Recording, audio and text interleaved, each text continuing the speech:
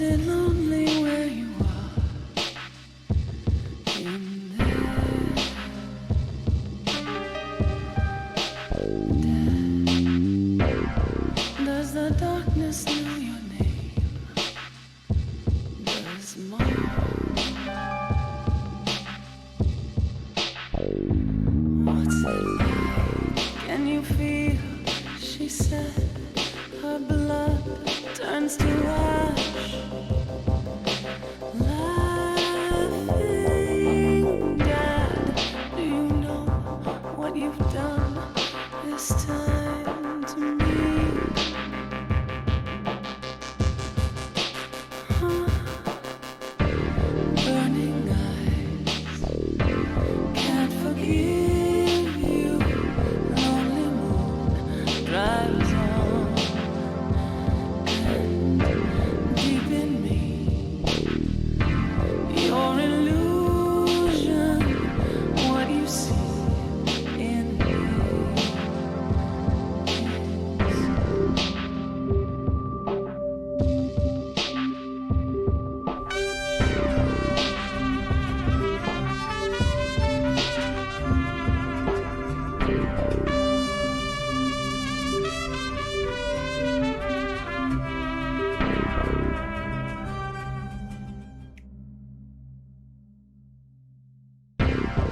Did you have that dream again?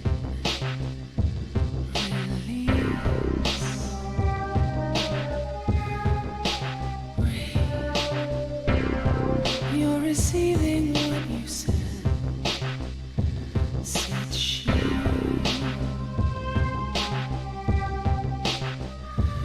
Never mind. Emptiness, dead eyes, and lost. What you found. Maybe there on the edge is your hope, but you don't look down. Why? There you go, saying nothing. Is my mind unclear? Or could it be maybe something as a hold of me?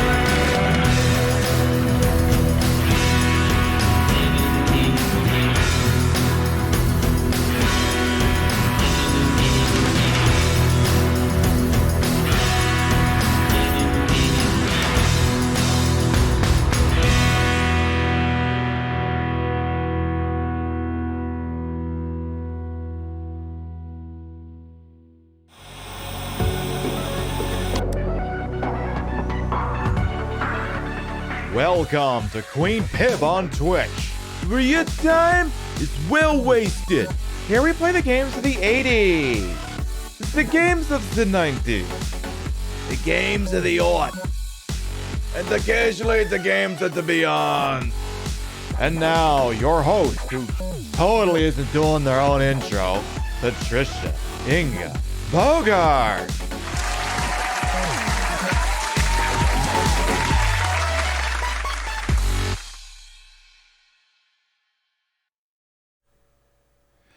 I was like, okay, I accidentally nudged up the microphone slide. Does that throw the whole thing off Go XLR? Are you okay now? You're okay now? Good.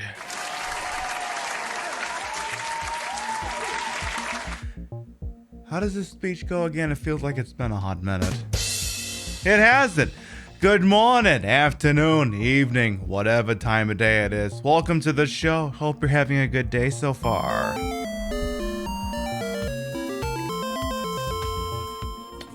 Oh, I thought I had more water in there than that. I'll take a break later to fill that thing up. Let me, hope everyone's doing all right. It's Wednesday. I got opinions. We were supposed to be playing that continuing Alone in the Dark this week, but kind of felt like playing something that I could more play on autopilot, which I can't do with Alone in the Dark because I never played it before, but this will be far more befitting of that. So, let me start from the top and make it drop over here. Hello, Rio. Enjoy doing those nails. Candy Squid, Sam with an F. Hello. Stigma. Hello. Lordcast Longshot, channel founder Lordcast Longshot. Thank you for the 38-month resub. Welcome back. Now I remember what else I forgot to do. I forgot to turn on a fucking fan here. Real fucking professional operation I'm running over here. So I gotta fill up my water bottle. I gotta turn on my ceiling fan. God damn it, I'm gonna have to deal with this crap. You know what? Give me 2 seconds. Stand up and step away from the girl. This isn't what it looks like. Stop talking. What have you done? She was in an accident. Do you want me to talk or not? Shut the hell up. You've been feeding me bullshit all night.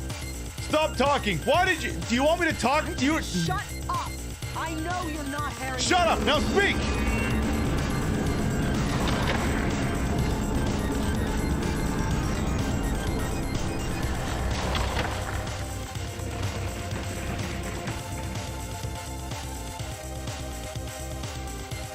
Boy, that escalated quickly. I mean, that really got out of hand fast. Say freeze.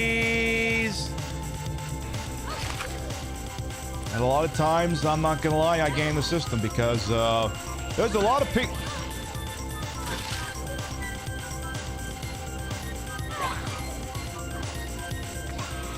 Excuse me.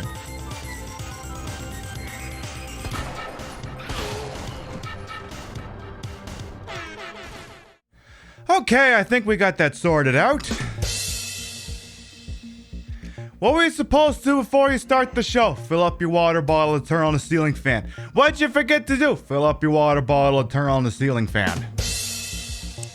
Figured it all out eventually. Alright, now let me resume. Lord Chaos Longshot, thank you for the 38-month resub. Welcome back. You swear Twitch is a useless thing sometimes? Yeah, sometimes it is. I'll be the first to admit that. I'll be the first to admit sometimes Twitch is useless. What else we got here? Renee Mercury, hello. Yes, the first song that in tonight's playlist was from Silent Hill Origins, Mary Elizabeth McGlynn's ORT. What else we got here? Hello, Z, Tiger Mac, Athena Aegis, welcome on in. Lolatrocity, hello. Cupcake Fox, Lady Penny, Bestie Porg, hello. Spitfire. Al Caldito, welcome on in. What else we got here? Mary, hello. Hey, I'm here to serve and serve. And you know what? I haven't done this pink wig since the new webcam, so I figured we would do. And I never seem to get any complaints when this particular bodysuit comes out. There's just something about this particular one that just really speaks to people for some reason. I don't know what it is. there's just something about this that just really makes people happy to be here. I don't know what it is. I just have no fucking clue. Hello, Nicole. Angel Yumu. Hello. Welcome on in. What else we got here? I think I'm just about all caught up with everybody. So I'm not going to espouse all of my talking points yet, but suffice to say, between the show ending on Sunday and us getting here on Wednesday, I've had opinions on things, and I mean I can put them on I can put them on Twitter, but you know, sometimes I want to talk about them through an electric stick, so I'll be doing that as well. Let me tighten this belt up a little bit too. Not too tight, I'll never be able to get the damn thing off once I stand up, because when you put like this little accoutrement belt on, like, if I do it while I'm standing up, it'll be at one length, and if I do it while I'm sitting down, I can make it tighter, but then if I try to undo it while standing up, it's just gonna be a goddamn disaster, so I'll just have to be careful of that when I go to take that off later on after the show. Hey, Golden Loki, Catafly, and Spongehead as well. Welcome on in. So, again, we were gonna do Alone in the Dark, but I decided to switch. I decided to do our Silent Hill 2 UFO/Doggo run early. Two reasons. One, again, probably gonna be complaining about a lot of things tonight, and I feel like it's gotta be a game I know. And I like to think at this point I've kind of figured out Silent Hill 2. Kind of, little bit, slightly. So I got that going for me. And two, we are raising money for charity after all. We're working on raising some money for Gamers Outreach, a wonderful non-profit organization that the short version helps kids play video games in hospital. Because, you know, worst fucking thing is being stuck in hospital with like nothing to goddamn do. So they have these... I have like this old promotional video from last year. I'll have to pull it up for tomorrow night's show. But like, they have like these big ass, very easy to move around carts. They got like TVs and controllers sticking out of them. They're very easy for hospital staff to clean, and they can wheel them in and out of rooms. And they're actually really, really nice. So we're partnered with the Scarathon folks again. They're in a tank for Gamers Outreach, and we have some incentives and milestones. So we've made it to 390. I'm impressed. Can we make a little more? Maybe. Hey, you know, see what happens. My shift is Saturday night. We'll be raiding in, so you don't have to worry about getting lost. You'll get there. Because Saturday night we're going to do the Resident Evil 3 Remake Nightmare Run. Maybe not all of it. You know, maybe we do a little bit of it, then we fast forward to the end, then we belt out the end credits, you know. Remember that time we sang the end credits for Resident Evil 3 Remake? That could be a thing that happens again if the price is right. But we added something sweet. So we have the usual, you have some usual little checkpoints along the way to get to 2K if we get there. We're at the... Did someone just donate and the thing didn't go? Money.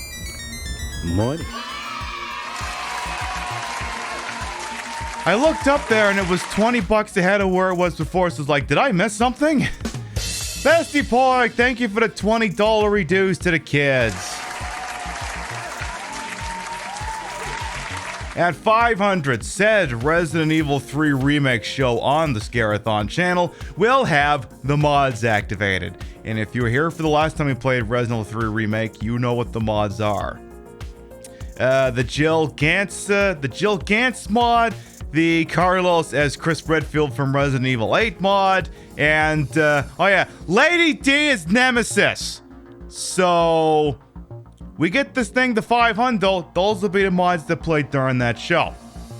What did I set at 1,000? Oh yeah, at 1,000, if this whole endeavor should make it to 1,000, we're gonna unlock the Bean Boozles. Now I prefer not to do them in a live charity show, because you never know what the fuck is gonna happen. Especially when it's not on my channel. It's on someone else's channel. I'm a guest in someone else's orbit. I don't want to fuck things up for them, and I don't know. Like, I feel like if I'm gonna make an ass of myself, potentially, it should be on my own channel. So, we get to 1,000. The Saturday night show, not this week, next week. So, Saturday, November 6th. we will add the top of the hour, every hour Bean Boozled to the mix. And that is traditionally our extremely alcohol-infused NES Saturday night. So imagine having me chomp down on the puke one while I'm trying to drink tequila. That'll definitely be tasty, and by tasty I mean not. Hey Slinky, welcome on. 1500 is Oops All DBD. It's pretty self-explanatory. It's an Oops All DBD show. That would go on, I don't know, probably on a Thursday time slot or something. You like watching me play that game and have no fucking clue what the hell I'm doing? If we get this thing to 1500, that could be a thing that happens. And at 2000, it's the same thing as the last time we did one of these things. At 2000 unlocks a hot tub stream for Q1 2022.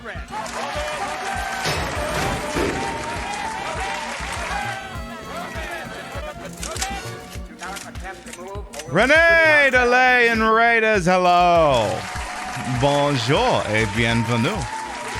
I am Queen Pib, Patricia, Inga, Bogart. You may also call me Trish. Retro variety drag queen streamer, member of Team Stream Queens, and your time here is well wasted. Welcome on in.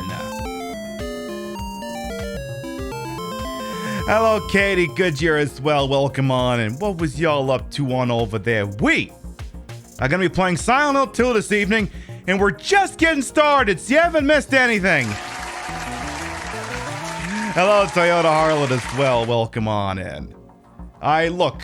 How's the rest of my speech go? I haven't had my White Claw yet. I'm all fucked up. I put the broad in broadcaster, the whole in wholesome. I'm H-word for my own hubris, and my breasts may be fake, but the retro is real. Real video games hooked up in a dumbest ass manner to make them look as bad as they used to. Called that right at the right time? Hell yes. I'm just going over this donation thing we got working on over there. Hello, Macabre Cursed Sunlight as well, and Neon Pop T. Hello, hello, hello. We know you got a lot of raid targets out there on the TTV, and we're always thankful anyone choose to spend time with little old me. You know how thankful I am for that? That you're getting us started off with a bang?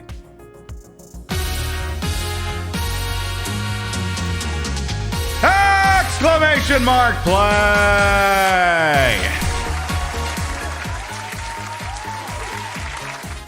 Fuck it, I'm gonna give you a freebie. Exclamation mark play gets you in here. The way this works, if you win the race and you're not subbed, I'll gift you a sub. You win the race and you are subbed, then a gift sub is bestowed to the community in your honor. And it's open available to everyone, whether you follow me or not, subbed me or not, stuffing me or not. Whether you can think of another thing to finish out this speech or not. Open available to everyone, so I do want to see lots of balls in my face. This is Eye of the Storm. Spectre Saunders holds a track channel record in a minute 38. You gonna steal their crown? Exclamation mark play gets you in here. We'll give you about a minute, and we'll do the goddamn thing. Then we'll get to Silent Hill 2. We'll talk about why Dave Chappelle's full of shit, why JonTron's full of shit. I don't know, I think I had a list of topics somewhere. Whether you're a killer protagonist or not. Yeah, there you go. Like when they said that James Sunderland was going to be added to DVD, I'm like, is he being added as a killer? Because if he's not being added as a killer, I don't understand what's going on here. Do what you gotta do over there, Renee. I'm well familiar with the raid and run. Thank you very much for coming on by with your folks, and we'll see you next time. Take her easy there, boss. It is, of course, 0 Dark 30 on the other side of the pond. You do what you gotta do. All right. Exclamation mark play going once. What did JonTron say again? Oh, he's an anti-vaxxer. We'll talk about that later. Exclamation mark play going twice. Remember, this is a freebie. No one's called in shit. I was just feeling generous. Oh. Holy shit, that thing didn't want to end. Wait, did I just die? God damn it! What the fuck? Cupcake, thank you for the 2-month resub at tier 2. Welcome back.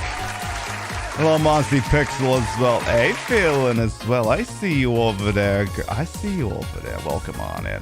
All right. Exclamation mark play going once. Exclamation mark play going twice. And if I missed saying hello to anyone, you just keep talking in chat long enough, I'll register that I ain't said hello and I will say your name. I'm gonna get my tits in there too. Boom. Sold! 10, 9, 8, 7, 6, 5, 4, 3, 2, 1. Bucket, let's go ballin'!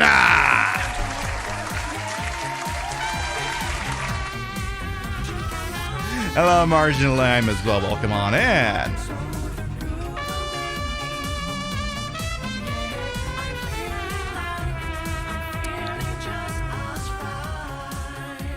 Hey, been a while. Green Heart. Hey, you know, time flies when you're having fun. Zacharias, thank you for the 10-month resub. Welcome back. All right, looks like Nibble the Half-Bite's in the lead right now, followed by Z. They're well ahead of track record pace here, but we'll see what happens.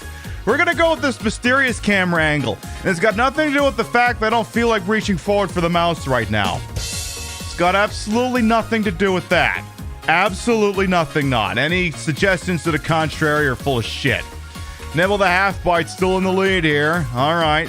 Because there's no one else here, they can't get a favorable bounce into the bottom, and now balls are going everywhere. Someone might be able to jump ahead here. Let's see.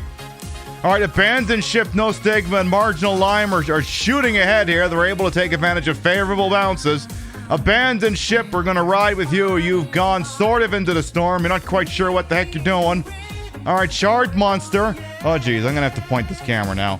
All right, we're getting a whole bunch of Duke Nukem Forevers. Mamma mia! Abandoned Ship now back in the lead here. All right, Abandoned Ship now in the lead ahead of the records. British Steel's coming in hot, but they're going to bonk on the wall here. Abandoned Ship. Are they going to be able to get ahead of Spectre Saunders? They're going to be able to take it? I think they will! I'm Luigi, number one. I do believe Abandoned Ship has taken the record and from Spectre Saunders and abandoned it. Abandoned Ship takes the W of the freebie, followed by Sponjet, Mike from Canmore, British Steel, some bint at number 5. Macabre, Curse, Sunlight, Spitfire, Stitch and Stilettos, Spectre Saunders, and Golden Locator round out the top 10. Also, come on, chatbot being halfway up instead of... Sorry, I gave it like Streamlabs chatbot on the left, and it's like way the fuck behind. All right, looks like Red Proletariat's gonna be the last one out. Turn out the lights here. We'll see what happens over here. Yeah, they should make it well ahead of the Void. Wow, we lost almost 2 out of every 3 balls. I'm as shocked as the rest of you. Alright, Abandoned Ship is presently subbed to the channel, so the gift sub will be bestowed to the community in their honor. Stand by as soon as I get this laptop up and running, because Another thing I forgot to do before the show. Someone's about to walk away with some emotes and some ad-free viewing as soon as this laptop over here pulls its head out of its posterior. Alright! No balls in your face. I know, Ruby. I know. Sometimes you just don't get what you want. I'll tell you what, though. It looks like an actual sloth is walking away with something good. Enjoy them emotes in the ad-free viewing. Congratulations. You made it in the hall this time? Good. It's not hard, okay? Just get the fuck in there.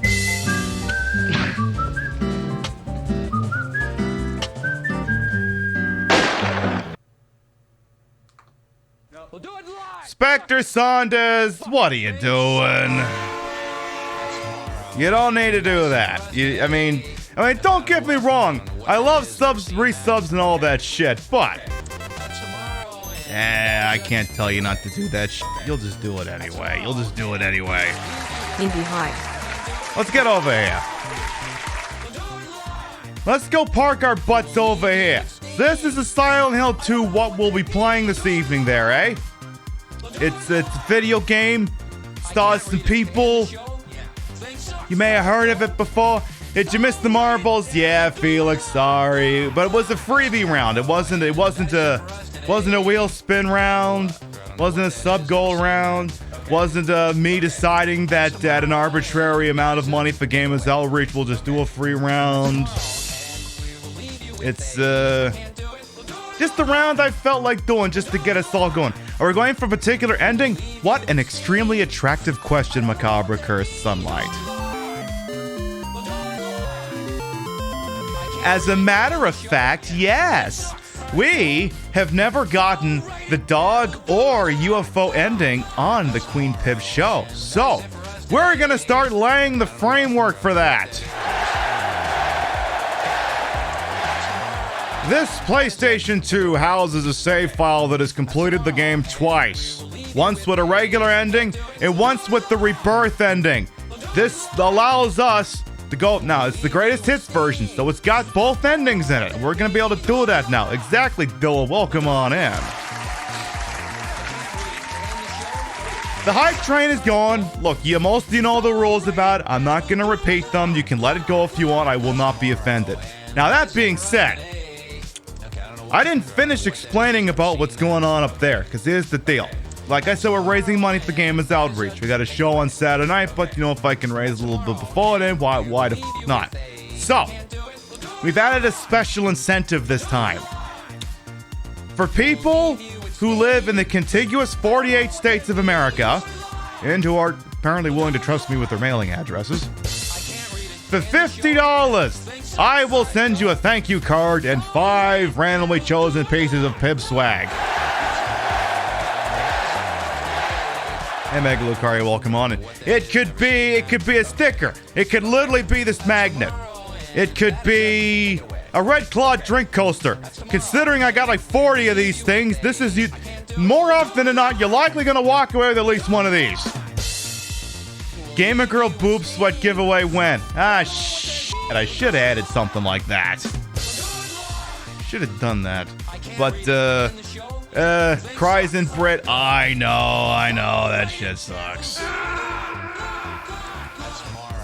Well, I mean, okay, here's the deal. That's not to say that you can't take a shot at it. I just can't guarantee you'll get it anytime soon. I just can't guarantee that. But I said 48 states just to make life simple. This is merchandise that is not available anywhere else. It is not on My Designs by Human store.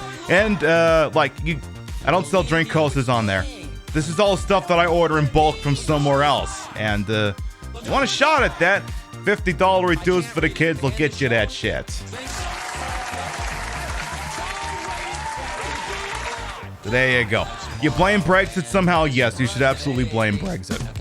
Blame Brexit for everything. Did I say hello, Mega Lucario? Hello, Mega Lucario. Sorry, I'm gonna scroll my pissing chat bot all the way down and see if it can bother to scroll with fucking chat for once. See if it can be asked to do that shit. Alright, you know what? I'm actually gonna kill the hype train music. I'm just gonna kill it, because... Again, it's not to say that you can't give thought, but this is the better music to be listening to anyway. Are you taping again? Come on. I don't know why, but I just love it here. It's so peaceful. It's like, why am I playing music over top of this? This whole area used to be a sacred place. I think I can see why. It's too bad we have to leave. Please promise you'll take me again, James. I don't look like a ghost, do I? Anyway, I'm glad you're alive. Anyway? What do you mean, anyway? You don't sound very happy to see me. I was almost killed back there. Why didn't you try to save me? All you care about is that dead wife. I've never been so scared in my whole life. Lost? Just like that stupid dog. He had it coming too. Eddie, you can't just kill someone because of the way they looked at you. I don't know. Maybe I did. What's a little girl like you doing here anyway? Huh? Are you blind or something? Oh, it's you. Just put the gun to their head. Yeah, don't do that.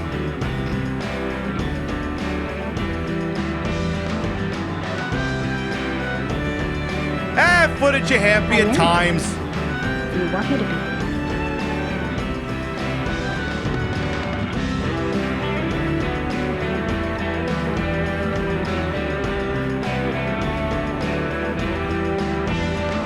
So, what about Laura? Did you find her? Yeah, but Laura. she ran away. We've got to find her.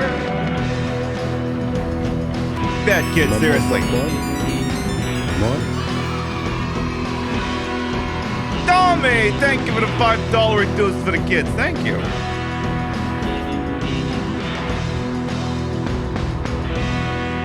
It doesn't matter who I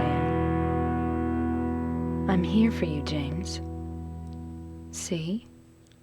I'm real. See, if I pushed my breast through the bars and he grabbed those, like, those aren't fucking real.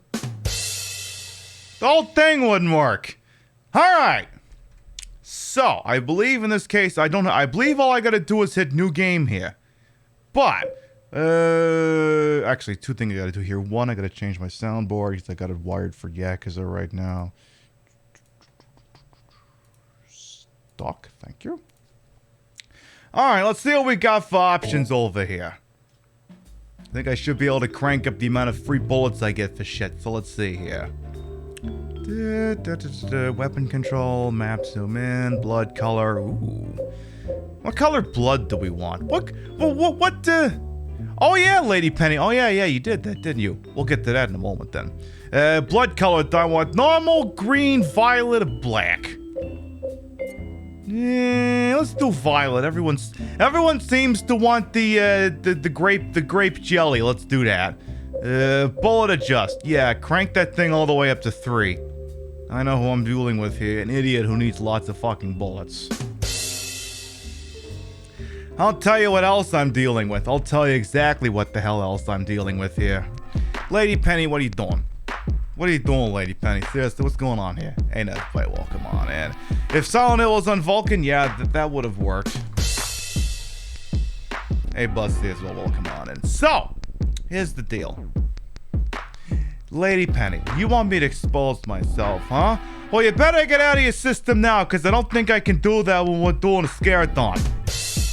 You want me to expose myself. You want me to show chat this? Seriously? This is what you want. This is what you want me to do.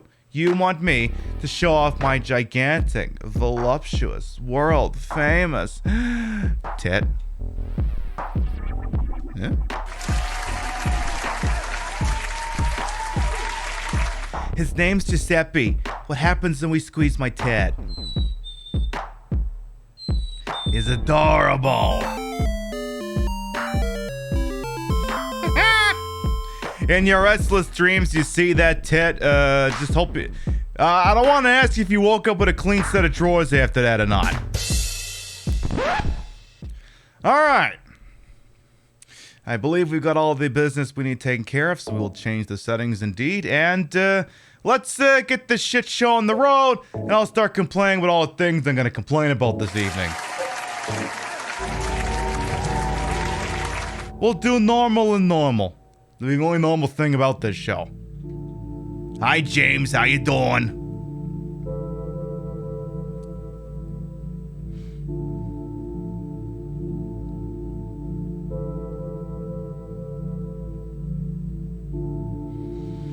James definitely cries after sex. I hope he cried after killing his wife. Hey, bathroom percent speed run just finished.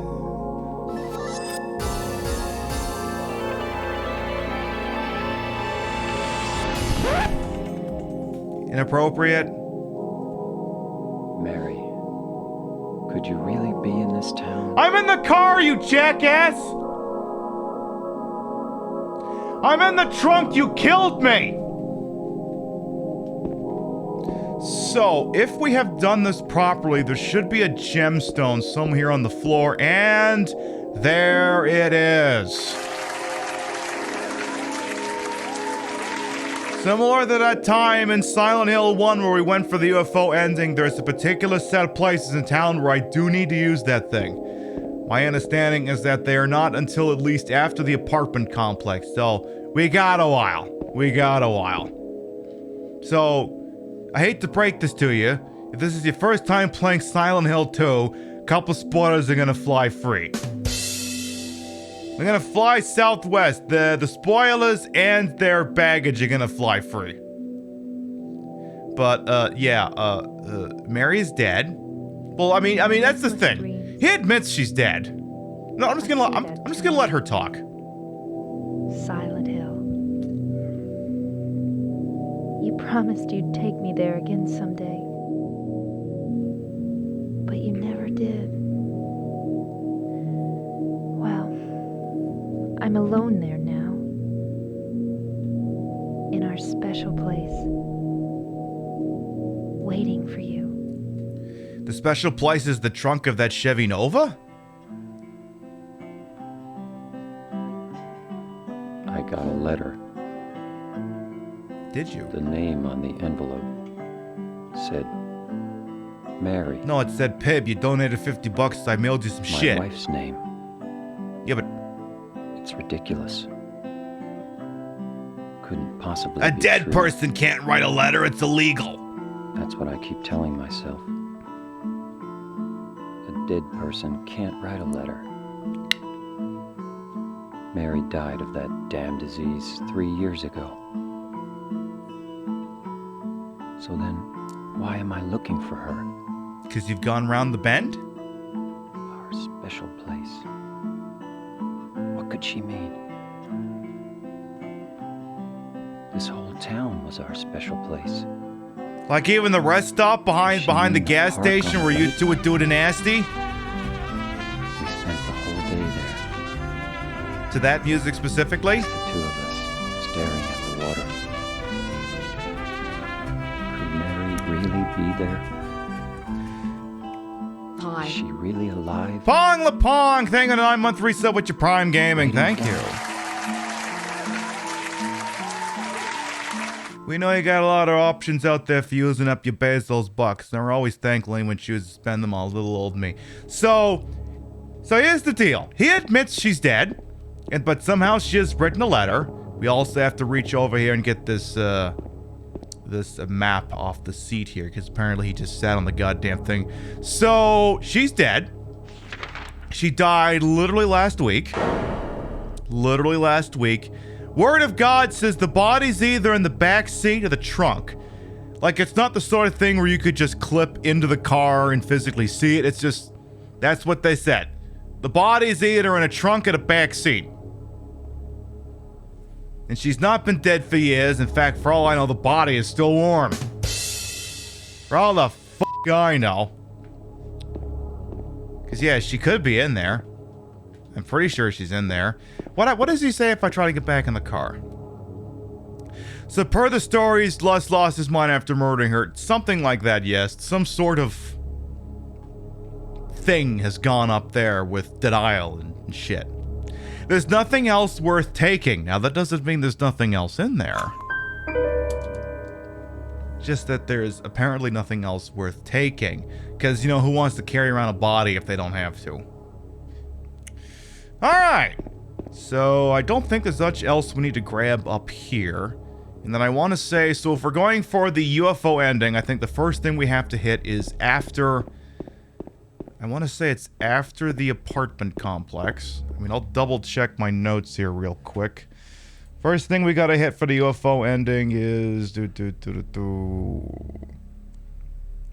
Brookhaven. Okay, so the first one's not to the hospital, actually. So no, we're good for a while. We're gonna do that. We gotta get this dog key or something right after meeting up with Maria. After we finish singing half a West Side Story, we gotta go pick that shit up. So for the longest time, your boy Jimmy over here is just gonna walk, which gives us some time to hang out and chit chat. So give me some hanging out and chatting with chit chat music here. So, what are some of the headlines that have crossed my desk in the last couple of days? Well, first of all, y'all remember JonTron? Y'all remember him being a racist? Well, you can now add him being an anti-vaxxer to his incredibly shitty resume. Yeah, he's an anti-vaxxer. He says he's not, but he's espousing anti-vaxxer rhetoric. And you know what the deal is? You know, if you got 6 people at a table and one of them's an anti-vaxxer and 5 people aren't exactly shooting down the talking points, then you've got 6 anti-vaxxers at a table. Never luck, welcome on and doing all right. So yeah, he's an anti-vaxxer. He's like, what was that limp doodle thing? He was like, because he literally was like shit posting tweets about it. Let's get this first save in the books here before I go looking for that shit. You dropped JonTron a while ago for reasons. Oh, I have those reasons handy. We'll go over those reasons. We will go over those reasons. Today, Sexual Awareness Week. Hell yes, the people who shall inherit the earth because they look upon the concept of death and spit. What the hell is that? DEFCON 4, sir. Wait, just remind me, what is DEFCON 4? Defense Condition 4, sir. It means that nuclear attack is imminent or the opposite. I'm not imminent, sir. There you go, imminent. Well, can't we stop this? The sirens, sir, or nuclear exchange? Either one. Sir, our missile silos in southern Utah have somehow become activated. Well, who ordered that? That wasn't me, was it? I didn't order that. Candy Squid said we're doing the Resident Evil 3 with the mods on Saturday. Candy Squids, thank you for the $100 reduce to the kids. Oh, I thank you so much. And Van, thank you for the follow as well. Welcome on. Thank you so much, Candy Squid. Seriously, thank you. Look, it's a worthy cause. We've raised money for them before. If I didn't think it was any good, we wouldn't do it again. It's a good cause. The kids are going to appreciate that shit. Thank you so much. You double jab there in the UK, booster jab. Yeah, I see that those are starting. I'm glad to see it. Okay, I gotta scroll through my whole piston timeline here. It's gonna take me. Oh god, I've tweeted too many fucking things this week. I've tweeted too much. That's how you know I'm not on vacation anymore. Like literally last week I didn't tweet. Like literally last week I tweeted like nothing. Because there was nothing going on because I was on vacation. I wasn't doing much. That's how you know it was a vacation. I wasn't shitposting. But yeah, he said, just to be clear, I'm not saying you shouldn't get vaccinated. That should be your choice. I'm also not saying the vaccine is unsafe. I want the best for everyone. I'm just concerned that the level of conformity around public discourse has reached dangerous levels. Stay safe. Ugh. All right, seriously, like I think I screenshotted some of his fucking tweets. Where the hell did I put that? Oh yeah, here it is. Like I'm reluctant to bring up someone's live Twitter feed in the middle of a show just because you don't know what the hell you're gonna see. But let's see what I got here. Where's my monitor? Here we go. So of course, and the other thing that I don't like is that, you know, when Vosh is the voice of reason, you fucked up. Do you get free snacks in the store now? Not necessarily, but the therapist in Silent Hill Shattered Memories said that those who willingly deny themselves sex look upon the concept of death and laugh. So apparently you got that going for you at least.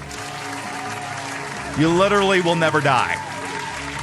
You got that going for you. Let's see. So he says, I'm not saying that you shouldn't get vaccinated, but I am also saying just trust the science, bro, when they're finding out about, you know, scientific experiments. Imagine it, like, and this is a video compilation he made himself. We're not gonna play it. He made this himself. What else we got here? So then Vosh tries to come in. It's like, you know, you're being kind of disingenuous there. And again, when Vosh is the voice of reason in a room, you fucked up. When Vosh is the voice of reason, you fucked up. If heart inflammation, strokes, blood clots in young people and old is just an afterthought. And he's like, on to another cursed clown post. I mean, do I just tear off the whole band-aid and go for the kill shot? Do I just go for the whole kill shot? You know what? Fuck it. We got it handy. Why not? Trigger warning. Lots and lots of dog whistles. If you got a dog in a room, consider plugging their ears. This was a fateful night in March 2017, where following a string of very, very many alt-right posts on Twitter in the wake of the 2016 election, Density over here, and I hate making him look like the smart person in the room too. Believe me, I hate the idea that I've painted Density as the good guy here. Going him onto his program and literally just handed JonTron the rope. Let's go. Okay, but there's people who are like 18 years old who are committing a disproportionate amount of crime, and they were born after me. So how do you explain that? Is that Jim Crow? How? I don't like where this is going. Nobody wants to get into the realistic things. They say you want to have a conversation, but they don't really want to have a conversation. They just want to blame whites more and more. Stop! I mean, what is it that's so offensive about white people saying they would like to preserve their demographic majority? I think human beings are at the core tribal, and they tend to want to stick to their own. I think it's completely natural, completely normal. You don't like hearing that in this context. It does come from one side. Trump is a reaction to the retarded identity politics of the last. You're talking about. I wonder why he stopped getting Ubisoft deals. No. Your side is the definition of gaslighting, dude. You're telling me that there are riots all over Europe and riots all over Sweden. No, they're not. Do you think Sweden is falling apart right now under mass rioting and burning down of? You ever heard of boiling the frog slowly? Doesn't notice. Please, Larry, you don't understand. But they were still white. That's all I'm saying. They were not dude. They literally white. had signs in the United States that said Irish need not apply. These were less than humans. These people were treated horribly. They were not seen as Americans or even white people. They were called reverse Negros. Maybe they were a bunch of dicks, huh? You don't know what you're doing here. They do. Wealthy blacks also commit more crime than poor whites. That's a fact. Wait, what? Yeah, look it up. People like me are supposed to listen to people like you chatter on about this oppression in America. It doesn't exist, dude. It doesn't exist. There's what no are you oppression. Talking about? You don't think that there's any oppression in any party of the United States against any group of people ever? What do you want to do? Police people's thoughts?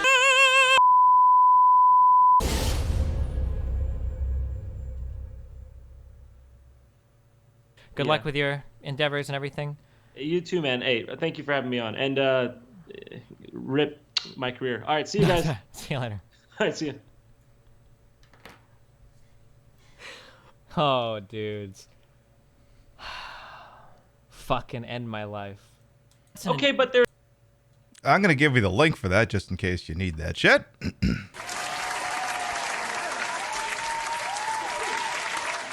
So when JonTron starts espousing anti-vax talking points under the guise of, I'm just asking questions, just remember, it's not the first time he's just been asking questions.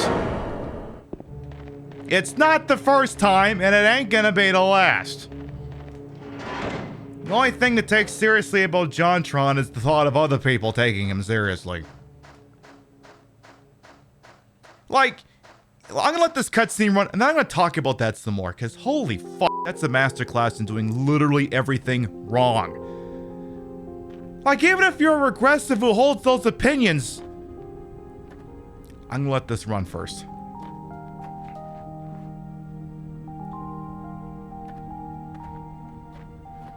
Excuse me, I'm sorry. No, it's okay. Hi, Donna Burke. I didn't mean to scare you.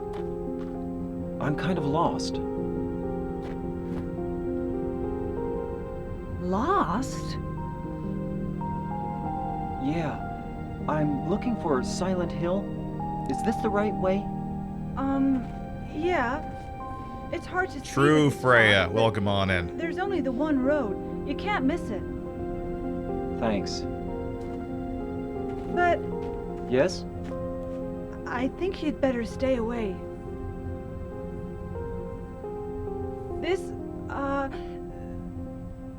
This town, there's something wrong with it.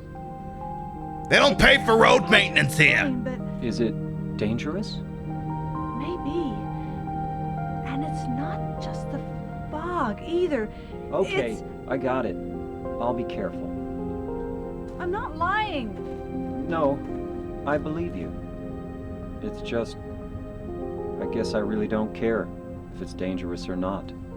I'm going to town either way. You don't need to, your wife's in the trunk. But why? I'm looking for someone. I'm in a trunk, you rat bastard! Who is it? Someone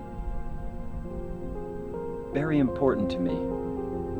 I'd do anything if I could be with her again. You can. She just open up, just pop the hood. I'm looking for my mama. I mean my mother. It's been so long since I've seen her. I thought my father and brother were here, but I can't find them either. I'm sorry. It's not your problem. I hope you find them. Yeah, you too. Yeah, you make sure you find whoever the hell it is you're looking for, Angela, voiced by the wonderful, multi-talented Donna Burke. Voice actress, lady with a set of pipes on a Stone Cold Fox. She's a triple threat. Fucking love Donna Burke. Like, she voices goddamn everything. Like she's Anastasia in Rumble Roses. Solid, amazing performer. Why do people like James? He's so bland. Author-inserted fantasy persona? Projection? Identifying with the protagonist? Maybe they're incels and they're saying the quiet part out loud? Something like that? Anyway, so again, to tie back to the JonTron thing from earlier, like, you gotta, okay, like, I can speak to this because, you know, I was on social media and paying attention at the time. Excuse me while I get this chainsaw. Or did I run past it?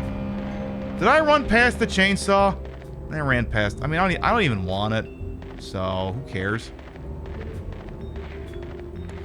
Is she a commentator for ESPN basketball? Or are you thinking of someone else? The name is on the tip of my tongue, but I think you're thinking of someone else. I know who you mean, but no, Donna Burke's a voice actress and singer-songwriter. But I know who you mean. Welcome on in. I am a sports queen after all. God damn it. Fuck, I thought my ESPN button was there. God damn it, I gotta put that back on the board.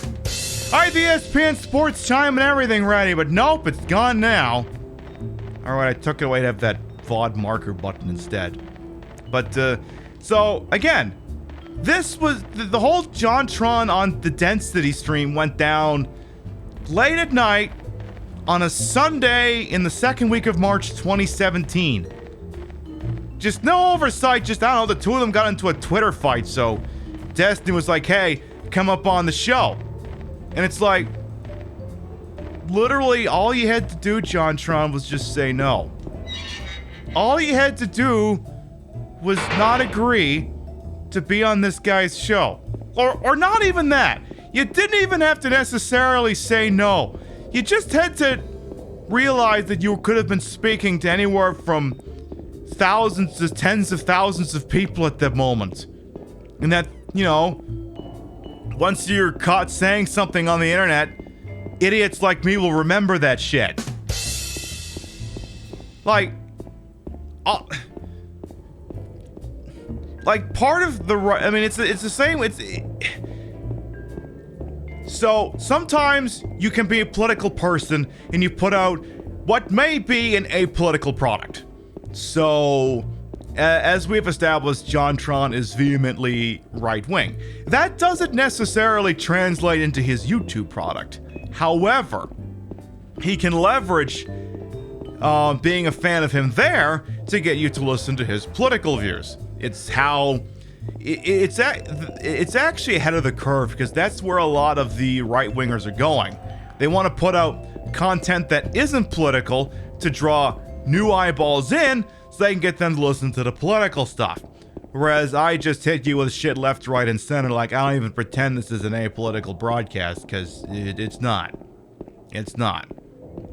Who was Dracula's original sidekick? Death? That's my guess. aka Zadilla, welcome on. Are these Mark's blood? I don't know, who's that?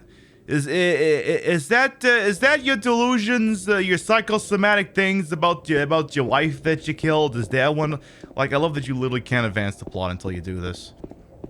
You'll literally have to go this way or the game just will not start. Will not start. That was actually Deer. Well, she's got a show she's got to get ready for. Tell her to get out of here. She's got shit to do tonight. But,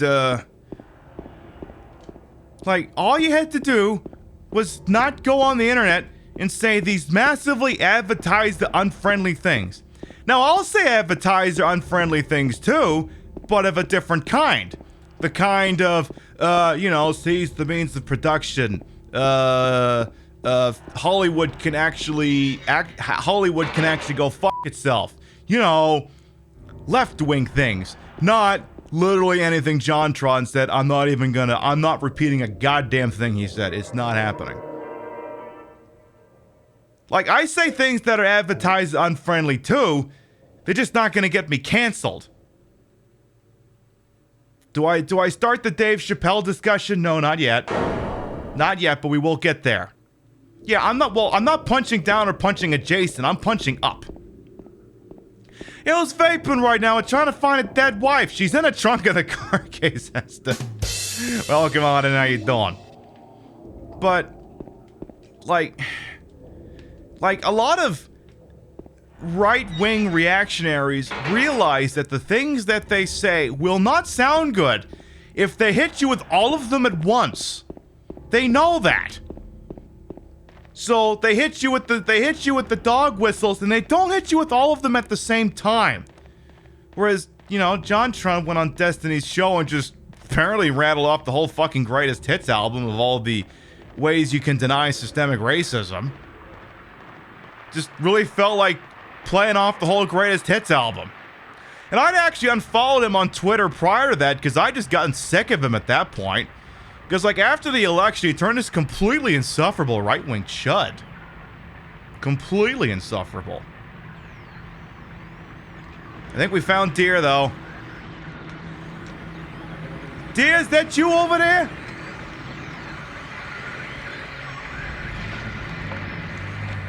It is the pipeline, Gazaster. It is the pipeline. The right-wing pipeline.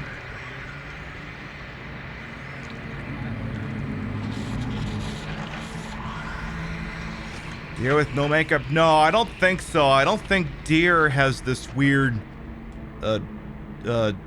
jacket that she wears that restricts all limb movement when she's not in drag. I've spoken with her when she's not in drag. I'm pretty sure she doesn't look like that. Pretty sure she don't look like that. Is it dead? What the hell is it? I don't know, James. You're the expert on dead things. You tell me. You're the expert on telling whether something is dead or not. A chud, not even a chud. That is some, yeah. No, yeah. Like, I am not going to sully the name of chads by equating them to right-wing shit. Though, they can be right-wing. This thing broken? It's only picking up Danger AM radio.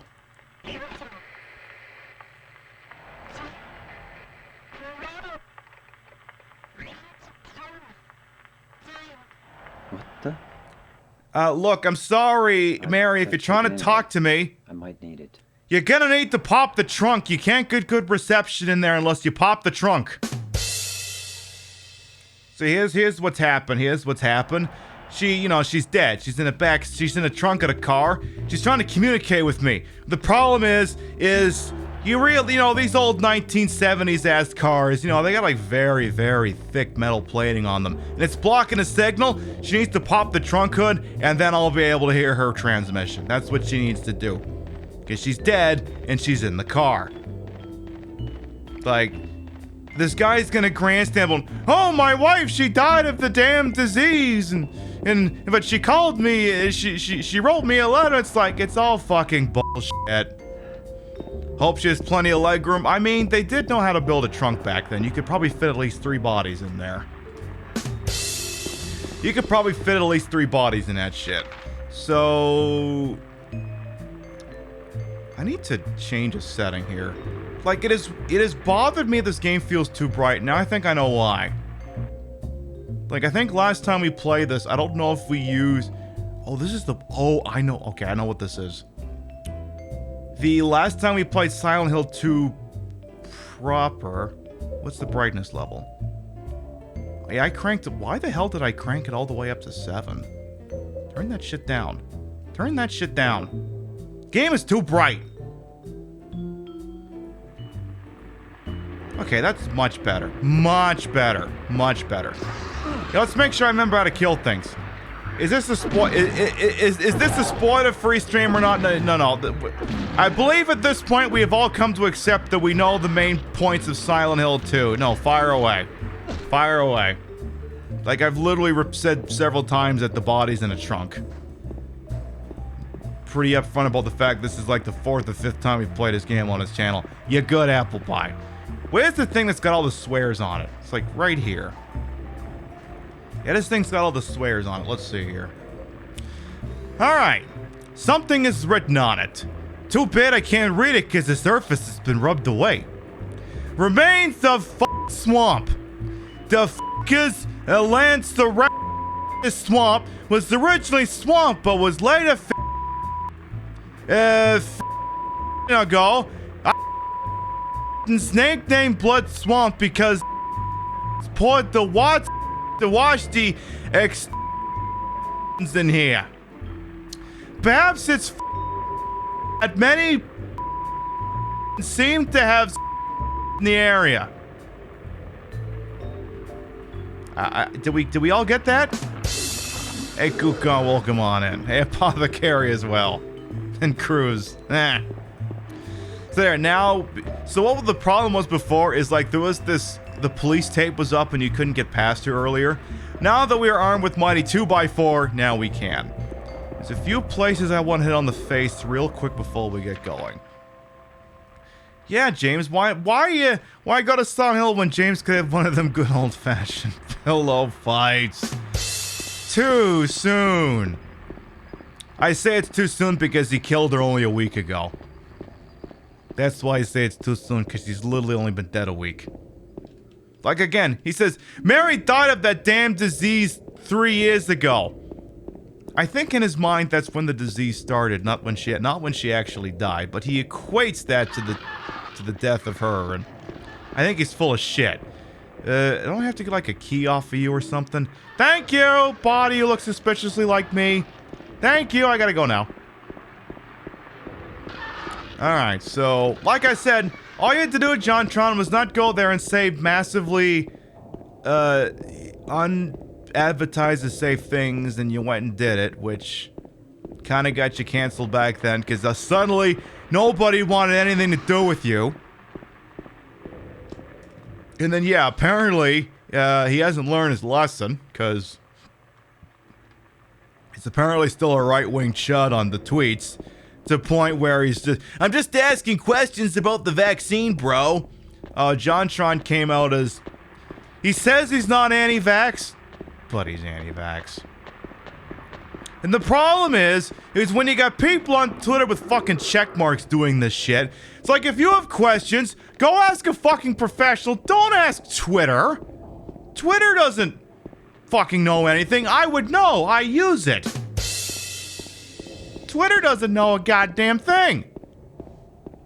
I'm just asking questions. We should be more critical of things. Imagine thinking that you're this fucking close to figuring out that the entire system has been bought and paid for years, and this is what you decided that you were gonna strike out on. Not systemic racism, financial inequality, trans people being consistently othered. No, you've decided that the fucking vaccines made by Big Pharma is gonna be your outlet on this. It's like, you're so close to it, but you picked the wrong target. There's the medical professionals, the anti-vax too. Oh, yeah. Oh, no, I know. Believe me, I know. I know some of them. They're full of shit. They should know better. Barneely's. All right, that's the thing that says there was a hole there. It's gone now. Let's go check that shit out. It's right around the old corner. And I never remember what the hyper spray does, but I feel like I get in trouble every time I use it. So I'm not going to use it. Not going to do that. So, like, okay, like, remember when Nicki Minaj. I almost said Nicki Minaj. No. Nicki Minaj is a wonderful member of Stream Queens. Nicki Minaj with the N. Told the completely bullshit story about the swollen testicles that has absolutely nothing to do with the fact that the person she's telling the story about must have cheated and got an STD or something. Like, imagine, you don't even know if that story is true or not, and you're just saying, oh, well, I don't recommend getting it because I heard from this one person who heard from this other person that they got the shot and their testicles exploded in size. Which, first of all, many people would go, love that for me. Just like, oh, well, it was the vaccine that did it to me. Yeah, sure. Okay. Totally believe that. Yeah, definitely. You're not full of shit at all. No, of course not. You idiot. Which, of course, was a proud moment for her and the Barbs. And it's like, I'm just asking questions. No, you're not.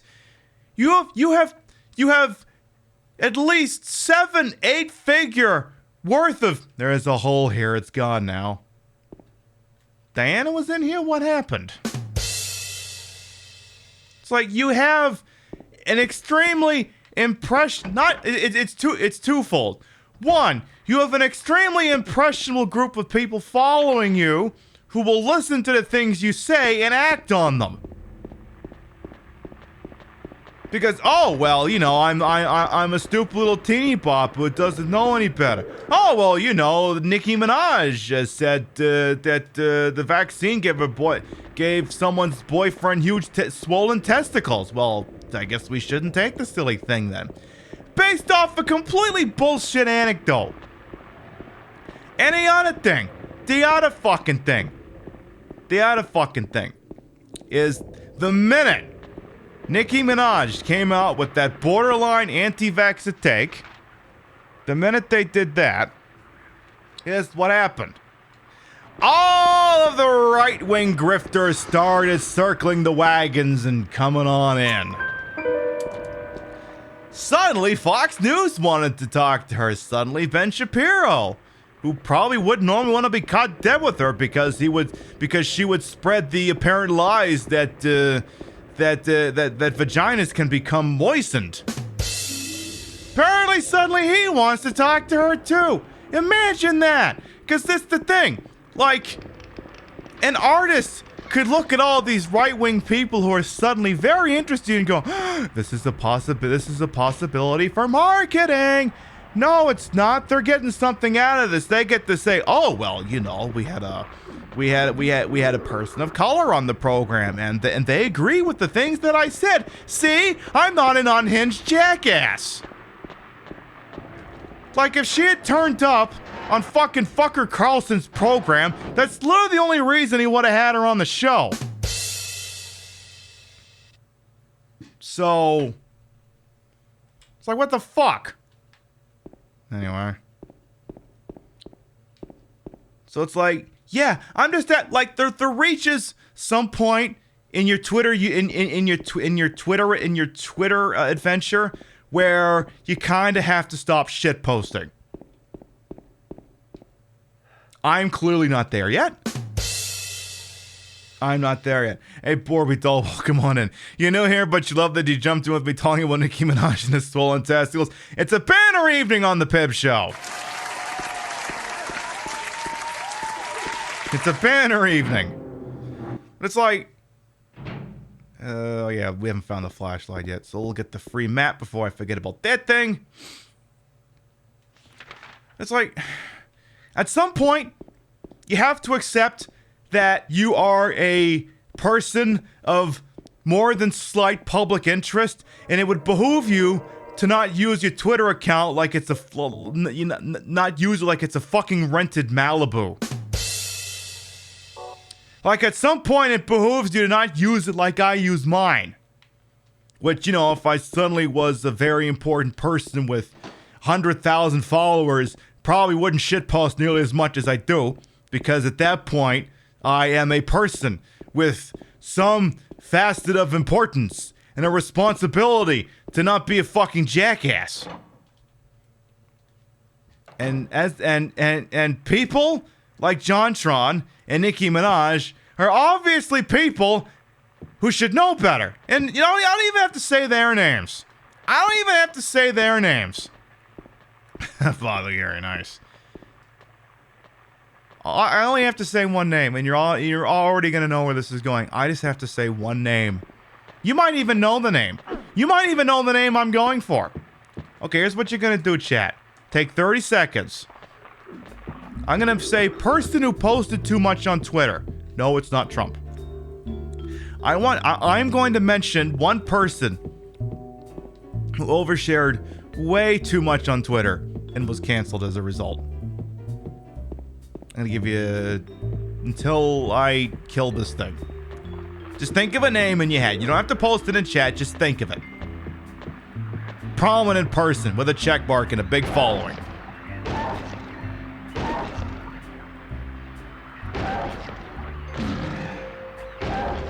Come on, hurry up and die so I can tell the story. You dead? Okay, good. It's Chrissy Teigen.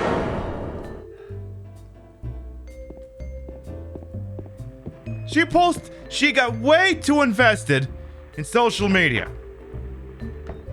Where it was clear that she used it like all the rest of us do. We all overshare, we say literally what's on our mind, we have no filter. As I finally pick up this light bulb that is on this mannequin thingy that definitely doesn't look like the outfit Mary's usually caught dead wearing. Wait a minute. The outfit that Mary's caught dead wearing. Nice!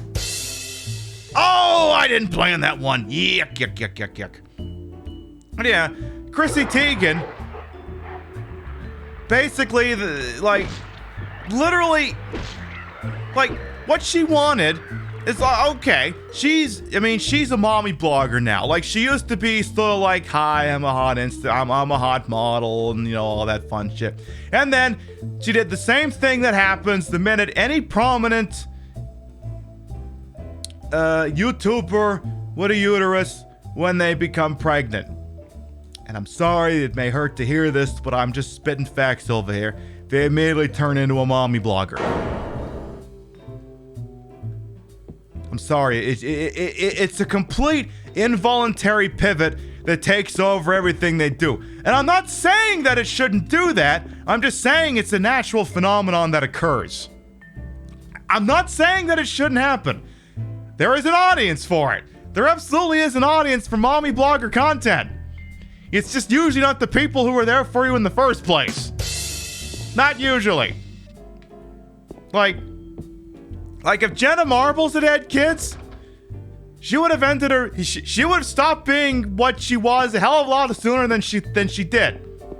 We missed you, Jenna. Come back.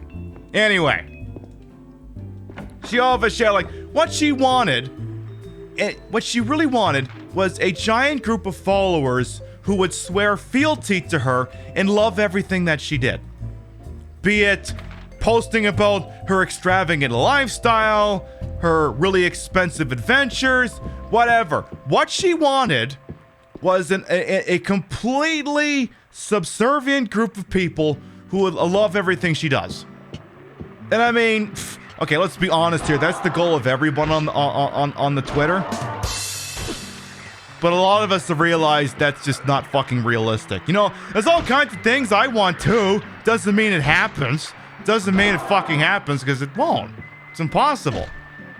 But the problem is she would repeatedly make the mistake you're not supposed to make when you're someone who is a big deal, registered trademark. You're not supposed to read the comments.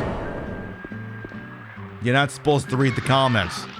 Because you know what the comments are full of every time? She's like, I'm really depressed, so I bought a therapy horse. What do you think people like me are gonna say to that? You're depressed, so you bought a therapy horse? You fucking what? You bought a what? How much did that cost? What? A therapy horse? A therapy horse. Like, obviously we're going to be assholes. Assholes within, you know, the rules and regulations of the website, because Twitter loves engagement. Doesn't matter if it's positive or not. I should probably start trying to enter some of these rooms. That should probably be a thing I start doing. And she got so upset repeatedly that the internet was full of haters, because the internet's full of the internet's full of haters. The internet's gonna be full of people who don't care for your shit. The internet's full of people who don't care for my shit. Either because they've seen it and they don't like it, or they've never seen it, they never will. The internet's full of people who don't care about me. That's just the internet. There are people out there who have seen the things I've done and heard the things I've had to say, like, you know, I don't want to be I don't want to be caught dead near this person. That's life. But it got so bad to the point where she's like, you know what? I'm sorry, I can't be on Twitter anymore. There's too much hate. And then of course, you know, the comments that are full of all the other crystal mommies who are like, no, don't go. We love you. We want to hear about that really stupid fucking story about where you openly asked people what was the dumbest thing they ever bought, and then you mentioned a 5-figure bottle of wine at a restaurant. Like, completely unprompted. Nobody asked you to tell that story, and you told that story, and was so confused as to why a bunch of people would think that was tone deaf. The reward system of all social media is angry engagement. I mean, you're not wrong, Romeo. You ain't wrong. Welcome on in. Yeah, it's like, what did you think, people? Bear in mind, this is that, like, the height of, like, the second wave of COVID. Where, like, people are worried about getting evicted. People are worried about dying. People are worried about not being able to take care of their family or get base material needs. And here, on Twitter, you're just asking an open forum where anyone can access it. Hi, what's the dumbest thing you ever bought? We bought a $10,000 bottle of wine by accident and paid for it. Do you and just no self-awareness to realize that, yeah, a lot of people aren't gonna want to hear that. Then when they hear that, they're gonna go, you fucking what?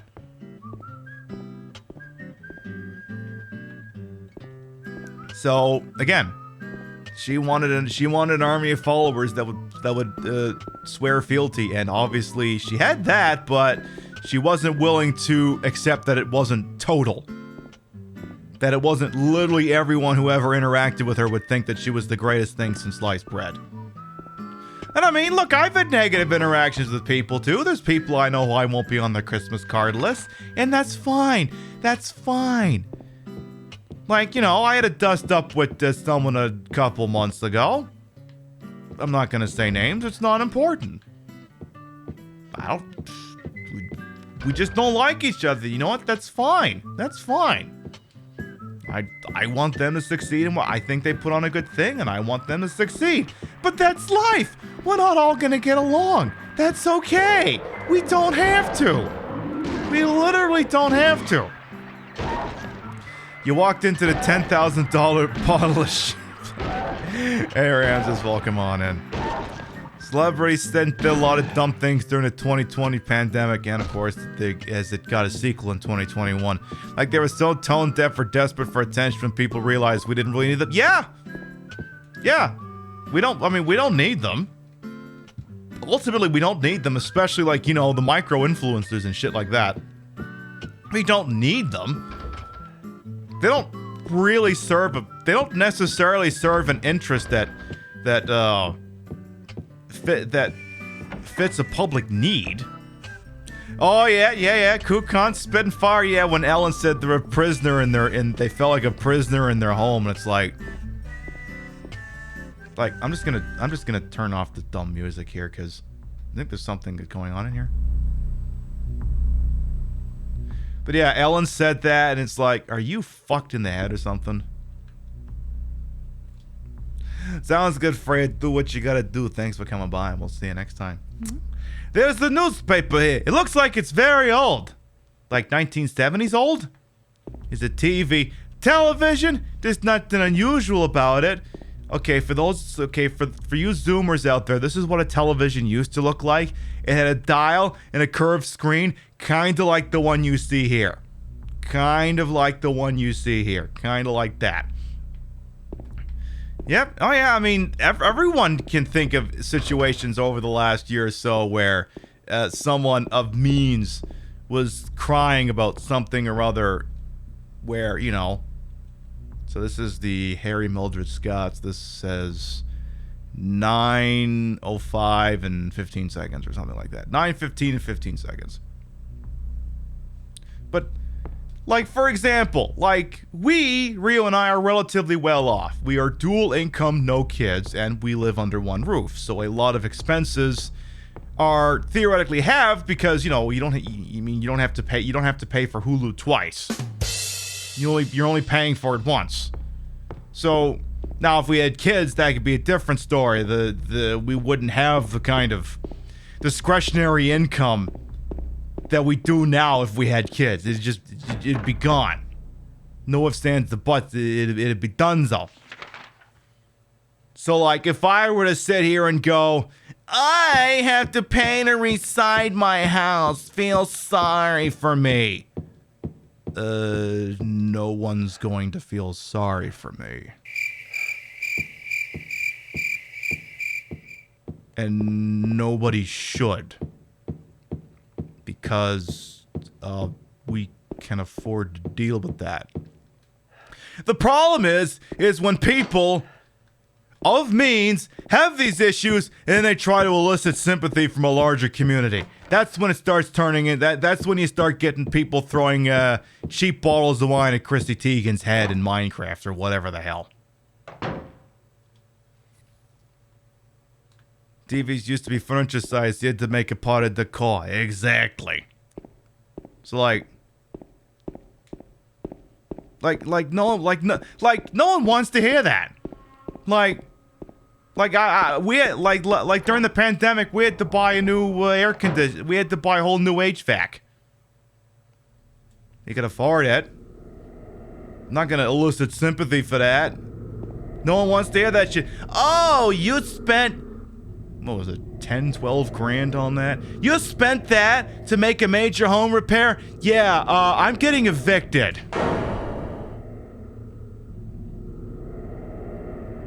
No one would care about my problem, so I'm not going out there and asking people to feel sorry for it, for Christ's sake.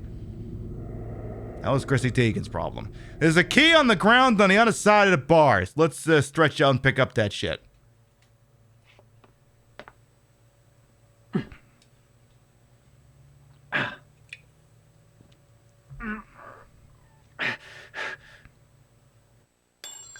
Hey! Ow! Hey, wait! You little pissant, get back here! Well, so much for that. I can't reach that thing no matter how far I stretch. But who's that kid? And why is it she's not experiencing the same hellscape that I am? So yeah, a lot of celebrities learned to start fucking reading The Room last year. A lot of them did. So a lot of them learned, and some of them didn't. Like, again, the whole Ellen thing where I'm a prisoner in my own mansion. Ellen, like, you do realize, like, some people literally can't even afford basic housing, and they're struggling to live in studio apartments. But yes, you're a prisoner in your own mansion. Sure. Like, I'm not talking about, like, whatever the hell Hassan bought. We're talking, like, an actual mansion here. A handgun. Now, this handgun is an interesting piece of discussion for this video game. This particular handgun especially. It's a Beretta 92 something or other. Like, if you think about it, what year does this game take place? There's no computers. All the cars are boxy late 70s, early 80s vehicles. Like, the only thing that really dates this game is this Beretta. Because it existed like, what, mid-late 80s or something? I remember seeing it in a James Bond movie in 1987. So, and if you accept that this pistol is just an anachronism, and that it shouldn't really be here, this game could take place early 70s, late 70s, early 80s. It certainly doesn't take place in the year that it was released, and certainly not in this year now. But this Beretta is like the most technologically advanced thing in the whole game. I'm not even making that up.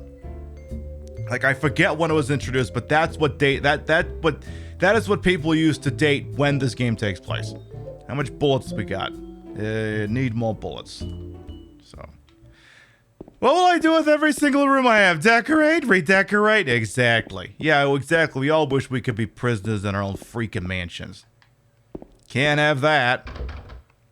So, and I never even thought about the time setting of Silent Hill 2. I mean, it's the same thing with Silent Hill 1 and Silent Hill 3.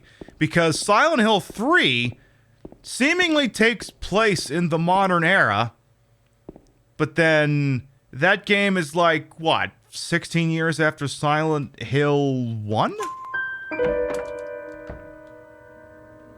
So when you establish that, and then you accept that Origins takes place even earlier than that, like, I think Origins is like 1975 or something. You love that for this game. You like these homey aesthetics. Take your 1970s, put them blended with raw meat. And it's got nothing to do with the fact that the boxy vehicles of that era are just that much easier to render in 3D. It's got nothing to do with the fact that rigging up an old Plymouth Valiant or what have you is just that much easier with trapezoids and shit like that. It's got nothing to do with that at all. Couldn't possibly. And I think we're pretty much done there. You don't want to be prisoner in Resident Evil and Arkley Mansion. Yeah, I mean, that's understandable. That's very understandable.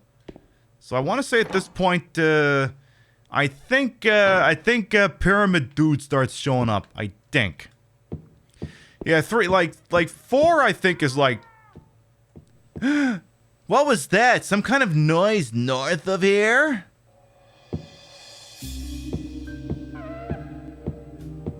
What's going on up there? Hello? What's going on up here? What are we doing? How are we doing? What's going on? What is this?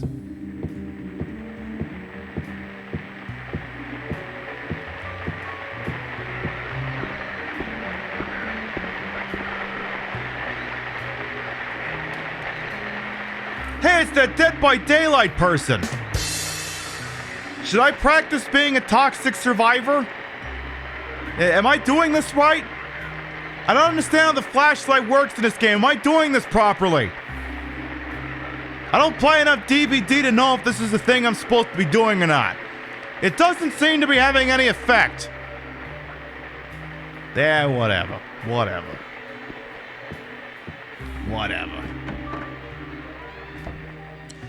So yeah, if you're a person of means on social media and you go, why is there a dead person in my mansion, as seen here, a lot of people are probably going to go, gee, I wish I had a mansion, and just ignore whatever your problem was. Justifiably so. Hey, it's another dead guy who looks just like me.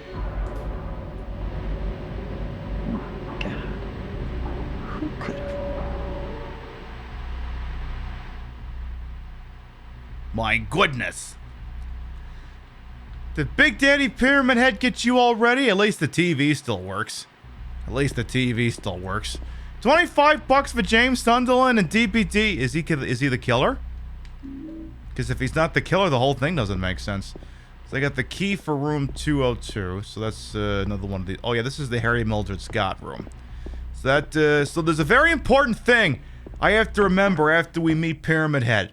There's the key in the closet. Don't fucking leave the closet yet. So room 202 is... that one. You love how this game subtly shows that James is a monster, like it's not full on, MAGA hat and truck nuts in your face with it. But not if you let know that he's yeah, there are certainly subtle hints that they throw in. Some are subtle and some are, is that what that meant? There's quite a bit going on. Is this the one with the, this is the one, is this the one with Eddie? Eddie? Is this the Eddie room? Because if it's the Eddie room, I don't want people to hear you puking. Because I don't... Okay, this isn't the Eddie room. Alright, this is the... fist the wall room. Okay. It's too dark to tell for sure, but I think there's something on the other side of this hole. Yeah, Providence. Love the rim shot missing its cue. Will I investigate? Yes.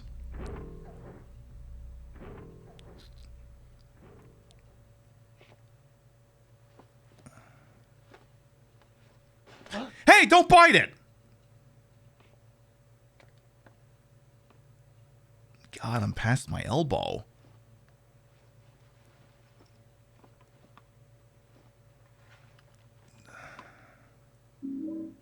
Got the clock key.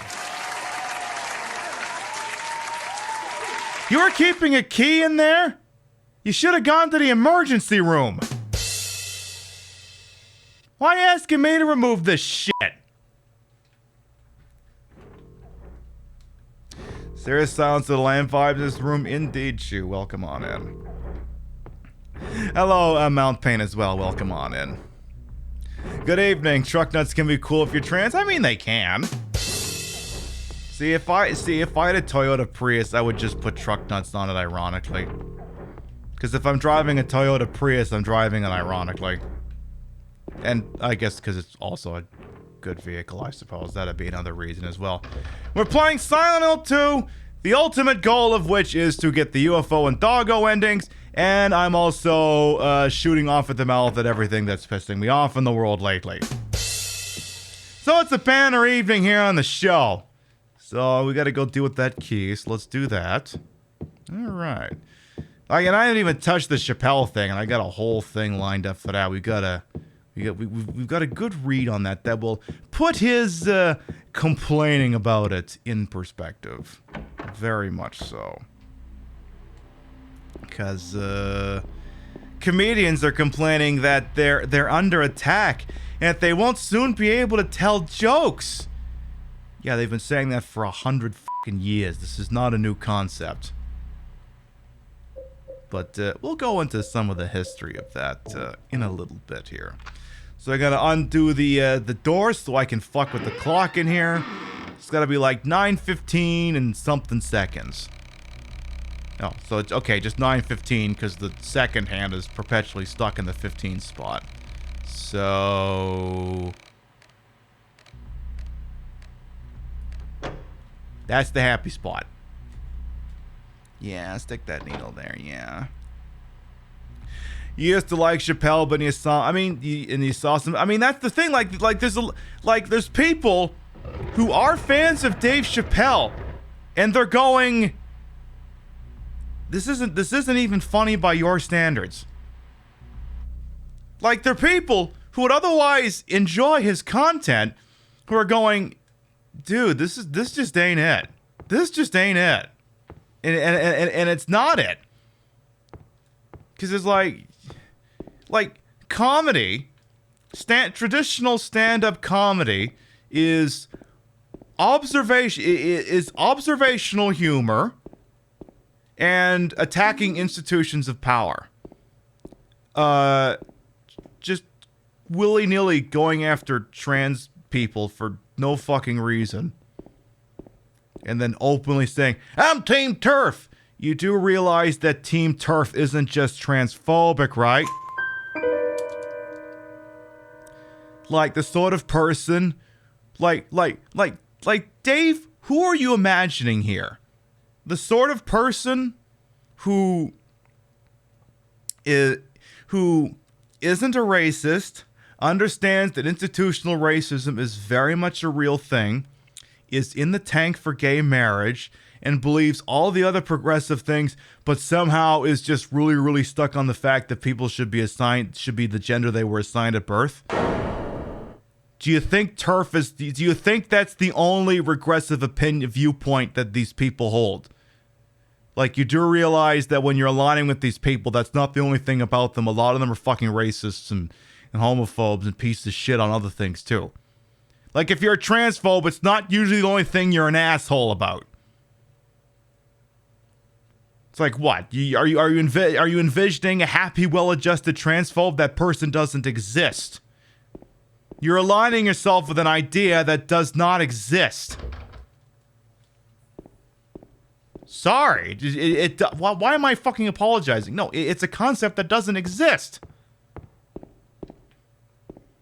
Because these people, they're coming for trans rights, and when they're done doing that, they're gonna start rolling back everything else. I think it was earlier this week, there's a Texas House representative who's trying to roll back gay marriage in a state. He's going under the methodology that, well, we technically never outlawed it in the state. It was just overruled by the Supreme Court ruling.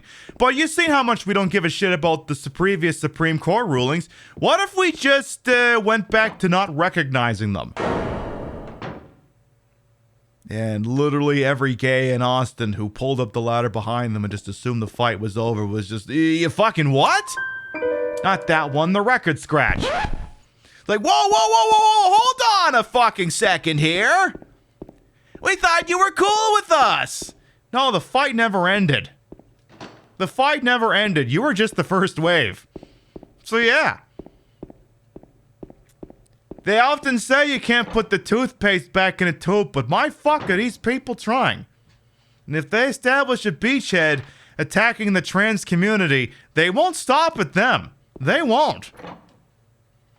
So the kind of oddly progressive but still transphobic person that Dave Chappelle is trying to describe doesn't exist in the kind of numbers he thinks it does. Full stop. So, I mean, I'm just glad he's saying something that'll let me know his true opinions. I mean, that's the other thing too. That is the other thing too. Like, a lot of people like, oh my God, I can't believe he's saying that. It's like, let me bring up a different comparison here, because they're not jokes. They're absolutely not jokes. They're not jokes, exactly. That's the other, fable, exactly, that's it. Because a lot of people have watched it and gone, these quote-unquote jokes aren't even funny. Like, even if you threw the clock back 30 years when that content would be acceptable in common society, they're not funny. Like, there's a point where comedians either start... There's a point as a stand-up comedian where you've been a stand-up comedian too long, where your shows have either transformed into being a TED Talk or you're just telling airport jokes. You reach a point as a comedian when you've fallen so out of touch with why you became a comedian in the first place.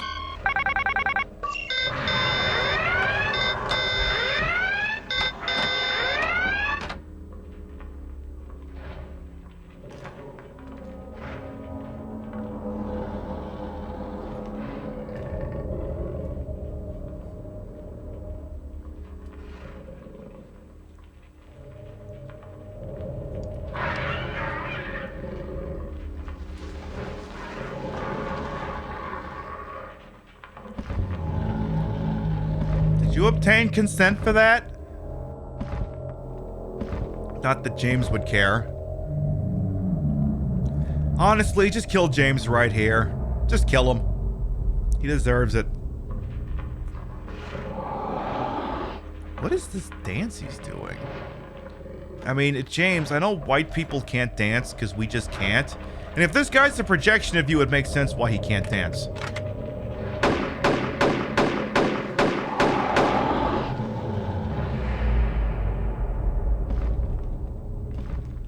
Why the fuck does that work on him now, but it never works at any other moment? Does he adapt to something? Captain, they've adapted.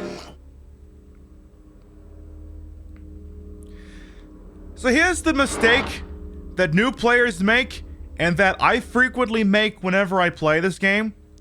Following this cutscene, Notice that James is looking at something. Turn around. I know this is going to be a lousy thing for some of you to hear, but I need you to go back into the closet. You only have to go in there for a moment. You just need to pick up this key. And then you can exit the closet. Because if you don't get that key, you're going to be running around in circles for hours. And the problem is following that cutscene, it just steps you out of the closet. So it doesn't necessarily occur to you, oh, should I go back in there and check for something? No, the game walked me out of there. I shouldn't have to go back in there anymore. And yeah, exactly, like so many talking points that are used by transphobes. And, you know, I've been referring to them as TERFs. I actually prefer to call them farts. Not trans exclusionary radical feminists. Feminist appropriating radical transphobes, or fart.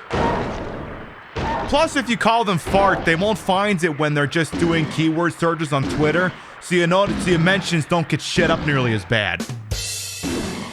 You just call them farts. Love how I keep saying he's being canceled. Oh yeah, I'm being canceled as I'm handed a $20 million Netflix deal and I'm complaining about being canceled in front of a sold out room that's got at least thousands of people in it. Like I tweeted this yesterday. If I ever complain about being canceled to a sold out audience in a theater, just end me right there in Minecraft. Just end me right there. Because I've clearly gone too far. I'm too far gone at that point. So, anyway. If that ever happens, if I ever unironically go, do you know who I am? I'm done. That's it. There's no coming back from that. None. None whatsoever. So I believe we're on the east side of the apartment complex at this point. We have ourselves the courtyard key. Can't seem to do much with it yet, but we'll get there in just a moment. So, yeah. Like he's not... That's the other thing, too, though. So many, you know what? I'm just going to call a spade here. Has-beens who put out products that are somewhat traditionally right-leaning, like, you know, let's say country music and some comedy and shit like that. Like your Jim Brewers of the world, or your Travis Tritts. They're intentionally trying to get themselves canceled for clout. So when Travis Tritt comes out and says, I don't know what he said, because the only thing I remember about Travis Tritt is an 8-track player at my parents' old cabin like 30 years ago. Which means his thing didn't work. Like, they're deliberately going out and saying things so that right-wing sheep, I'll just call a spade here, will go, oh my goodness! Travis Tritt is in the tank for me! I'm gonna find the old 8-track and see if I can get it hooked up. Like, I'm sorry, no one is unironically given a fuck about Travis Tritt for at least 40 years. Why am I apologizing? I'm not sorry. He's not sorry.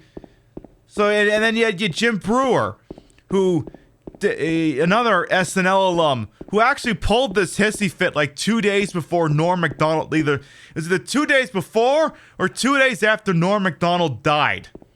He was like, I'm canceling these shows because they have like a vaccine or a mask requirement or whatever the flying fuck it was. I don't remember, and it's not important. And I mean, we're talking has-been. And, I mean, you got me, I'm a never was. Like, I'm not a has-been yet because I haven't made it yet. So, well, I mean, when I get there, I'll tell you. But he was like, I'm canceling the show because they have this requirement. It's like, this is the first time anyone's given a fuck about you. And it's gonna be the last time they give a fuck about you for a while. Especially when Norm Macdonald passed away, and suddenly, all anyone wanted to talk about, myself included, is all our favorite Norm Macdonald memories. Which just goes to show how much better an entertainer he was than Jim Brewer. How much he transcended the format. Yeah, and there's another thing too. Romeo's True Dude is like, yeah, Elvira lived her best life and didn't even want to. Not only didn't want to reveal it for clout, didn't want to reveal it. Period. Because that's the thing sometimes too is you want to do a good thing, but you don't tell people about it because they're like, oh, you're just saying this because you want attention. Well, they didn't want attention. I mean, until they briefly got attention for it, we all went, oh my goodness, that's the most Elvira thing ever. I love it. So, it's definitely very foggy in Silent Hill. They should work on that shit, Dark GX. Welcome on in. So, like, and I'm gonna bring Kevin Hart into this to the best of my. I'm trying to remember. Like he said, Wrecking Crew. Thank you for follow. Welcome on in. Like he said a lot of shit we're obviously not going to repeat, and so much of what it is that they do this edgy material. I mean, and sometimes that's how fucking stand-up comedy works. Is sometimes there's no money to be made in the middle, though I'll prove that wrong very quickly here. He's like, well, I might get canceled for telling these jokes. Well, then don't let it be the only thing you do. If you don't want to be remembered for being an edgy comedian who told homophobic and transphobic material... Oh God, Eddie's in here. I'm not having this discussion. Eddie, we're coming back. I'm not having this discussion while you're throwing up. If you don't want to be known for just telling edgy humor, then don't let it be the only thing you did. You know who told some of the most edgiest, gross out, vile, disgusting things you'll ever hear in your life? Robin Williams. He has said shit I dare not repeat. Is that what anyone remembers about him? No, it isn't. They remember him for the stuff that he did that wasn't that. They remember him for Aladdin, Mrs. Doubtfire, Mork and Mindy, Good Morning Vietnam, some people Death to Smoochie. They remember that shit about him. They don't remember. Trying to think of one here I can tell. Oh God, oh God, no, not the Eddie room. We're not done with this. He was making. There was one joke he told where he was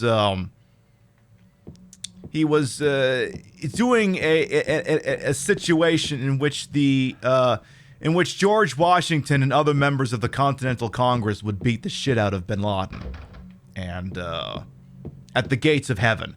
It was about whether interpretations of the Quran were correct or not, and he would go on he would go a little bit further with that joke, and I'm not going to repeat it, but you could just hear the audience just going, and I mean that was intentionally part of his bit. Because he went, okay, we have found the PCs. We found the line. It was okay to beat the shit out of him, but don't do the ethnic joke. That's the kind. I mean, he would tell that stuff, but no one remembers that. Yeah, and Patch Adams and What Dreams May Come. Exactly. People remember Robin Williams for the heartwarming, funny, nice things he did. If you want to be known for doing nice things, then do nice things. And yeah, Megalocari's got you right there too. Yeah, Bob Saget's got some of the filthiest shit out there. It's not the only thing people are ever going to remember him for. It's not fucking rocket science. If you don't want to be remembered for the edgy shit, then don't just tell edgy shit. That's it. That's all there is to it. Like, if you say Robin Williams, immediately I think Genie. That's it. Yeah, and don't keep repeating it to news outlets.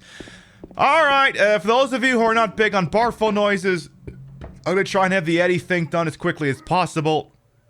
I'm not bringing the audio up until the cutscene, until the dialogue actually begins. So you can't hear him blowing chunks right now. So... Oh wait, he's gonna hork one more time. I didn't do it. Do what? I didn't do anything. I swear. He was like this when I got here. My name's James. James Sunderland. Can you stop horking, please? Eddie. Eddie. Stop that! Who's that dead guy in the kitchen? Can you seriously stop that? I swear I didn't kill anyone. Don't make me provide my own voiceover for this. Alright, that's it. I'm providing my own voiceovers. You're not friends with that Red Pyramid thing, are you? Red Pyramid thing? I don't know what you're talking about there, eh? Honest, but I did see some weird-looking monsters. They scared the hell out of me, so I ran in here. Well, I guess this place isn't too safe either. What happened to you anyway? I told you, I don't know. I'm not even from this town.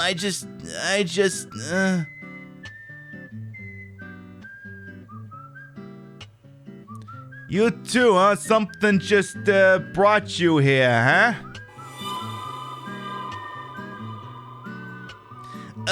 Yeah. You could say that. Well, whatever it is, I think you better get out of here pretty soon. Yeah, you're right. What about you? I'll leave as soon as I'm done here. Eddie, be careful. James, you be careful too. If someone has been feeling unwell all day, bless you for this voiceover, you're welcome. Yeah, we do that sometimes, because, look, I appreciate a good gagging noise as much as the next person, but not when it's blowing chunks. Other contexts, maybe. That one, no. You know what I mean. So, did we need something in that room? I suddenly can't. Was there... I'm gonna go back in there real quick, because I don't remember if we were supposed to get an item out of there or not. I have muted the game, so if he's still blowing chunks, we're not gonna hear it. So, because I can't remember. I'm just gonna look around real quick. Here's some bullets. Yeah, just only now he's thinking maybe he should get out of here. Only just now does that finally occur to him. I could have done this, blah, blah, blah. I think, like, talking to him, like, unlocks a door somewhere else. I think. I just want to make sure that I'm not missing anything. Oh, yeah, this is the room full of stuff that he's defaced. Because he does that in this. You doing okay there, Eddie? Okay. Just wanted to make sure I wasn't missing anything. You okay there, Barfo? But yeah, like I said, if you don't want to be remembered for being an edgy comedian, don't let being an edgy comedian be the only thing you do. Like, I want to be remembered for being a fat-breasted streamer. So that's what I'm doing. It's exactly what I'm doing. If you want to be remembered for something, then be that thing. If you don't want to be remembered for something, then don't be that thing. Anyway. Let's go back up the way we came, actually. Let's bring the game audio back up. So. Living the best fat-breasted dreams. Fucking A right. Fucking A right. So. Yeah, don't ask if we know who you are if you're not prepared to hear the answer. Exactly, Random Moon. Welcome on in. Rain Moon. Because, yeah, if you ask, do you know who I am? A lot of people are going to say probably someone who's about to get an ass whooping. Doing it very well. Hey, I'm here to serve and serve. Sometimes that's sometimes that's teaching you a thing or two, and you know sometimes that's stinking up the joint at a video game. So I did mention, and to kind of drop the controller on the floor.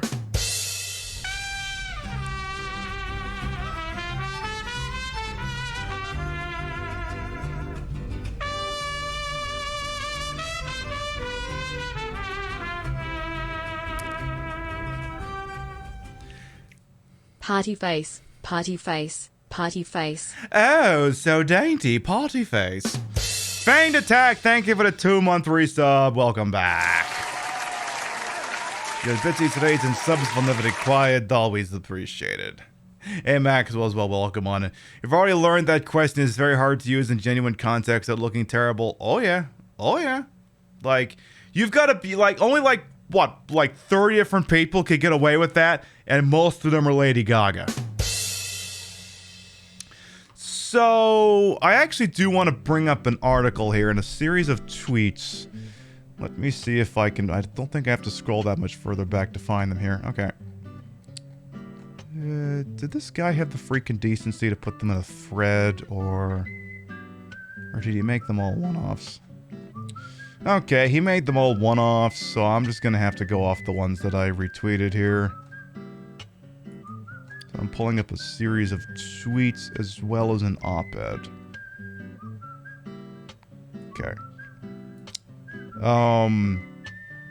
I have an op-ed here in the LA Times written by Cliff Nesterhoff. Let me see how much of it I can fit in the screen here. Alright, that looks good. The op-ed, as written by Cliff Nesterhoff, asks, op-ed, cancel culture has always been a problem for comedy. It's not a new phenomenon. It's literally existed as long as we've had comedy. I'm gonna put the link there now, just in case you like what you see and you want to save that for later. Alright. Let's go here. Is freedom of speech evaporating from the world of comedy?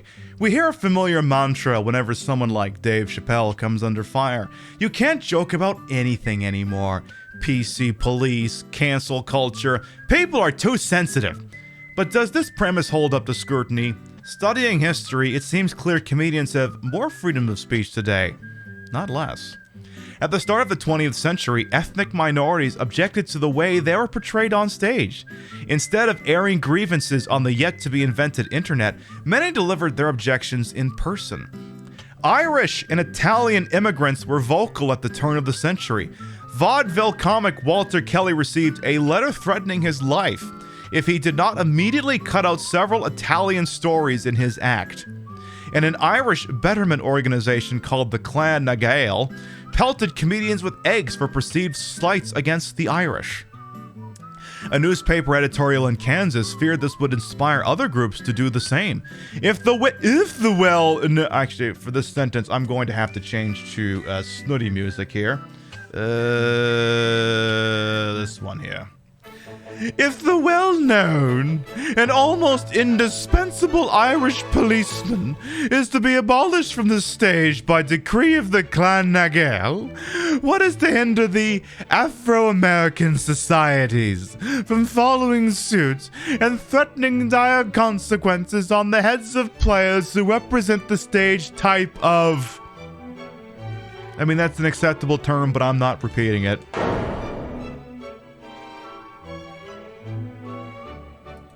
So literally, turn of the century. Irish people, Italians, black people, like, yeah, could you like fucking knock this off? Turn of the century. Yeah, don't fuck with the Irish. And don't get their accents so horribly mangled like I do. Anyway. So yeah, that was the thing. That's precisely what happened. African Americans, Native Americans, and American Jews all staged protests in the early 20th century. In 1903, the Topeka Capitol predicted the death of comedy. The final upshot of protest is to strip comedy of its most engaging and popular features. If the rate should extend to all sorts of people caricatured in theater and in print, then goodbye to comedy! Won't someone please think of the comedy of, you know, playing up Irish, Italian, black, and Jewish stereotypes? Like, it's only become acceptable to start making Italian jokes again. It's only become acceptable to mock the PLC. The people of Carbonara, I mean. It's only become acceptable to start doing that again. Indeed, jokes concerning politics, religion, and sex were taboo for most of the century. Even the most casual carnal reference could result in arrest. The legendary Mae West wrote a number of popular stage comedies, and for her efforts, she was convicted of obscenity in 1927 and sentenced to 10 days in a prison workhouse. Literally had to go to prison for writing shit in 1927. If the comedy can't live if you remove the racism, then pull the fucking plug. Exactly. The debate concerning stereotypes was especially fierce when the television became a household appliance in the 1950s. TV executive Bob Wood explained why CBS and NBC were purging stereotypes from their programming proactively in 1956. We deleted any material which we considered derogatory to any minority group. That's on a common sense and public relations basis. They saw the writing on the wall and apparently at the time got rid of whatever they had that they thought was inflammatory. The Wilmington Morning News sounded the death knell. There isn't that much left anymore because there's no way to speak in any light fashion about any group of people anywhere. Like, what? In old fucking timey times, was comedy literally just making fun of ethnic groups? Okay, you do have to remember the Hot Pocket wasn't invented at this point. So, you know, Jim Gaffigan's entire shtick wouldn't have worked because he didn't have the Hot Pocket then. I mean, that's the thing. Everyone's like, well, I can't tell jokes if I can't be transphobic. Literally, Jim Gaffigan could tell the same fucking Hot Pocket jokes the next 30 years that wouldn't stop being funny. I can have a Hot Pocket at breakfast, a Hot Pocket for lunch, and be dead by dinner.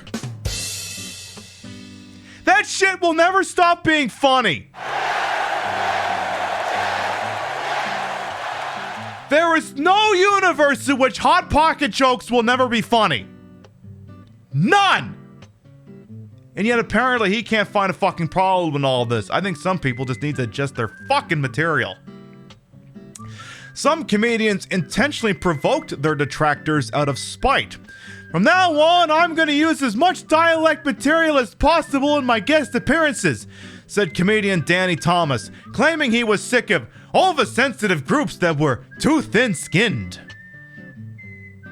Comedians resented interference, yet if it meant advancing their career, they went along with it. The Tonight Show was created in 1954 and became an important stand-up showcase for 7 decades. Comedians have willingly eliminated the F word without screaming about censorship or accusing hosts such as Johnny Carson of tyranny. Yeah, you want to be on a goddamn Tonight Show on what was it, NBC? You're not going to call people a fuck. You're not going to do that. You're not going to be able to call people a fuck. Somehow the earth did not fall into the sun. Oh, sorry about that, apple pie. Sorry about that. My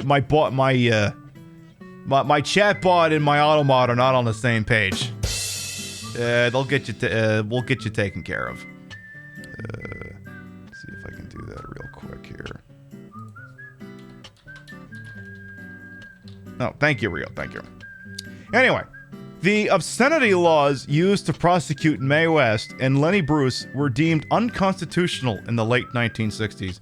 Chipped away by the courts, freedom of expression flourished as obscenity laws were overturned at the start of the 70s. So shit that didn't fly then was starting to become acceptable-ish. But police didn't always abide by the new standard. Blazing Saddles, a Mel Brooks film released in 1974 that literally everyone looks at and goes, well, you couldn't make that movie today. You couldn't make that movie today. People would be too sensitive. Was co-written by Richard Pryor. While it was playing in theaters, Pryor was arrested in Richmond, Virginia for using the same language on stage that one could hear in the film. His manager was told a warrant had been issued for disorderly conduct. Pryor turned himself in and was released after posting a $500 bond. And yeah, Golden Loki's about to mention the thing we're about to do.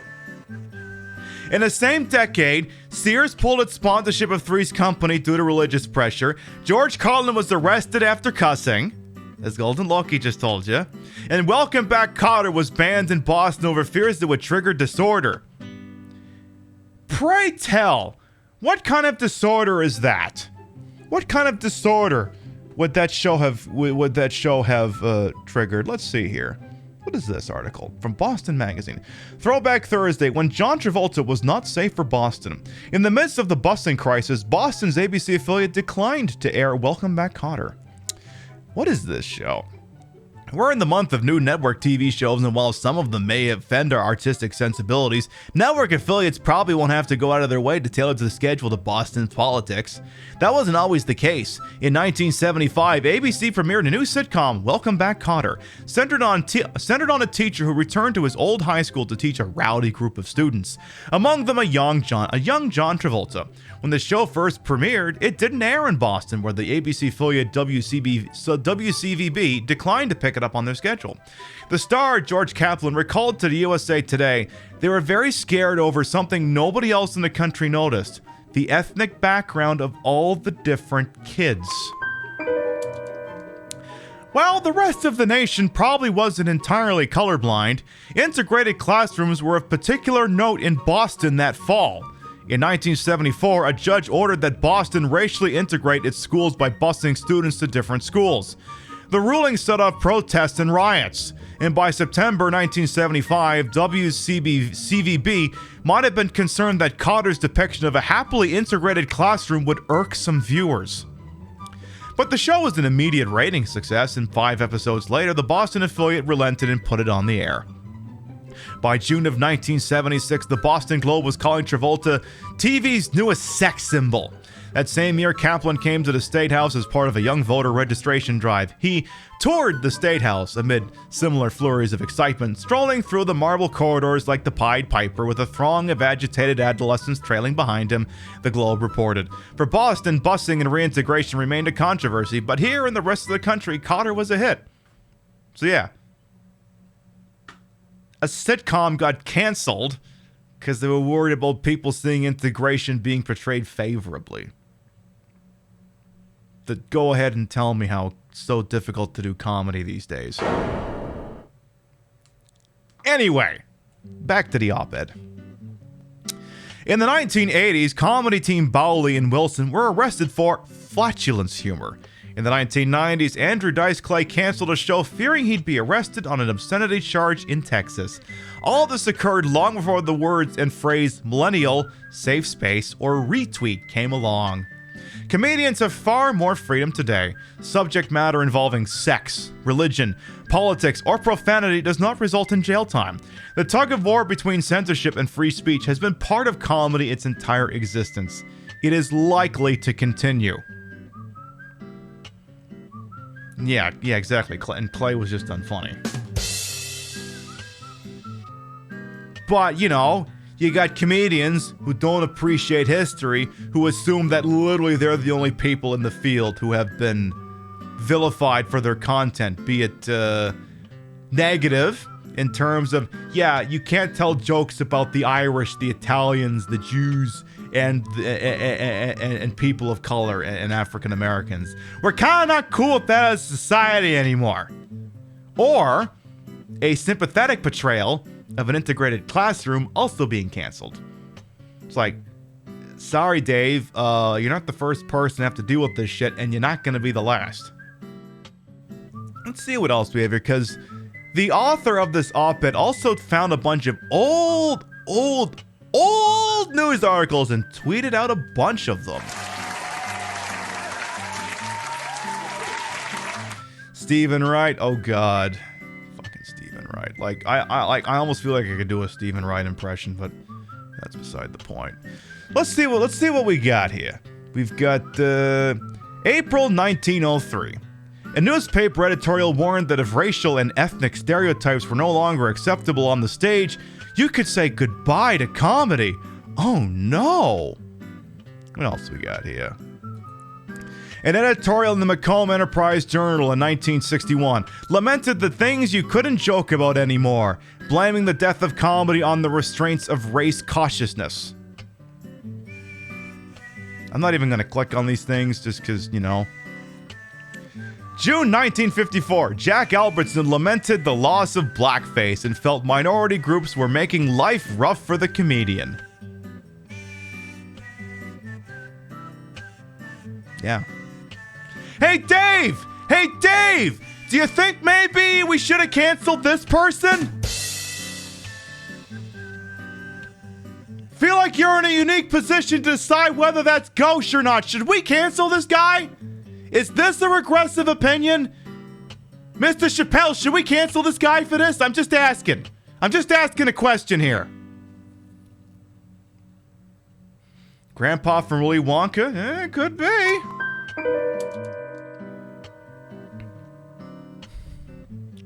You're not wrong, Rain Moon. You're not wrong, because white passing individuals often get to see racism from the other side. They get to see, they have the benefit of appearing, but you get what it is. Like Hassan will be the first one to tell you he benefits from being white passing.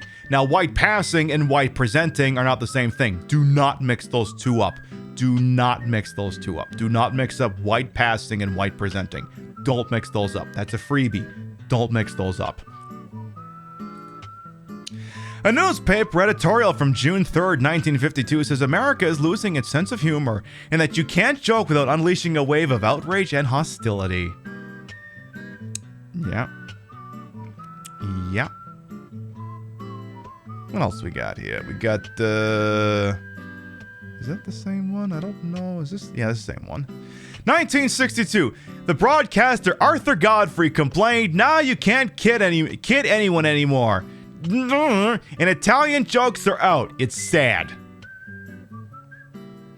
The Arthur Godfrey Show, everybody. This guy is just so upset because he can't tell jokes about black people or Italians anymore. Yeah, it's amazing how many times comedy was supposed to die and it never did. Your face is just stuck like this? Love that for you. Love that for you. Oh, yeah. Yeah, they can't smoke anymore. Well, they can. It depends. I think I got one more here. Oh yeah, and this is the dangerous route that Dave is going down here. 1966.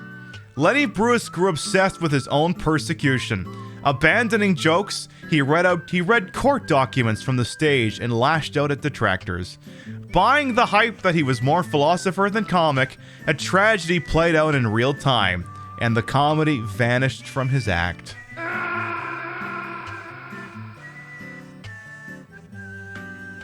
I guess for that guy, the comedy did die. Anyway, I'm going to repost that article from earlier in case you feel compelled to bookmark that for any reason. Just in case you want a history of all the times comedy was supposed to be canceled but somehow managed to survive. And when you look at it like that, gosh, it really is easier to be a comic out here, not harder. Why, it doesn't sound that bad at all. You're not being arrested for your material. And in fact, some of you are being paid $20 million from Netflix to do it. Yeah, if I can't make fun of marginalized groups, I can't do comedy. What a fucking weird hill to die on, indeed. What a fucking weird hill to die on. Alright, I remember I had grand visions of actually getting somewhere in this game tonight, but then I remembered I wanted to do all these hot stove takes, so we've got to be like at least an hour behind, if not more. Whatever. We go where the evening takes us. We go where the fucking evening takes us. It's a thing that happens. Wait a minute. Here's the key! We got the fire escape key! Yet there's so many funny people on Twitch if you just look in the right place, like right here. I mean, hey, I do what I do. I do what I can. Handgun bullets. That's why I make fun of 50-year-old white cis male conservatives. They're impossible to upset Well, here's the deal. And okay, this is from this is from a stand-up that Craig Ferguson did. Oh, hang on here.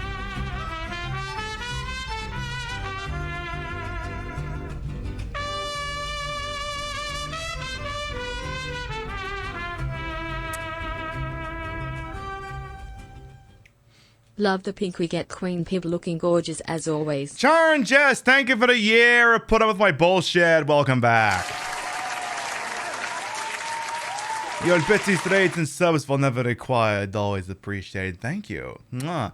My take on Dave Chappelle getting fired. I don't think he got fired, but he's full of shit. If you want the full Dave Chappelle take, just rewind like 20, 30 minutes. You'll be good. But yeah, imagine thinking you're canceled in front of a sold out theater. Yeah, you're not. But anyway, the Craig Ferguson joke I'm going to reference here. Don't feel bad with the lack of progress. You're 30 hours into Far Cry 6. You barely completed any missions, but you've murked about 100 soldiers. 1,000 soldiers. Yeah, did they send you an email about that? Those bastards at Ubisoft are shit. Well, I mean, I guess they're sending those emails to everybody. But, like, there's a story going around, and it's true, where someone had only played, like, 3 hours of Far Cry and then 6 and then stopped, and then they got a nasty email from Ubisoft telling them to start playing the game again. That's fucked up. That's fucked up. Straight up, that's fucked up. I know. It's ridiculous. Anyway, the point of the Craig Ferguson thing is, like, I forget how exactly he got there, but he sort of arrived at a similar okay conclusion. It was like, I think he was making fun of, like, I want to say the lead into that was he was telling a story about how and this is like early 2010s. This is like early 2010s. Is this the one that takes it to Midwich? No, that's Silent Hill 1. Why would I make a game through that? I know. I think the lead-in was that he received a letter or something that he was offending the transgender community at the time. I don't remember specifically what, but I mean, he described it and said, "Well, I don't want to make them mad. What did I do?" And I think it was something about making jokes about dresses or something like that. Like, he obviously portrayed it as a learning moment for himself. And again, this is early 2010s. And then he follows up with, there's really only like two groups of people you can tell jokes about: Canadians and Nazis. First of all, Canadians, because, well, look, they're just happy to be included, and it's true, we are happy to be included. Tell as many jokes about Canadians as you want. We're just happy to be involved. But he opened up with, okay, you can only tell jokes about Nazis and Canadians. You can tell jokes about Nazis because fuck them, they're Nazis. And he said, but why can you tell jokes about Canadians? Well, it's because they're very smart. They figured it out. It's a joke! Canadians have figured that out, that it's a joke! Just don't diss about hockey. I mean, yeah, exactly. They'll come at you with the hockey stick. That is true. That is true. Did I get everything out of here I think we needed to get? Oh yeah, did we get the big stupid thing full of like OJ and shit like that? Did we find that yet? So we got this. Okay, we did get the canned juice. Okay, so I gotta go up to like the second floor and the other area. Yeah, most Canucks have a decent sense of humor. Not that the show is being led by one or anything like that. Okay, no, this was the correct spot. Never mind. So, yeah. Like, yeah, I'm sorry. You can't tell insensitive jokes about marginalized groups because... Now, some people say it's always punch up. Some people say it's never punch down. For me, in comedy, it's never punch down. And sometimes... Never punch adjacent either. Like if I sit here and I make fun of, I don't know, Twitch Dude Bros or some shit like that. Like if I sit here and I make a bunch of comments about XQC or something like that. I mean, I'm not going to. I don't have any specific grievance I could do. Hey, Calyptus, welcome on in. Yes, vibe. Hey, I'm glad. Look, I'm always happy whenever people like the show. I mean, what can I say? I have fun here when I do what I do. But it's like, now if I sat there and I made jokes about XQC, the guy is literally like the top viewed streamer on the show. Not the show, the platform. He's like one of the biggest. I am nothing compared to him in terms of how this platform views the people that are on it. That is punching up. Now, if XQC hears that and puts me on blast and suddenly I'm being assailed by 50,000 people, that's punching down. That is punching down. That's not what you're supposed to do in comedy. Like, if I punch up, I'm attacking an institution of power. If you punch down, you're just literally just squishing somebody. There's no institution of power here. There's nothing like that. There's no power imbalance. There's nothing. Gossip Magazine. You know what? Fuck it. I'll read this off. The police announced today that Walter Sullivan, who was the... No, not on this one. The police announced today that Walter Sullivan, who was arrested on the 18th of this month for the brutal murder of Billy Locane and his sister Miriam, committed in his jail cell early on the morning of the 22nd. According to police statement, Sullivan used a soup spoon to do something other than eat soup. By the time the guard discovered him, Sullivan was dead from blood loss, the spoon buried not in his bowl. An old schoolmate of Walter Sullivan from his hometown of Pleasant River said, he didn't look like the type of guy who would kill kids. I'm sure they said the same about Anders Breivik. But I do remember that just before they arrested him, he was blurting all sorts of strange things like, he's trying to kill me, he's trying to punish me, the monster, the red devil, forgive me, I did it, but it wasn't me. The schoolmate then added, I guess now that I think about it, he was a little unhinged. Well, gosh, yeah, when you put it like that, maybe you should have told somebody.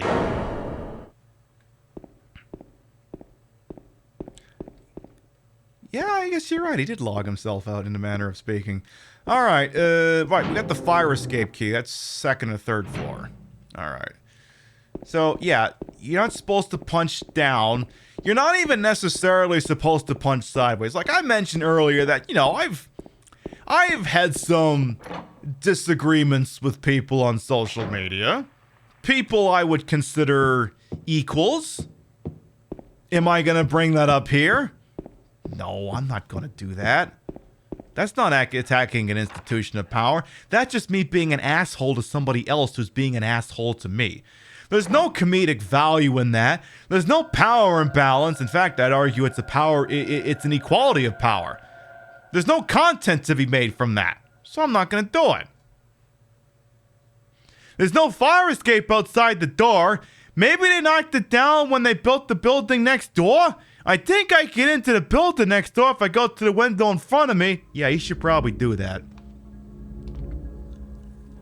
You should probably do that, boss. I'm just guessing here. Because you got two of the coins, now you gotta get the third friggin' one. Then we gotta figure out where the hell to go. So the rule of comedy is don't punch down, and, you know, again, like I said, comedy is observational humor or attacking institutions of power. Like, for example, I mentioned Jim Gaffigan, whose staple of his routine is Hot Pocket jokes. They're Hot Pockets. Who gives a fuck if you make fun of a Hot Pocket? It's a disgusting microwave thing that you eat and you feel like shit afterwards. There's no Hot Pocket defense lobby. It's not a thing. And then you have George Carlin, who will routinely attack institutions of power. The Hot Pocket bit, what a classic. I know, we're gonna have to, we need to find that and watch it on Friday. But first, looks like there's something stuck in a toilet. Oh, reach in and grab it, you sick bastard.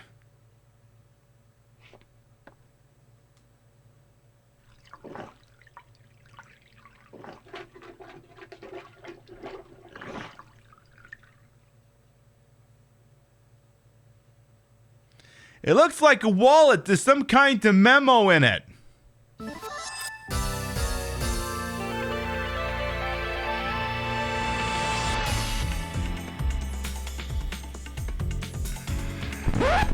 Truly, you really needed to do that. This is technically optional, by the way. 14-3-29. All right, see if I can remember. That's for this. I believe that's for a safe that's in the main living area, I think. But yeah, and if all you're doing is just attacking people who aren't doing the world any harm and are just minding their own business, that's not comedy. That's you being an asshole. So 14-3-29. You don't know why that victory fanfare after a toilet wallet got you, but it did. Hey-o. So I believe at this point I can just start carrying the gun, and because I got 240 bullets, may as well use the goddamn thing. Oh, it is equipped, never mind. But again, that's comedy. Like, here's the other thing too.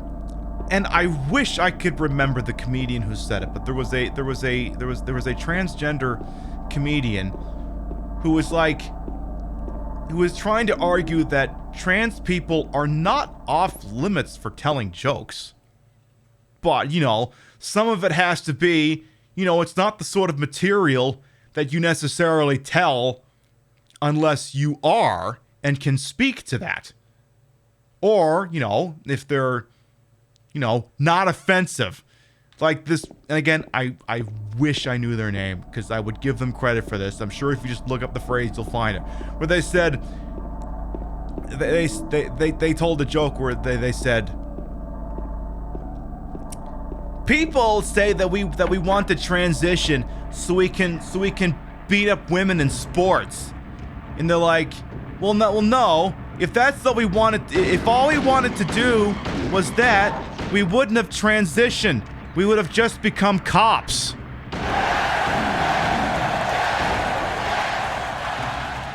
That's a trans joke. That's funny. That is a trans joke that is mocking institutions of power. See? You can do it. It is not my joke. Do not give me credit for it. But it's not like, again, it's not like certain topics are a no-fly zone. But Jesus Christ, you can't just fire off at the mouth on topics like the Jim Jeffries freedom one opens with a lot of Bill Cosby things I'm not going to repeat. And, you know, it's entirely up to the individual if they thought the material was acceptable or not. But he does make a point of explaining during that bit that, yeah, if you just write down the things that I say, it's not a good read, because my thing is saying things that is saying terrible things and still seeming likable. Because that's another part. An important part of comedy is the delivery of comedy. Like, if you write down the shit that I say, it's not necessarily funny. It's all about the delivery, the timing, the execution, the inflection of the voice. They're all important facets of comedy. Just writing it down robs it of that. There's a note stuck on the door.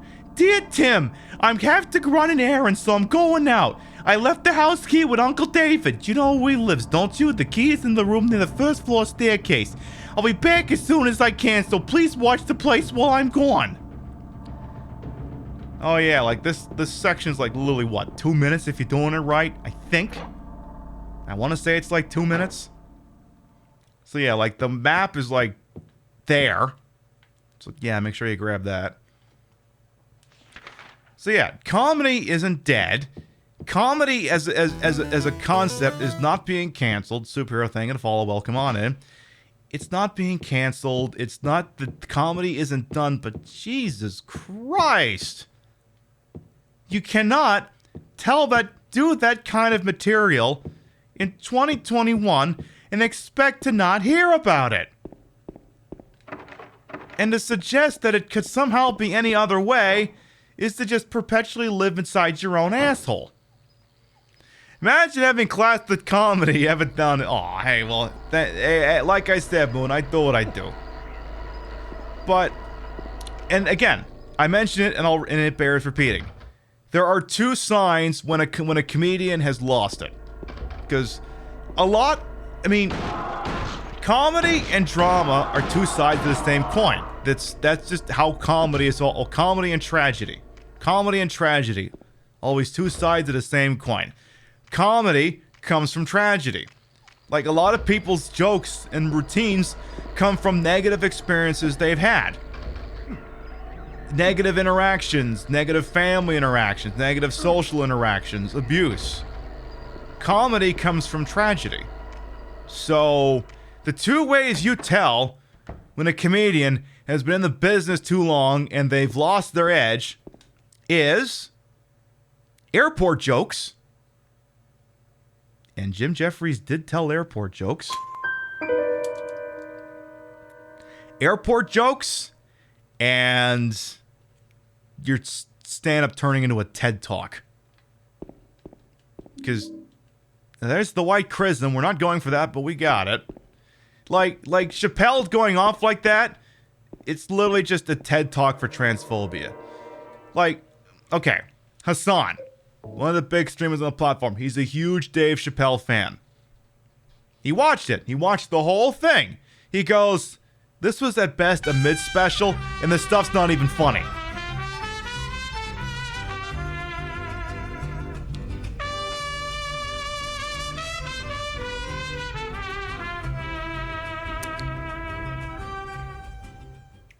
Silent Hill, the place where if the monsters don't kill you, the gas prices will. Badumtis. Kitty Casey, thank you for the 6-month resub. Welcome back. Yeah, we'll have to check the price of gas when we get there. I remember back when the pandemic started, gas was like $1 a gallon here, and now it's up to $3. It's like, god damn, why is the gas price so high? There's nowhere to go. Whatever. So, do I have the 3 coins for this? No, not yet. We're still missing one. So I'll have to keep my eyes open for that. But yeah, airport jokes and turning your stand-up routine into just being you complaining about how you're mistreated or whatever the hell. But airport jokes are usually the sign. And you're going, why would airport jokes be the death knell of someone's comedy, of someone's comedy career? Well, if you think about it, what do we tell jokes about sometimes? Our lived human experiences. Like, I could tell jokes about streaming, working in IT. God, the jokes I could tell about working in IT. Wait, we were supposed to talk shit about just-in-time as a manufacturing and a staffing ideology. And we may yet get to that.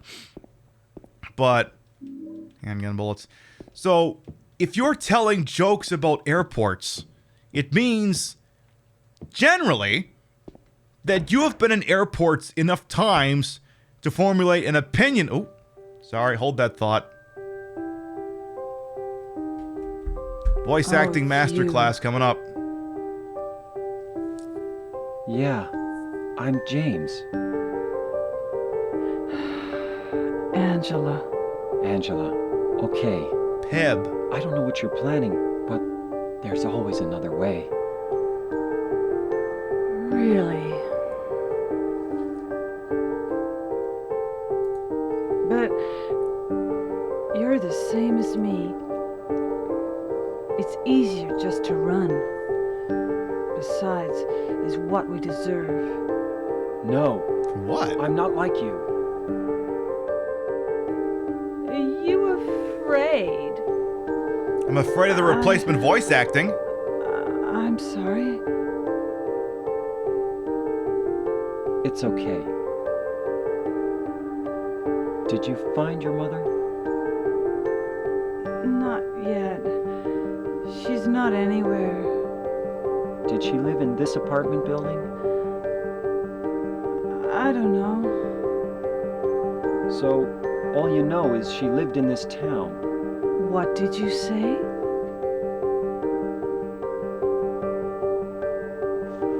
How do you know that? God, we don't deserve Donna Burke. I figured, because this is where you're looking for her. How else would I know? Yeah. Am I right? I'm so tired. So, why did you come to this town anyway? I'm sorry. Did you find the person you're looking for? Not yet. Her name's Mary. She's my wife. Have you seen this boy? I'm sorry. It's okay. Anyway, she's dead. I don't know why I think she's here. 'Cause she's in the trunk of my car! She's dead? Yeah, considering I did it and all.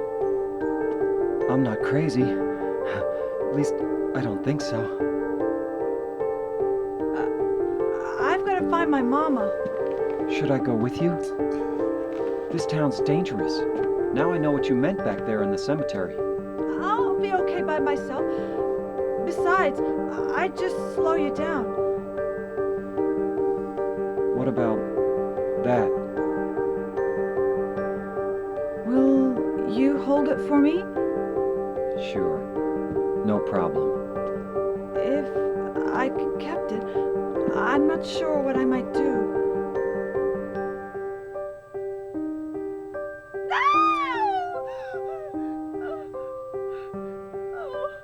I'm sorry. Get him! Please don't. Come on, you could have ended it right there.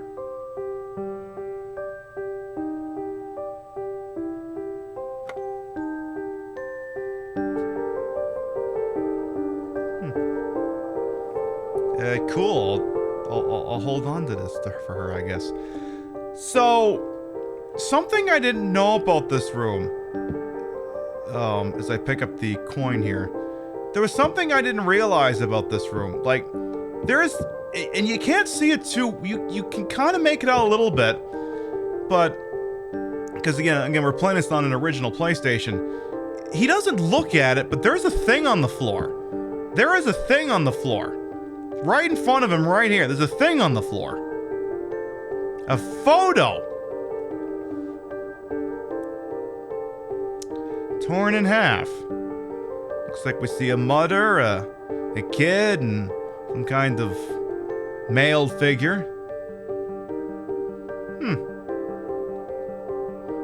The room is actual ray tracing, exactly. So there's a picture down here that it would seem to be was hers. It's torn in half, and I'm sure there's no reason for that whatsoever. By the way, I'm not saying that Donna Burke is talented, but have any of you played Metal Gear Solid 5?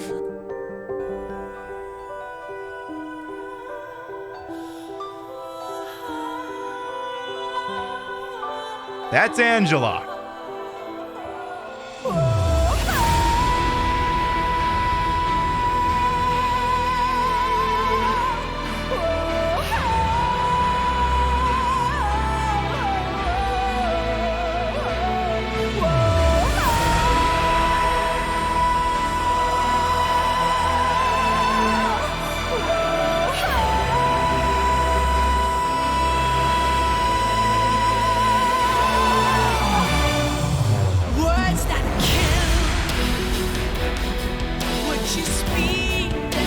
And you can hear it. With your breath so still, it makes me believe in the fire.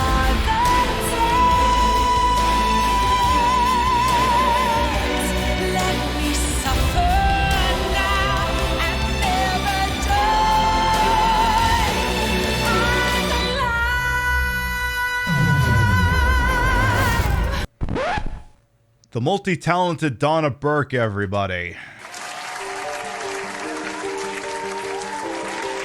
Yeah, she's done a lot of, she's actually done quite a few songs for the more recent Metal Gear games. She did Heaven's Divide for Peace Walker, Sins of the Father for Metal Gear Solid 5, The Phantom Pain. She actually has a couple of covers of other Metal Gear songs as well. Like, she has her own version of Snake Eater, her own version of Can't Say Goodbye to Yesterday. Really good stuff. Really good stuff. So when I tell you that Donna Burke is an institution and is a treasure, that's what I mean. Yeah. So now you know. Like, it's not even like, oh my god, I can't tell. Like, if you listen to that cutscene and then you listen to that song, you can whole ass tell that it's her. So. But yeah, Donna Burke, sensational. Anyway, the point that I was making before the whole Angela cutscene is, and I think if I scroll up, I think it was Ramses who got to the point that I was making. Yeah, it also tells you how to touch humanity when the only place you can make a joke about is airports, because that's still a place where you can still be with the common folk. Exactly, because if you're spending too much time in airports, then it means you're flying around the country. It means you're a success story. And that's when you may not, your material may start to slide because you may not be experiencing that much tragedy anymore. And as Gachu brought up earlier, it was also part of oh, Cat's Jack, thank you for the follow. Welcome on in. It was also part of Jim Jeffries' bit where. All units, we have a code red.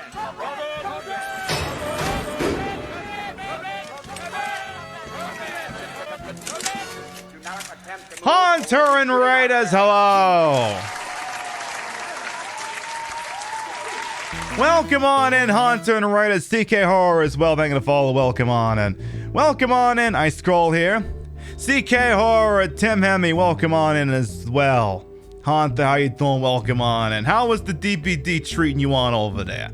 For those of you who might be new here, we are playing Silent Hill 2. I am Queen Pib. What part of Silent Hill are we at? Silent Hill 2, we're still inside the apartment building because I keep getting stun locked talking about dumb bullshit. For those of you who might be new here, I am Queen Pib, Master Phantom. They follow, welcome on in. I am Queen Pib, Patricia, Inga, Bogart. You may also call me Trish. I am a retro variety drag queen streamer, a member of Team Stream Queens, and your time here on my channel is well wasted.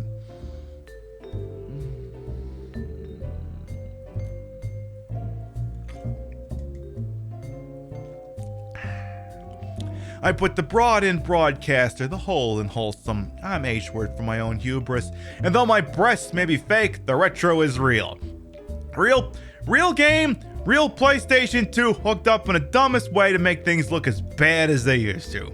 You know, I got a lot of raid targets out there on the TTV, and we're always thankful anyone chooses to spend time with little old me. Thank you so much for coming on by with you folks. We'll see if we can entertain the shit out of them. Ooh, I gotta take.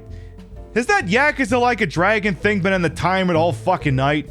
I gotta get rid of that. Excuse me while I kill that one. No, we are not playing Yakuza Like a Dragon. There, that one's gone. Okay, that's out of the rotation. Yes, girl, hell yeah. Weeping, you don't really chat too much with you, one of the most entertaining people. I mean, look, I try where I can. You're always lurking. I love the lurkers. I will never say a bad thing about the lurkers. I kind of went on a spiel today on the tweets. I haven't brought that up yet today, where I discussed how there are multiple kinds of Twitch viewers, and it's not chatters and lurkers. It's more nuanced than that, but look, I appreciate any amount of time anyone chooses to spend a little old me as I burp. I appreciate it. You give me the most valuable thing you have, which is your time. Your time is, and some people assign a different value to their time than others, but at the end of the day, you give me the most valuable thing you have. It's more valuable than subs or bits or anything like that. Time. Time is the most valuable resource. Because once it's gone, you don't get that shit back. I have the 3 coins. I just don't remember what floor I'm supposed to be on. Tim, thank you for the follow. Welcome on in. We've been discussing a plethora of topics this evening. Why Dave Chappelle is full of shit. JonTron is an anti-vaxxer, and the only thing shocking about that is that everyone else is shocked about it.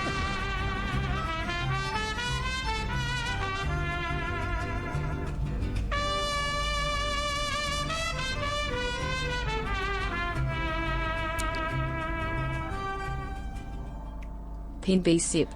Smoochum, thank you to 15-month resub. Welcome back. Thank you. And hey, hello HD, welcome on as well. I seen you over there. I seen you. Welcome on in. The end goal of this is to finally get the UFO.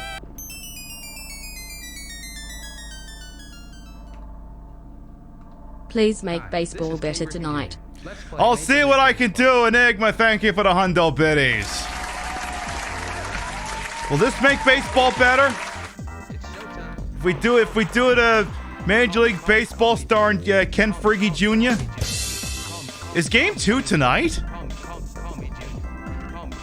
Is game 2 tonight? I can't remember. It is? Oh jeez. Go Barbs! F the Astros!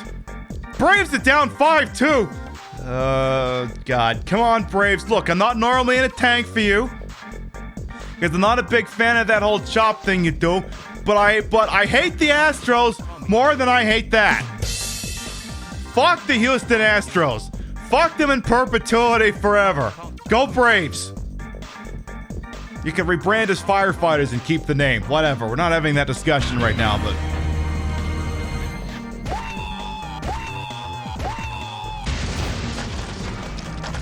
Smoochum, thank you for everything. A sub to Valentinia. Thank you.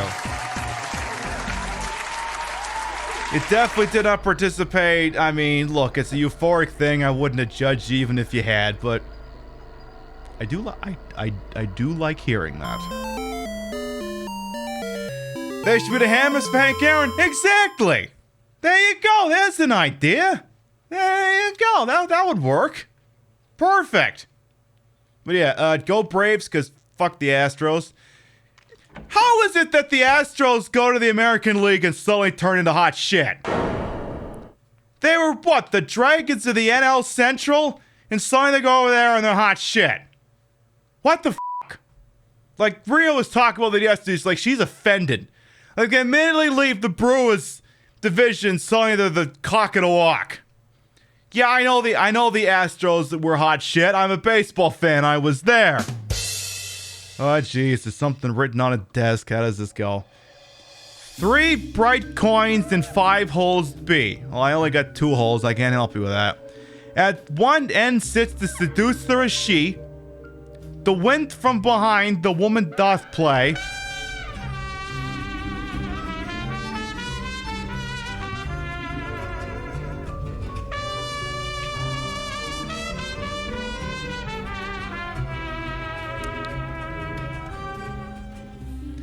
Heliaxion, thank you for the 7-month resub. Welcome back. You've been here long enough that I finally figured out how to say your name with a degree of regularity. Thank you much for that resub. Welcome back. I'm gonna give the hype train music a pass for tonight. If you want to contribute to it, knock yourself out. We'll get to that wheel spin shortly here. We all raise the money for charity. I do feel like I shouldn't be going all in on... I mean, don't get me wrong. If you want to do a little bit, that's fine. But you don't got to worry about running that up tonight. If the Astro win, I want every proof that it was legit. Those bastards destroyed the Dodgers 2017 in every way possible. Yeah, exactly. Get us. I want a full congressional committee into it if the Astros do win this thing. Because it's bullshit. It's bullshit. And yeah, all those rebuilding years and drafting years came back around. They moved to the American League. Yeah, that tracks.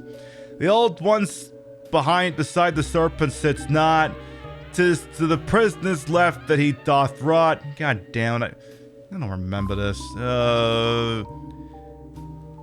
What? Because I know it's like left side, center, right. It's like, what's the fucking... I have too many blistering hot takes now. I can't remember which one goes where. Maybe if I can read the stupid thing again. The seducer... the really bright coins, the one ends the seducer, she. I think that's the snake. Neon, thank you to follow. Welcome on in. The wind from behind, the woman doth play. The foremost one null lies furthest from they. The old one beside the serpent sits not. For the prisoner is left that he doth rot. Too much fucking thinking.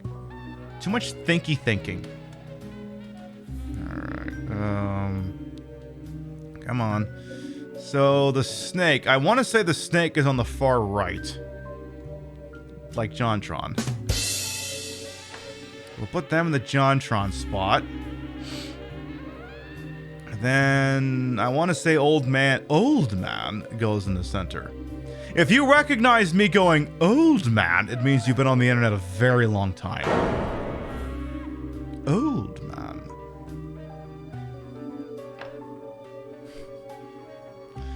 And then let's see if I got this right.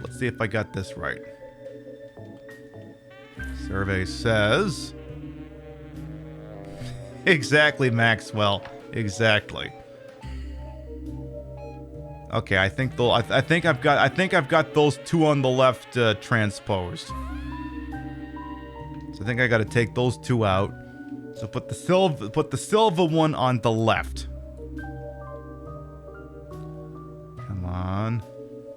No, silver one on left. But yeah, go Braves. Fuck the Astros. Fuck those cheaters. I'm sorry. Sorry if you're gonna cheat in baseball.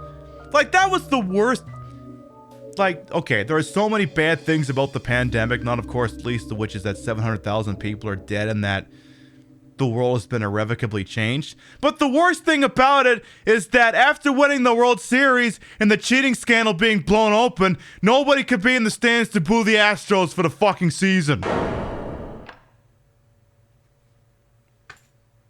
That's what everyone's supposed to be able to do. And you couldn't have fucking crowds. They couldn't be booed for their intransigence.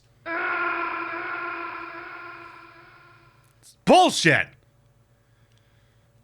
Alright, is there a doctor in the house that knows the combination?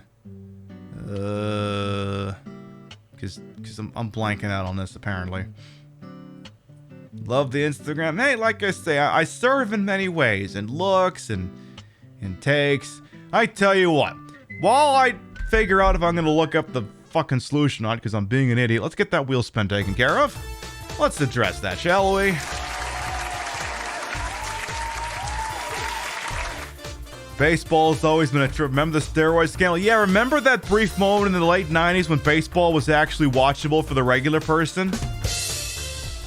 And now they've completely fucked the baseball up so much that it's boring, and now we're giving the option to steal first because we can't just let them all put HGH into their ass cheeks or something.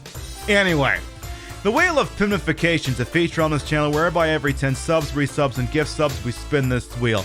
Whatever happens after that, happens.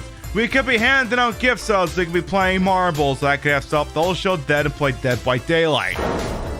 You laugh, it's happened. Let's see. What do we got? What's it gonna be? Alright, it's the trip to Tahiti! That means it's a gift sub plus a free spin.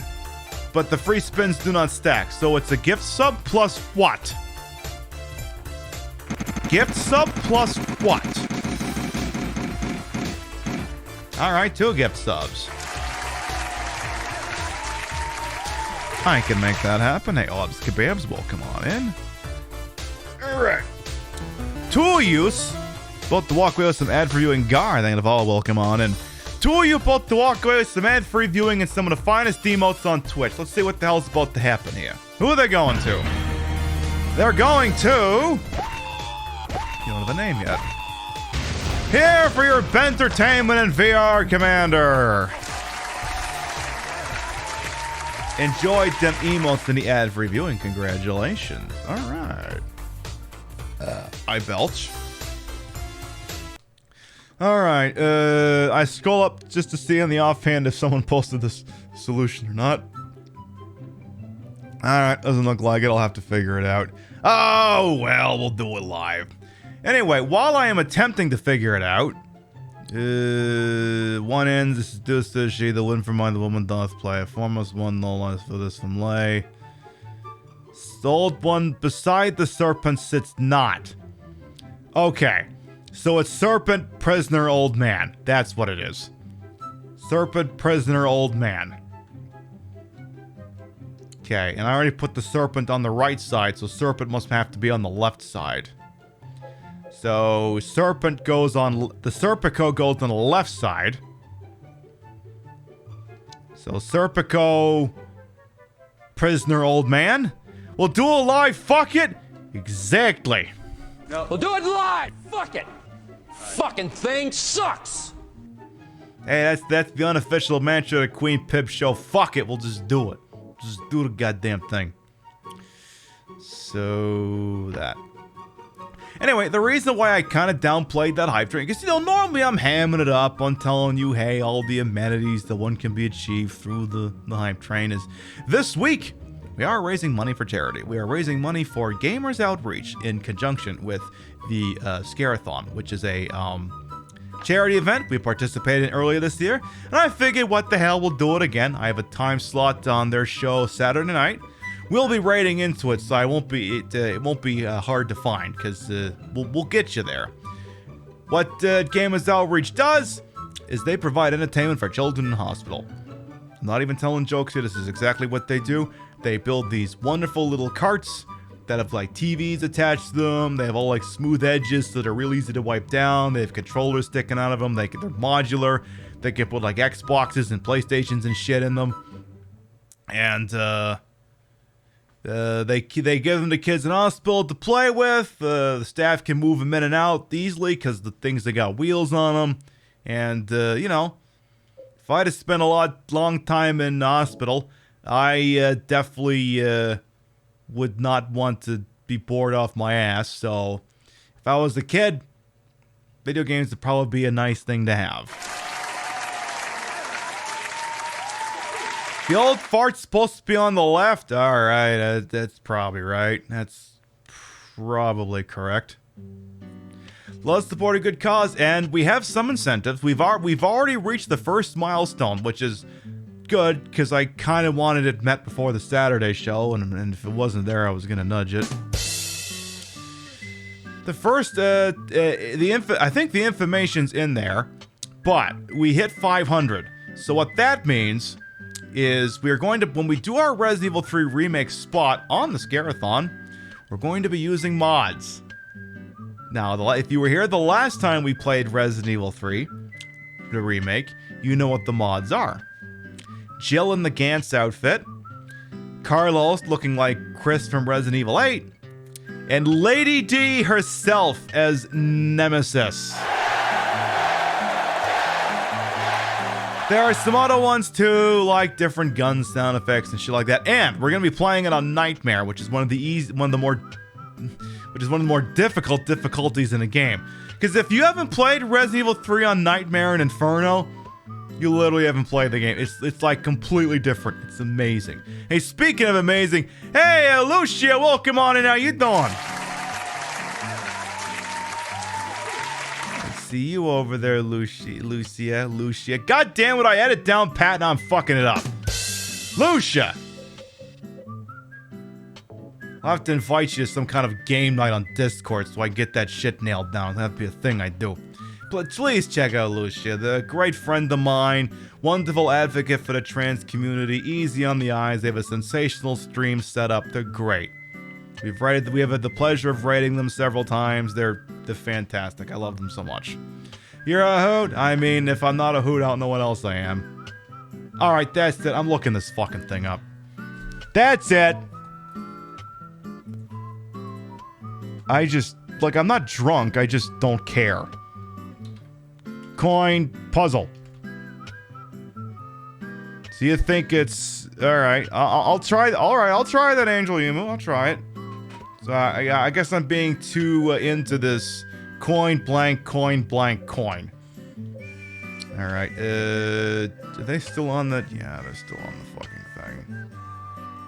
We've been having a hot take infused night. We were making fun of Dave Chappelle, making fun of JonTron, making fun of comedians complaining about being canceled because comedy is not canceled. It's just your shitty comedy is getting canceled. As it has ever been, as it shall ever be. Shitty comedy gets canceled all the fucking time. Like, we were reading an op-ed that made a point of explaining, yeah, at the turn of the century, Irish, Italians, African Americans, and Jewish people really got upset about always being the butt of jokes, and they protested in person. So it's like,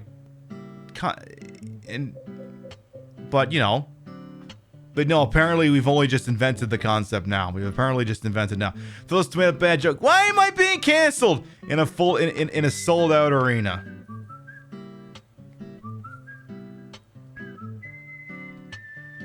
There was a comment I was actually gonna make. I can't remember who brought it up, but when James was having the conversation with Mary, not Mary, Angela. Is that it? Did I get it backwards? I must have got it backwards. So I think it's old man blank blank prisoner snake? Yeah, I don't know if that's it. Alright, Garon think they got us blank old man prisoner snake. Oh, so basically the inverse of what I got. Okay, we'll give that a try. We'll give that a try. And Braves! Score some runs if you haven't done it already! Again, cut to Woody Harrelson from Zombieland crying while wiping his tears with money. Exactly. But yeah, there was where James mentions to Angela, I'm not crazy, at least I don't think so.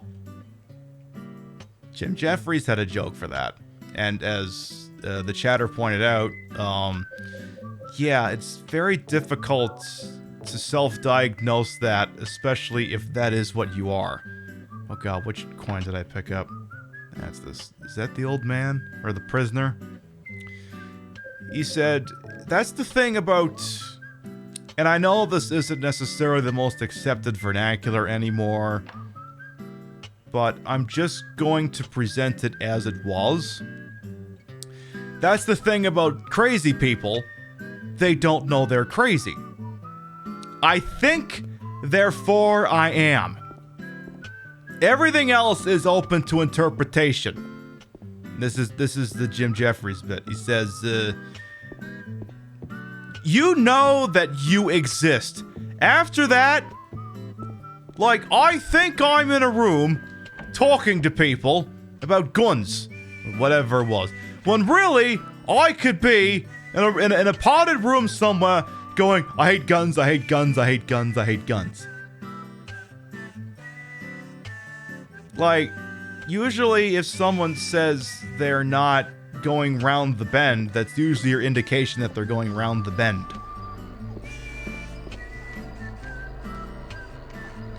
Observational humor! Imagine that! Anyway. Right, so I now have the key that gets us out of here. Should I maybe save the game? When's the... Oh wait, no, we haven't got that yet. This is the key that gets you into the room with the little note on the door, which does contain a save point in it. But, no, not this side. Other side? And I think I have to bring the game... I can't remember if... I think you have to bring the game audio up, because I think something happens. So I'm gonna bring the game audio up. This results in a lot of foot noises, I apologize. So I think you hear something in here at some point.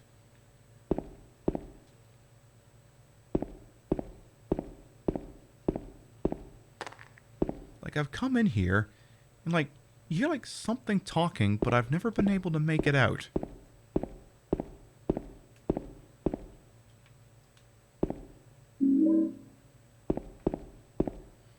Let me save, and then see if I can make it happen.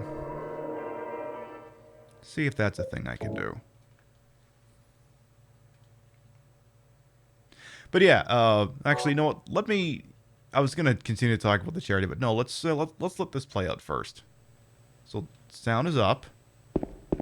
There's a key or something I gotta grab in here. Apartment stairway key. Okay. like, you hear it, I think, on the way back.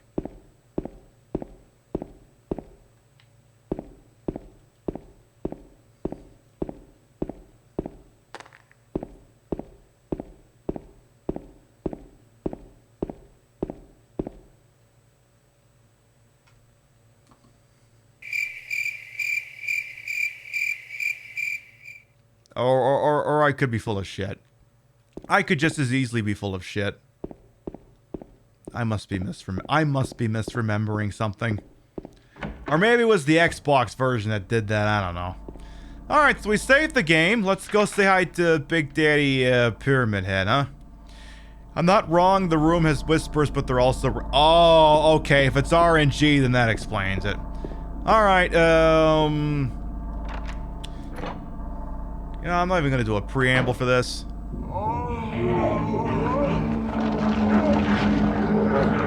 Don't let me interrupt!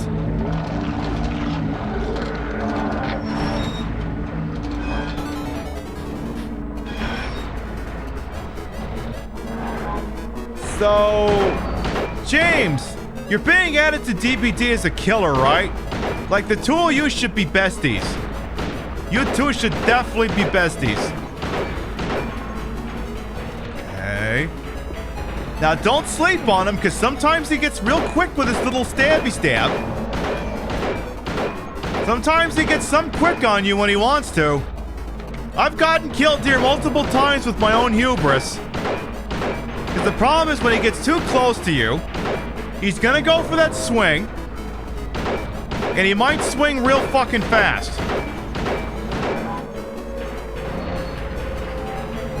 You wait for me to get cute with Pyramid Head? What, like this?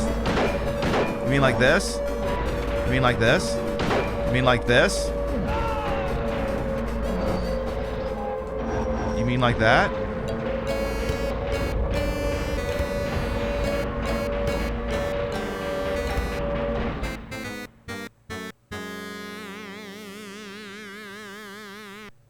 I wasn't gonna do that until you said something. But then you went and said it, so clearly I had to go and make it happen.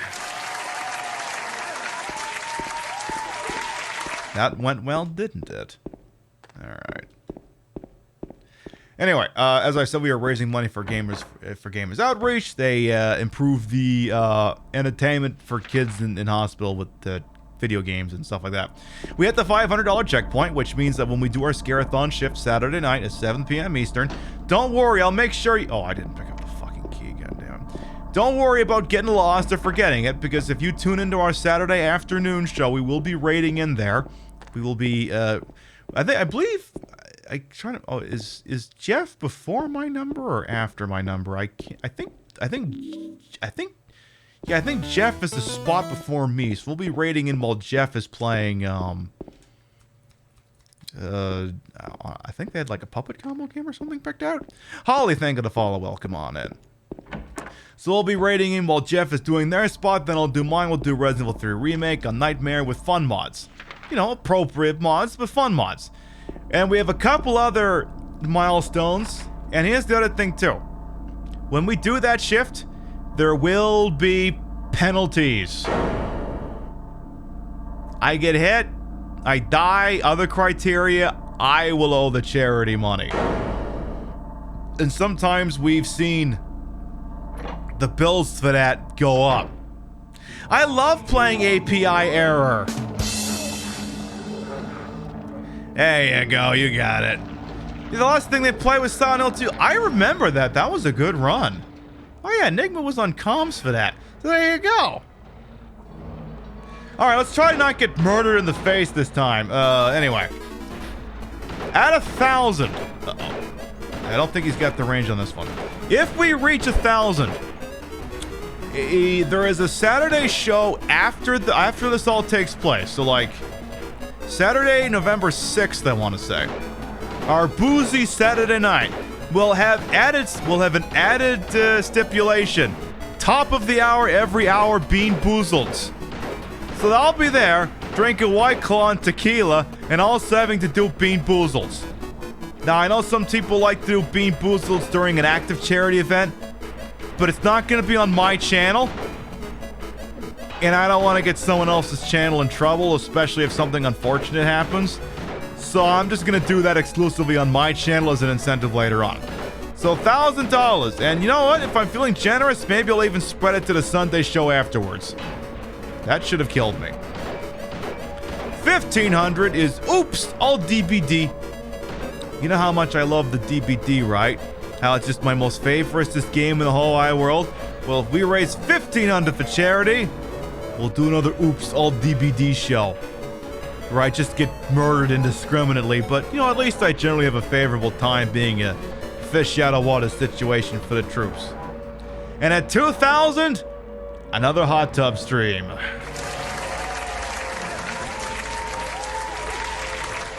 If we hit 2,000, we'll do a Q1 2022 hot tub stream like we did last time. I'm gonna go back and save the game in case I fuck something up, like, real soon. Just because. Because I know who I'm dealing with here. I may fuck things up royal. Now, we also have an incentive. It's like, yeah, I mean, I could give you that money, but what's in it for me? Well, obviously, there is no shortage of glitzy and glamoury alerts that show up whenever someone does the thingy-madoodle. But, we added something new this year. Because sometimes people do these charity things and they send you things. There is a $50 incentive on that campaign. If you live in the contiguous 48 states of the United States and you donate $50 to Gamers Outreach, I will send you a thank you card and 5 random pieces of PIB swag. What does that entail? Stickers, magnets. Bunch you would probably getting at least one Red Claw drink coaster, because I got a shitload of those. And it's all stuff that's not available anywhere else. It's not on my Designs by Human merch store. It is a random mixture of new merchandise and legacy merchandise, like you know, some of my emotes back when I mainlined the undercut hairdo. Like, I'm not necessarily making merchandise of it anymore, but I still have the stickers and the assets. It's shit you're not gonna get anywhere else. So, if that's a thing you're interested in getting your paws on, and you're okay with trusting me with your mailing address on a temporary basis, $50 will get you that. Note to self, order greeting cards. I'll have to look that up tomorrow, because, I mean, obviously they're going to have to be custom. I can't just buy a bunch of birthday cards in a store. They obviously have to have some kind of show design on them. Business expenses! Where is that? This weekend is the link up already. ! Donate will bring up the information. The bot is also spitting it out periodically. Oh gosh, Smoochum, don't worry about it. It's gonna run the rest of the week and probably on Sunday as well.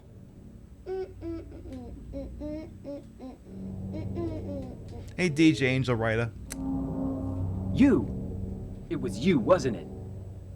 You're the one who stepped on my hand. Step on his hand again. I don't know. Maybe I did. What's a little girl like you doing here anyway? That's not... Are you blind or something? What's that letter? None of your business. You didn't love Mary anyway. Wait! What? How do you know Mary's name? Boom! Roasted.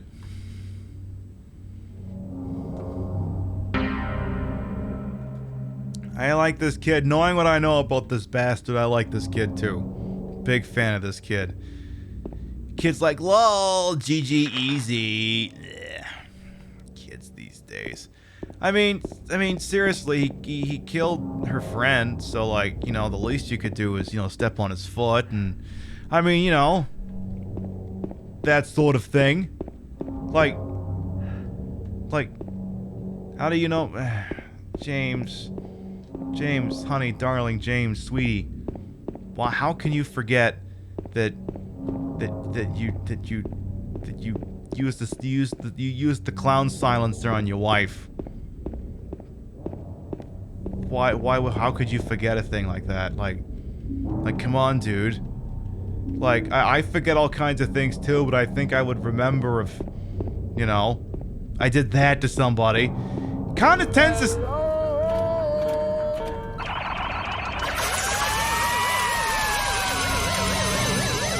Gary, thank you to $50 redos for the kids. We love Dale Cooper making a special appearance. Thank you, thank you, thank you. The kids will appreciate that. I'll check the information later on. Thank you, thank you, thank you so much. Mwah. Yay. What did you come into? Yeah, you know, you'd be surprised things that people come into. Exactly. Hello for the kids. That's Twin Peaks Season 3. In case anyone's curious. So you put your address in a I believe there is some sort of a section where you are prompted to provide that information. I believe. Assuming I configured it correctly. I mean, no one's complained, so I assume I have. Just for God's sakes, don't put it in the chat. Whatever you do, don't put it in the chat. I believe if you select it, what you do is there is an option to select the 50, like it has an actual picture on it and everything. If you select that, it should prompt you for an address. There you go. All right. Handgun bullets. Good, good, good. We got all that. Yeah. Oh yeah. If you hadn't gotten to that point, it's all good. Oh yeah. And there's no rush in any of this shit. Like I said, this may run through Sunday. This may run through Sunday. So I am going to have to be on the ball shortly because I do believe at some point I have to start using the little UFO dongle. You know the UFO dongle, because we want to get the UFO endings. So I gotta do UFO shit. Any more freebies in here? Handgun bullets, good. Make sure you accidentally shoot Mary / don't accidentally shoot Marie Antoinette, whatever her name is this week. Alright, say hello to the icon. I should have done that look tonight. No, you're not. Maybe tomorrow. Do I look like your girlfriend? No, my late wife. I can't believe it. You could be her twin.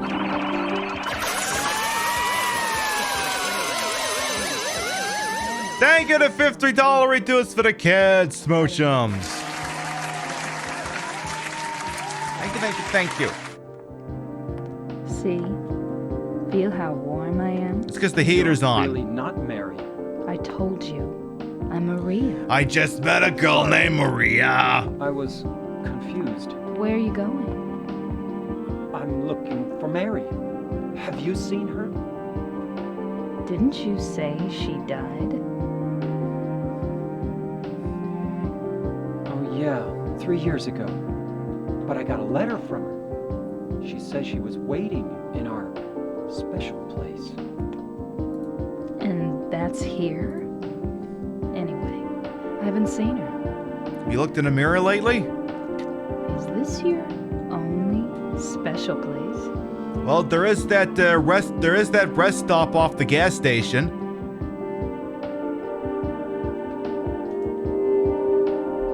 Grandma's house? Well, there's the hotel too, I guess. The one on the lake. I wonder if it's still there. The Lakeview Hotel? Yeah, it's still there. Yeah, I went there last weekend. The hotel was your special place, huh? I'll bet it was. Don't get so mad. I was just implying that you two f***ed at a hotel. It's this way. It's not this way, it's that way, but wait. You're coming with me? You were gonna just leave me? Yes. No, but... With all these monsters around? No, I just... I'm all alone here. Everyone else is gone. I look like Mary, don't I? You loved her, right? Or maybe you hated her. Don't be ridiculous. So it's okay? Yeah, fine. Oakley dokley then. So, don't turn around and shoot her. Don't turn around and shoot her. Don't turn around and shoot her. Don't turn around and shoot her. So, I mean, I guess the hotel is technically that way, but isn't it actually north, not west? You know? So, my understanding is that I need to grab something the minute we leave the cemetery. So I'll have to keep my eyes open for that. And I don't know if it's the sort of thing I have to grab now or if I could grab it later, but probably better to just grab it now. Because, no guarantee that shit's gonna work, you know, once we, leave the hospital, you know what I mean? No guarantee of, no guaranteed rate of return on that shit. Alright. Hello, Leisurely Gaming. Welcome on in. It's like right after you get out of here, there's like a doghouse or something, I guess. So I'm told. Like right after you leave, like is it in here? Hello? Hi. Jesus. Sorry, I thought it was quieter. Can I see the map here, please? Yeah, it's like right at Jack's Inn, I think? Somewhere around here? That seems to be sticking out in my mind. Somewhere around here, I want to say. So let's keep our eyeballs open here. If I was a very important quest item that would give me a dog ending, where would I be? Would I be in any of the rooms? Oh, well, I guess the rooms can't even be interacted with, so that ain't it. Keep looking over here. That ain't it. Oh, we just left, so that can't be it. Alright, let me actually check my notes here.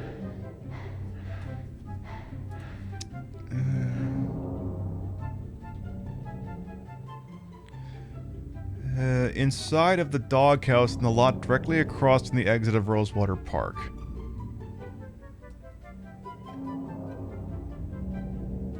Directly across from Rosewater Park. Okay, so yeah, we're barking up the wrong tree. You got it. Okay. So I basically just need to go up this way and take a left and then keep my eyes open, I guess. Alrighty then. Like I said, Babby's first doggo and UFO run on Silent Hill 2 ever. Never gotten them. Oh, well.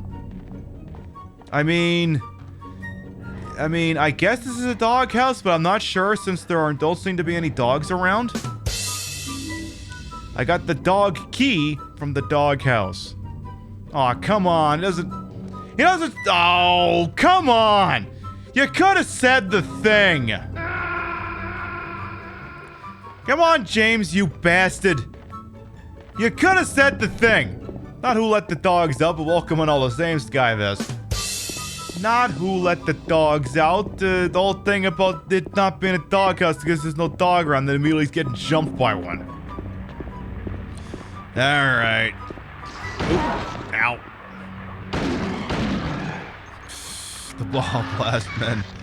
Ah, jeez. That'll take you back.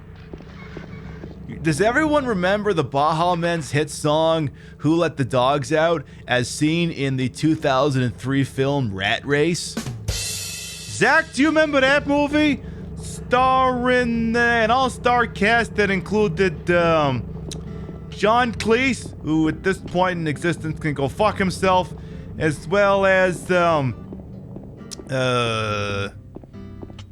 Rowan Atkinson,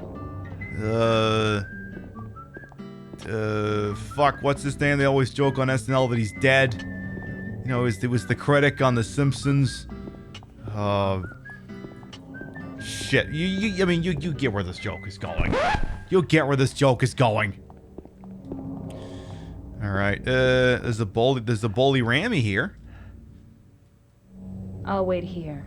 I hate bowling. Well, I didn't come here to play, you know. Hurry back, okay? Fine.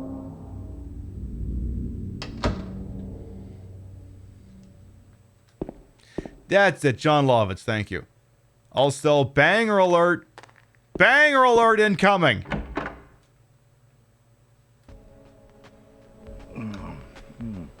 So what'd you do? Robbery? Murder? Nah, nothing like that. Huh, you're just a gutless fatso. What'd you have to say that for? I thought you said the cops were after you. No, I just ran because I was scared. I don't know what the cops are doing. But if you did something bad, why don't you just say you're sorry? I'm gonna have to get pizza on Friday. Well, I guess I run away a lot too. It's no good. They wouldn't listen. Nobody will ever forgive me. I mean, you did murder people.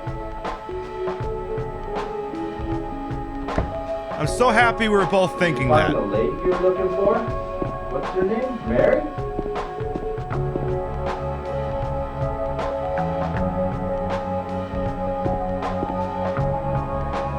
I love those particular guitar strings in this. The little... like... those particular... like, it reminds me of the soundtrack for You Only Live Twice. That was very heavy on low-pitched guitar riffs for the James Bond theme. Just really brings me back to that. Got you sniffing around the doghouse. It was to me scaring kids. It was to me murder my wife. It was to me. It's like it's a Shaggy Dog, but Silent Hill 2 edition. There you go. You've been listening to a lot of Parasite Eve music lately. There you go. He murdered a dog and assaulted the owner. I mean, you know, when in Rome. Yes. Yes. All right. Here we go.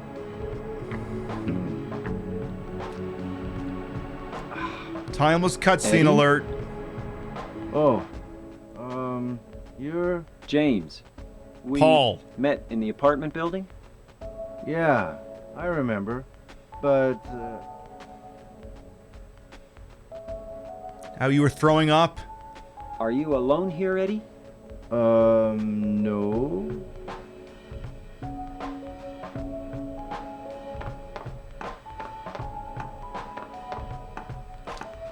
You little pissant, get back here! Bye-bye.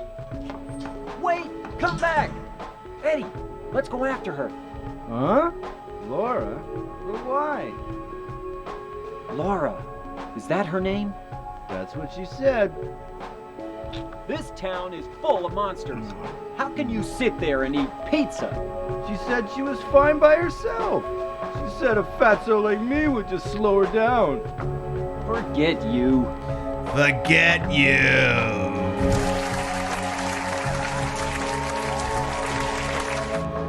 Exactly. Have fun getting murdered, kid. You know, James, I just can't help but wonder what your pappy would say about the situation. Considering he's got a fucking umbilical cord. God, what a... ugh, anyway.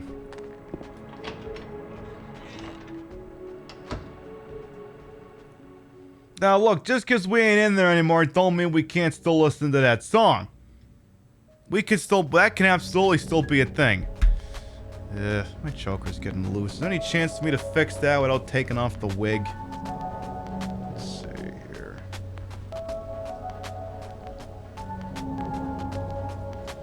Come on. Can I do this without taking off the wig?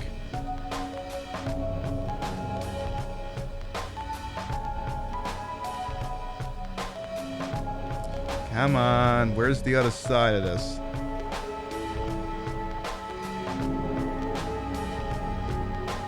Okay. Oh, where's the other one? Where's the other one? Come on. Do not make me yeet my wig. I'll do it if I have to. There we go. Nah, I think I got this. I'll just have to remember to undo the choker before I take off the wig tonight, or else my hair just ain't gonna look right.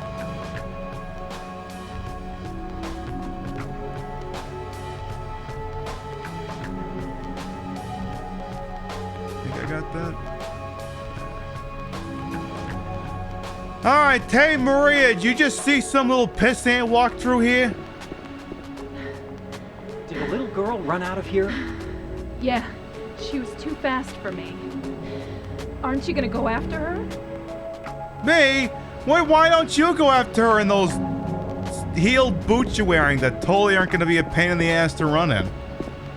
Totally not. Anyway,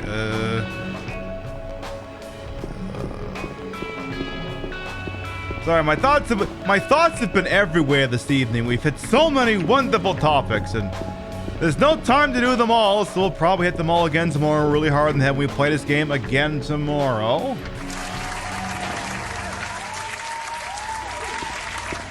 I really like moving the Tuesday show to Wednesday. I wasn't sold on, because we used to do the show Tuesday nights, but I moved it to Wednesday, and I'm just so much happier now that we do it like this.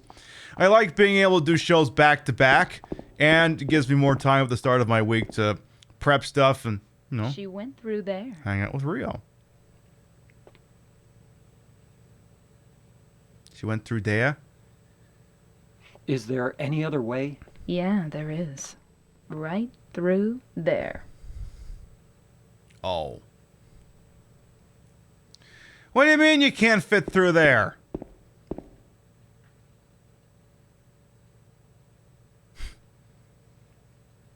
James, you can't make it through there. Well, in the words of a comedian whose name I don't remember, that passageway is some narrow. It reminds me of this very old idiom. Man who walked through airport doors sideways is going to Bangkok. And, not gonna be able to squeeze in there without a little bit of personal issue. It's no good. It's locked. I'm getting tomatoes for that joke.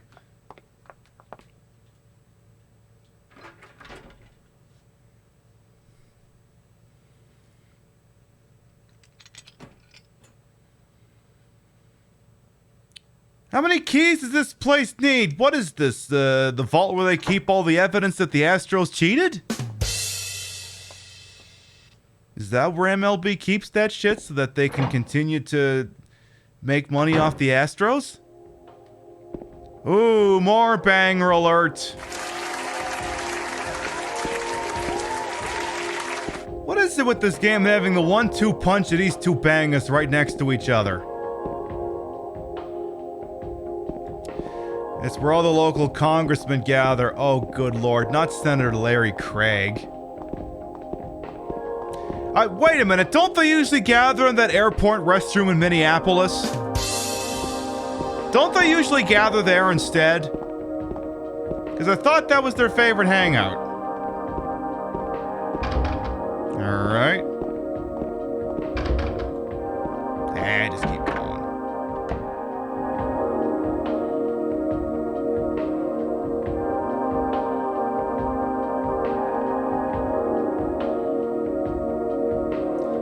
It is a banger. Absolutely.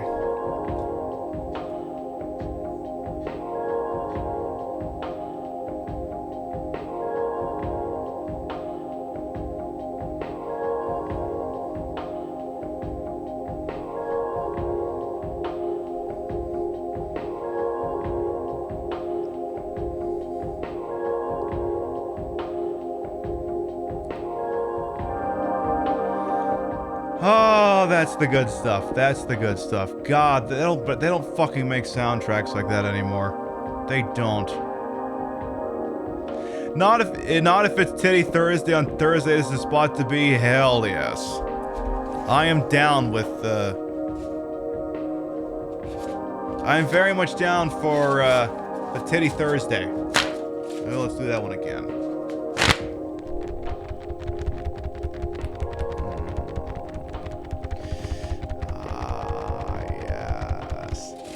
Is this those lo-fi hip-hop beats to study to? It feels like that sometimes. It feels like that.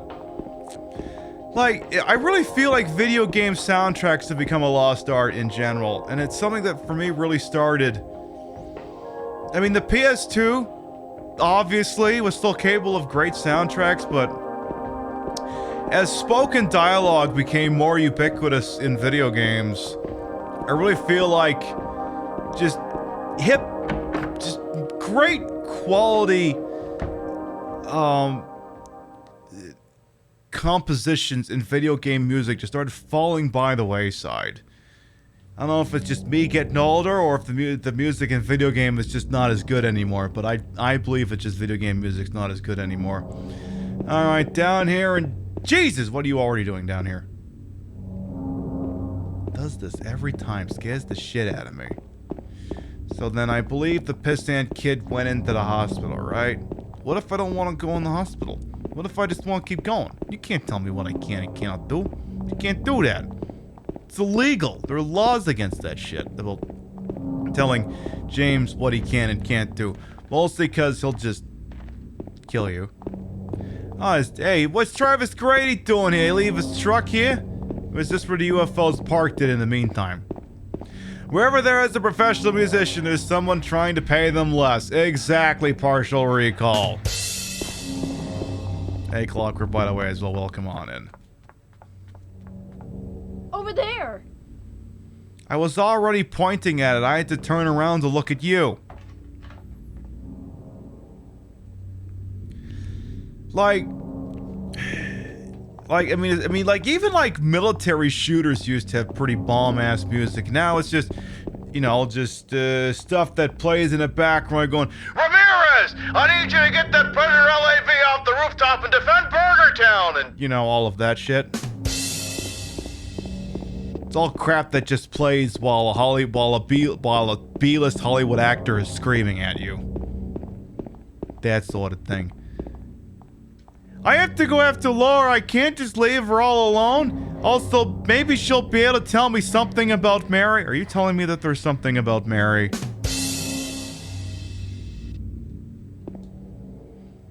Is it Brett? Is it Brett Favre? Because he's getting canceled too because he owes people money.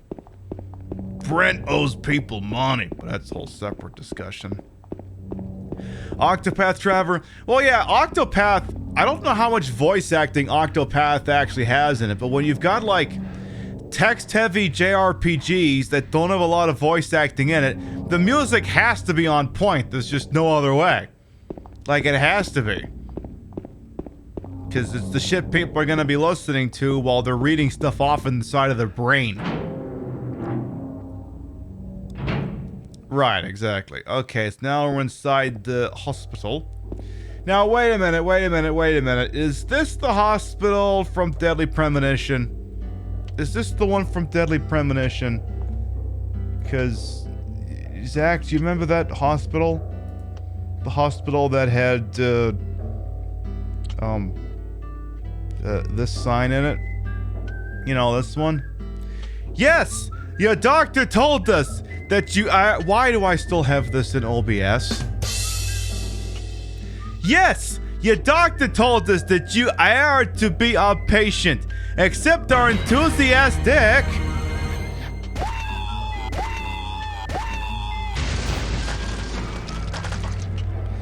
Valentinia, thank you for that gift sub to, yeah, okay. Thank you. Curiosity, thank you to follow, welcome on in. I'm actually gonna replay those because I've got this sitting in front of it, and to me that's a no-no. So I'm actually gonna replay those.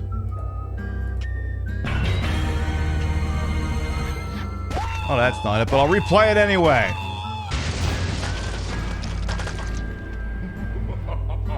Well, it'll stand in for it. Thank you for that gift sub. Thank you. Do I have that?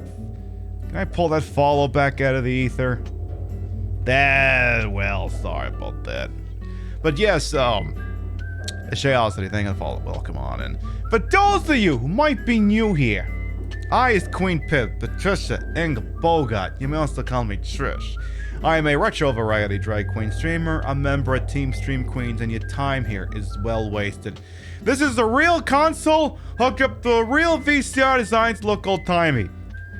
Do you want me to prove that this is a VCR? Because,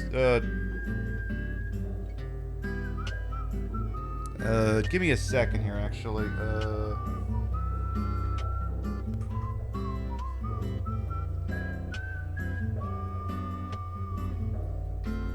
There we go. Gonna be fine. Well, verbal abuse is not Patreon content. But how about the physical beating these guys take? Other than a little tape on the ankles, they have no protection. You say, what physical beating? Well, did you ever feel like the head pin on the bowling alley of life? And everyone is rolling strikes? Not violence against referees. Oh, that guy's probably dead. NFL Films is online too. Anyway, the sign from the Delhi Premonition Hospital. We are enthusiastic congratulations and well wish on your coming event. And be assured to have a very personal interest in your case and have already taken steps to see to tie that you stay in the Palo Alto Hospital. This game takes place in Greenville, by the way. Will be pay us a social visit before you enter. Does seem like one sentence ended, another one just began. Visit us, pay us a social visit before you enter. We want to meet and greet you for yours. Yeah. Rex Ryan filmed that scene with the feet. Oh god, yeah, he absolutely did. I'm not gonna shame feet people, just don't make me party a thing. Alright, this is gonna be our first save in a little while. It's like reading something in a dream, isn't it? Hey, Celestes, by the way, welcome on in. Alright. So we have a note here. Let's read this shit off here. It seems about the patients hospitalized here.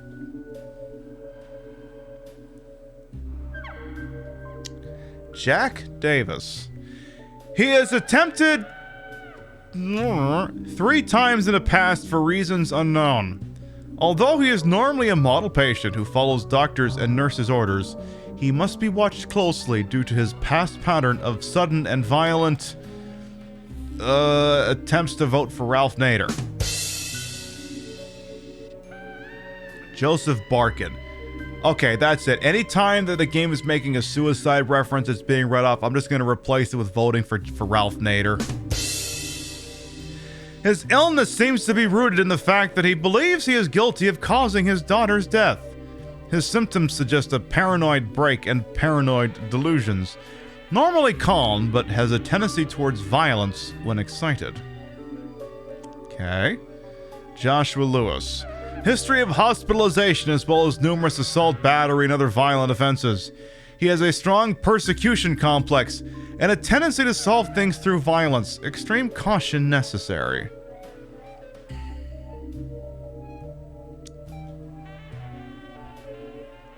I think there might have been some subtext on that. Maria, what do you think?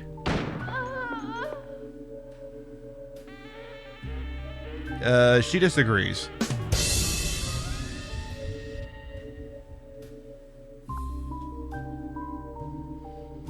What? I asked her. I was just asking questions, bro. The bullet was the question was just attached to a 9mm and shot through her head. I was just asking questions, bro. So let me see this. I'm gonna see that again. Sudden and violent attempts to vote for Ralph Nader. A tendency towards violence when excited. A strong persecution complex. We don't know 3 people in this game with tendencies to vote for Ralph Nader, very excited when agitated, and a strong persecution complex. We don't know 3 characters like that, do we?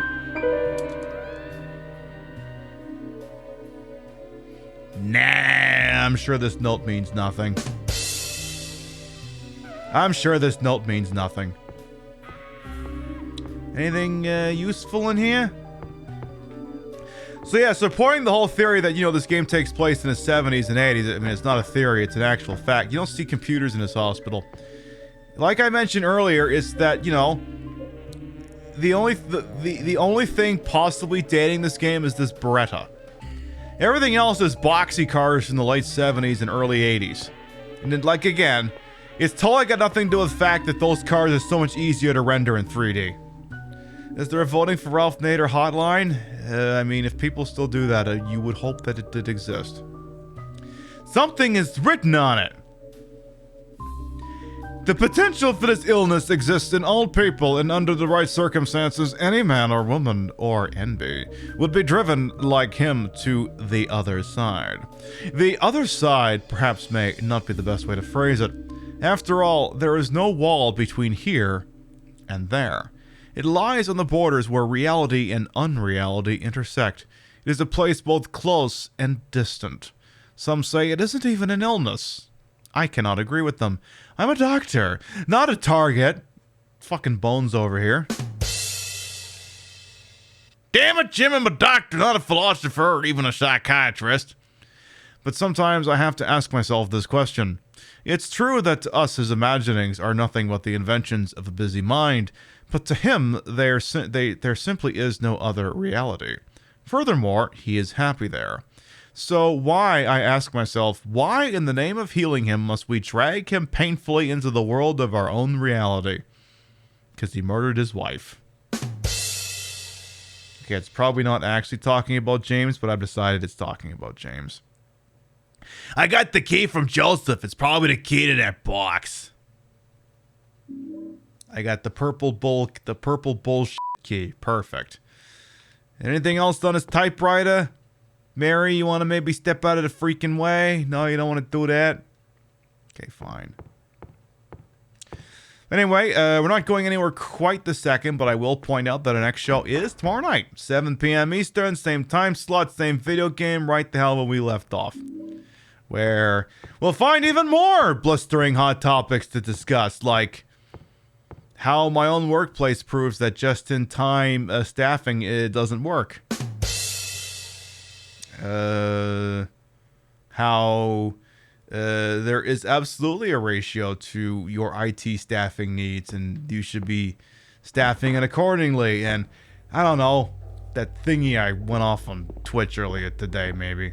We'll have no shortage of dumb things to talk about. Now, we were supposed to be playing Alone in the Dark, the new Nightmare in this time slot, but I figured I'd be amped up for these couple of shows, so I didn't want to play anything that would be a first-time playthrough, especially if I'm going to be glued to a walkthrough the entire time. Like, if I'm focusing on trying to play a game for the first time, we're probably not having half the discussions we had tonight, so at least that's what I think. So I figured, you know what? We haven't done the UFO and Doggo. That's something that for the most part I can play with my brain shut off, so let's just do that. Now, my understanding is that I do need to set the framework for the UFO ending somewhere in here. We are in possession of this little doohickey. We haven't actually... Well, first of all, I didn't even look at the dog key. Oh, that's cute. Found inside a doghouse. No idea where to use it. Oh, you'll find a spot. And the blue gem. Maybe I could use it somewhere, maybe. You had a shit day. Help you forget it?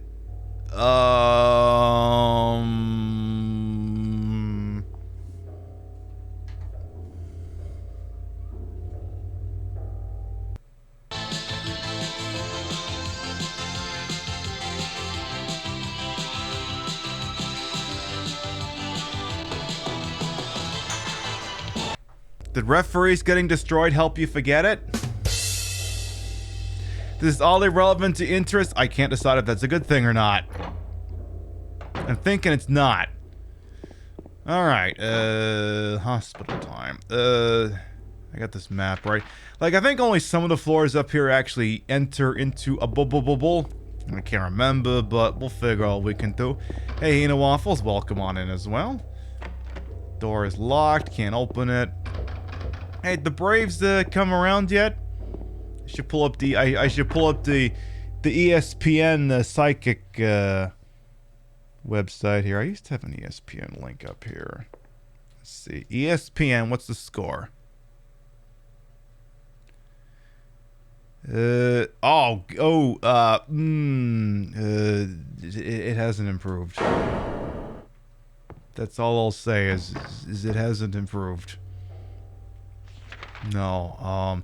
We're really gonna have to press our breasts together if the Braves are gonna have a shot at overcoming a 7-2 deficit in the 8th inning. Yeah, that's not what we want. Fuck the Astros, always and forever. I'm sorry if you're from Houston, but fuck the Astros. Fuck the Astros. They have not had enough bad negative sports karma dished out on them for being a bunch of cheating bastards. Like, it's not like, oh, you're just saying they cheated, but they didn't. No, they actually cheated. They actually cheated. Like, it's the proof, and it's not just a dude, trust me. It's a very real thing that actually happened. It's not just me making shit up on the internet. Yes, they full-on Patriot-style cheated. They Tom Brady cheated. Like, I don't mean Tom Brady playing with the balls cheated. I mean Bill Belichick recording people cheated. Something like that. Jeez, are you being hassled, Maria? How many fucking times I gotta shoot you anyway? This thing that's totally not representing James's frustrated libido. Totally no symbolism in this video game series. There's never any symbolism in Silent Hill. You're reading into it. It was a weather balloon.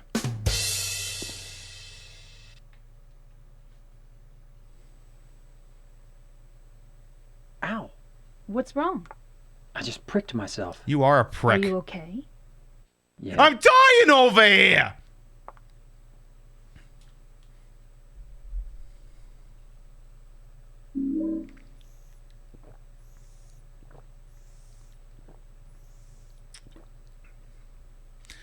I got the bent knee. James, is that what you call your dick?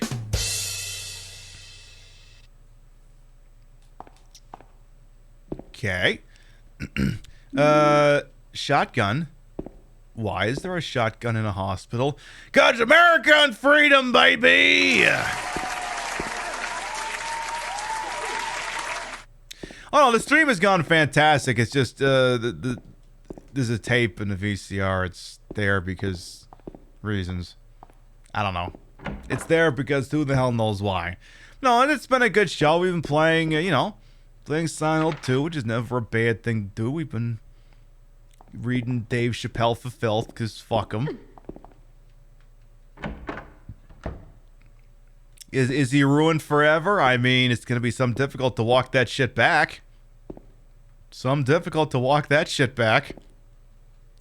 It's a magazine here. That won't do me any good right now. Yeah, but what if you got to take a dump later? You might need that magazine.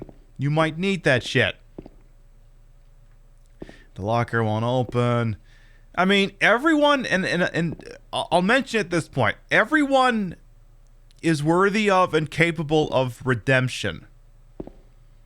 Could Dave Chappelle do something to mend the error of his ways? It's entirely possible.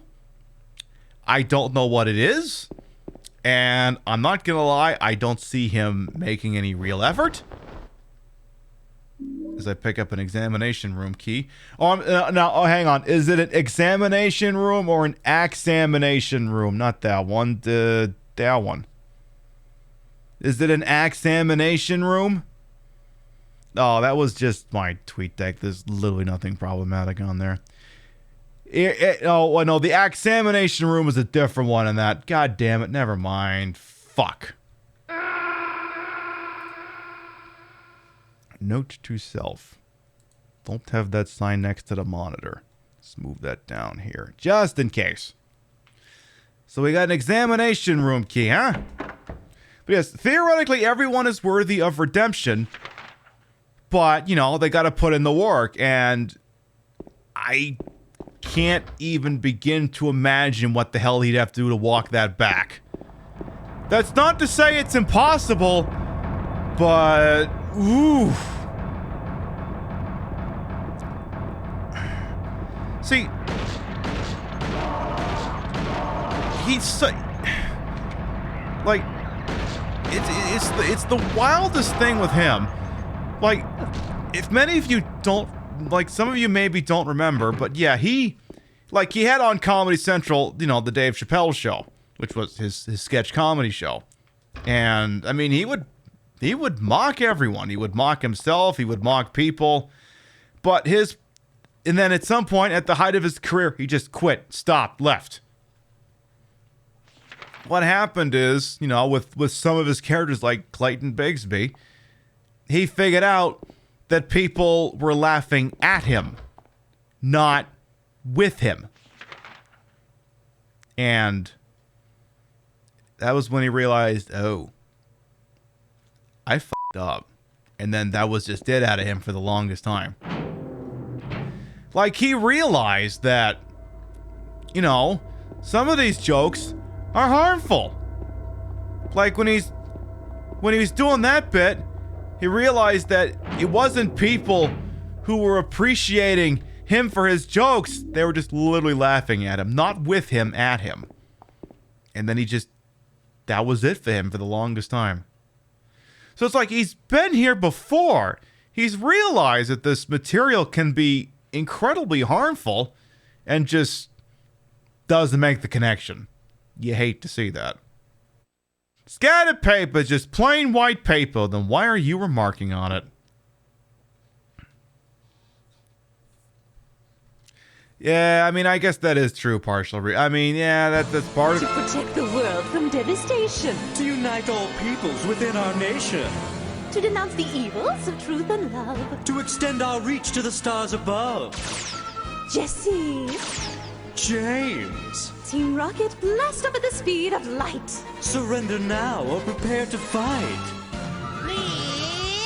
That's right. Well, welcome on in, super great friend and raiders. To what do we owe the pleasure? Welcome on in. Welcome on in, Viper Dave, Linkura, Harriet, Dire Star, thank you to follow, Sweet Potato Freaks, The Bank Crash, welcome on as well, Charlemagne, welcome on in. I like that name. I like that one. Hey, Store Emporium as well, and Pentalmino as well, welcome on in. For those of you who might be new here, hey, Count Carmine as well, welcome on in. I am Queen Pib, Patricia, Inga, Bogart, you may also call me Trish. Retro Variety Drag Queen Streamer, member of Team Stream Queens, and your time here as well. Wasted. Welcome on in, Dire Sloth and Diana Punk as well. Welcome on in. Life is indeed beautiful. And hey, James Cameron as well.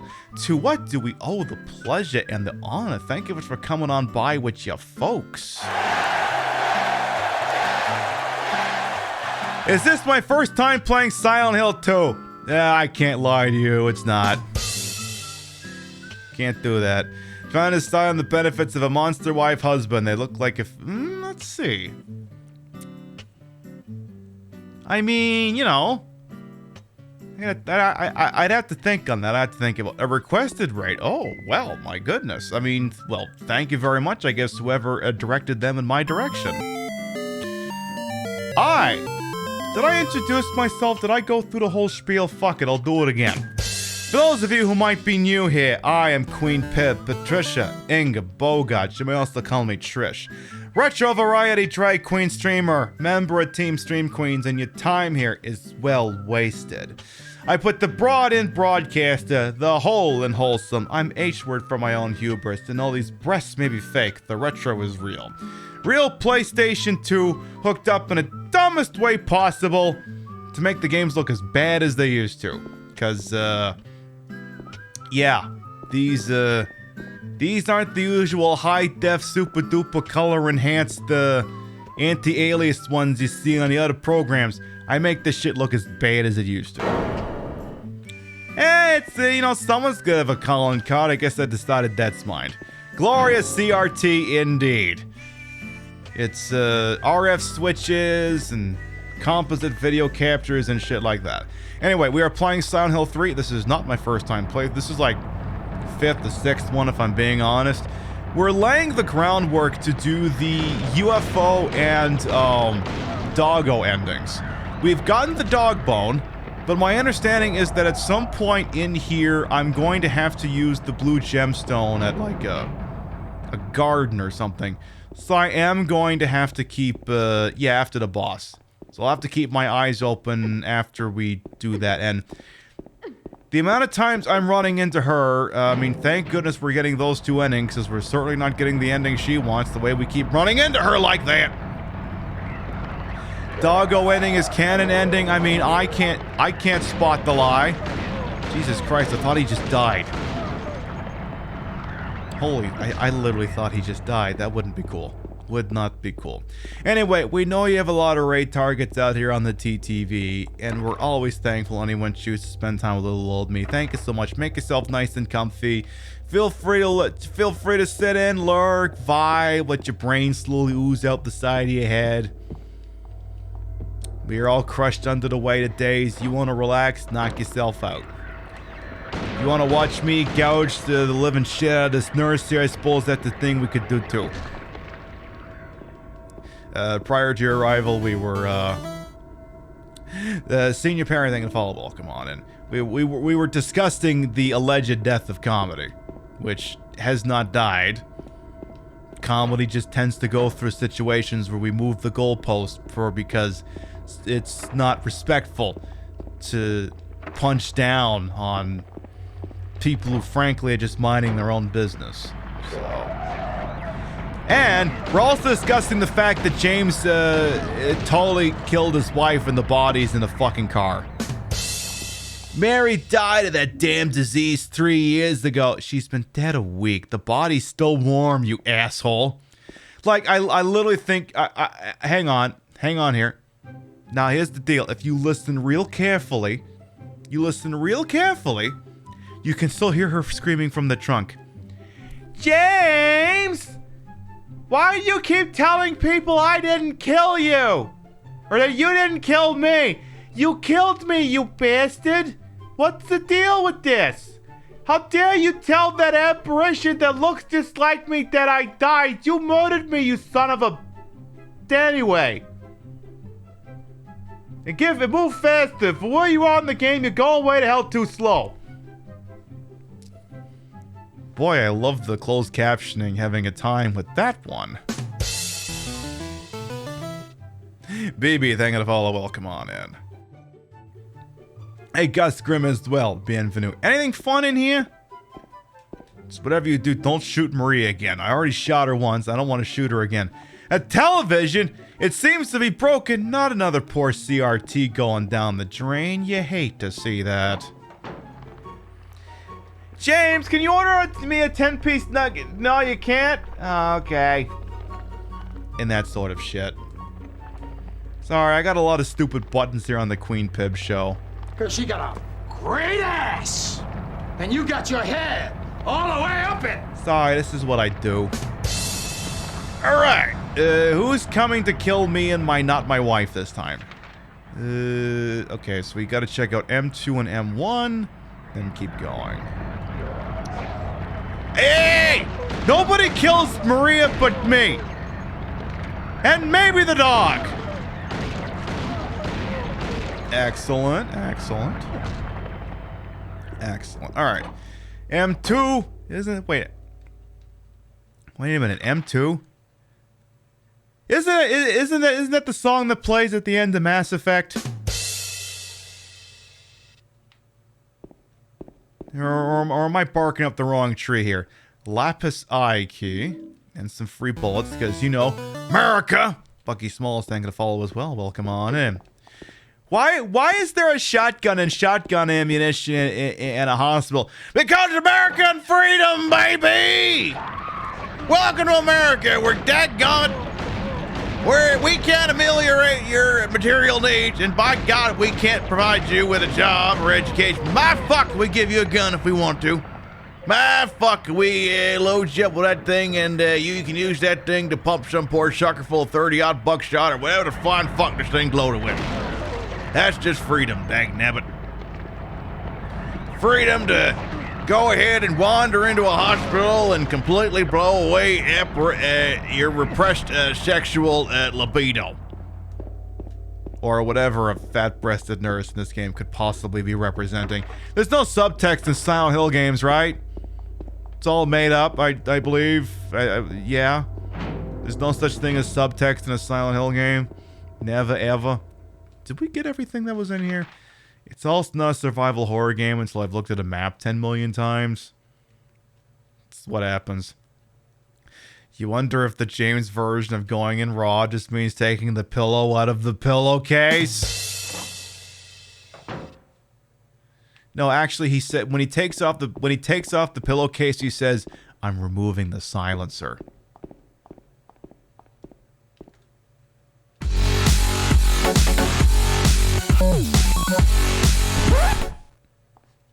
Yeah, I'm getting tomatoes thrown at me for that one. Fearless Wolf says, "What instrument is easy to find in a bathroom?" Well, I mean, naturally, this is probably going to be some kind of a French horn joke, but go off, boss. That's better than what you said. One better by much. Ooh, shit, I almost shot her. So that's, I believe that's locked. Hey, you! Getting to fight your horny, guilt-ridden trauma should be a constitutional amendment. I mean, it's a rider attached to the Second Amendment. A tube of toothpaste. God damn it. And here I thought you were telling me a fart joke, which honestly is just a self-report on my part. Now there you go, tube of toothpaste. Hey, that's a good one. That's a keeper. Alright, so I believe this elevator is still out, so that don't do me shit. Over here. That door is locked. Maria is in the way. And then we should try storeroom and then the locked room. Excuse me. Excuse me. Lock is broken. Can't open a door. Does this have a combination? Okay, it does have a combination lock. And we don't... Is there a note nearby? Okay, so we can't have that one yet. Let's see what's going on up top here. Okay. What do we got doing up here? It's locked. Shit. Okay, so let's take a quick inventory. We are sitting on... What do we got?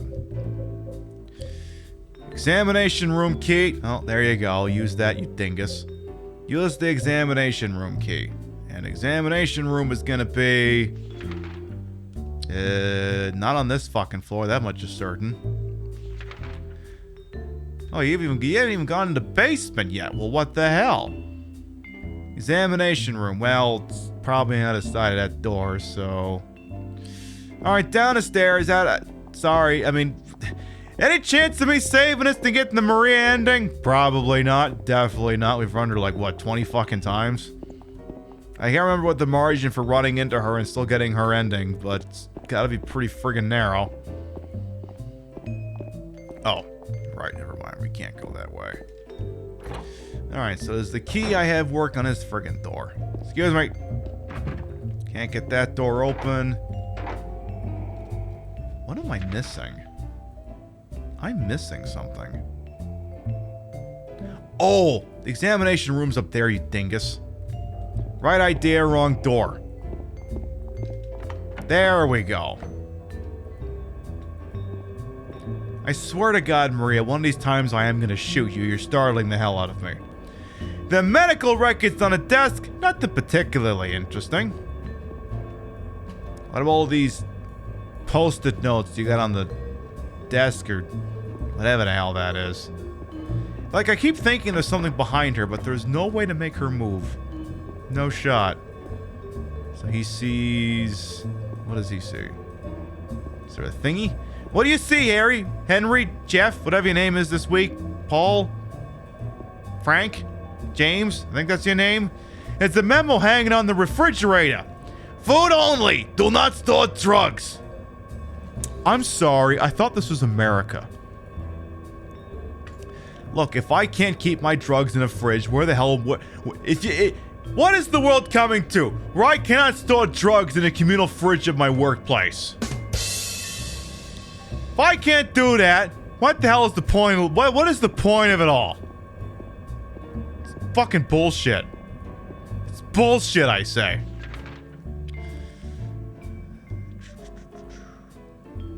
Did I pick up an important item? I'm suddenly blanking. Shit. Yeah, go back this way. Lapis key. White chrism. Oh boy. Alright. I will bite. What does the vegan zombie eat? Oh jeez. This ought to be interesting. So there's gonna be like a note. Okay. 3rd floor patient wing hall. Okay, 7335. Okay. It's like there has to be some reason we came in here. 7335. Boom. Alright. Back up to the top. Back up to the topmostest floor that we can go. That ain't it though. Here we go. Grains! Oh, wait. Hang on.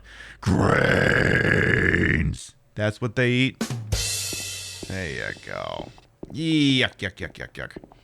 If I can't keep my calm down meds and Suze's tuna stuff, then the workplace deserves to suffer. Okay, let's be honest here. If my options were someone keeping the drugs in a fridge or someone keeping a fish, like, you know, some kind of like salmon or such they're gonna put in the microwave, I'd honestly prefer they have the drugs in there. There is a special place in hell for people who reheat seafood at work in a microwave. I'm sorry. Look, I understand it was a delicious meal, but it's a special place in hell for you.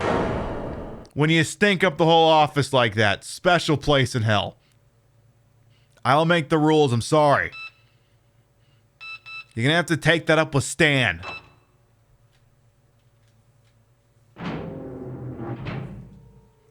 Is extreme. Hey, Jack, welcome on in. I'm reminding you of old times. I mean, honestly, that's kind of the vibe I go for with this presentation. The curved edges, like there's even like a convex effect on the lens here. I'll even show you. Because like the old-timey tube TVs had this very subtle effect that would distort the screen, and we've replicated that here actually. Here, I can show you. Just a moment here. So if I do this. So here, let me turn it off. See? That's it. Off. On. Off. On. Very slight fisheye effect that also simulates the fact that sometimes the lines on these things were not always straight. Because I'm a sucker for detail. I've always wanted to do a presentation that kind of looked as close to a CRT as possible, and I like to think I've nailed it. You thought it was standard courtesy that all seafood at work has to be eaten cold. Well, you know, you'd think that, but that's the problem with unwritten rules. They're not written down, so they're not enforceable. But yeah, if you reheat fish at work, you deserve everything bad that ever happens to you. And I wish I could say I mean this comically, but I'm very serious about this.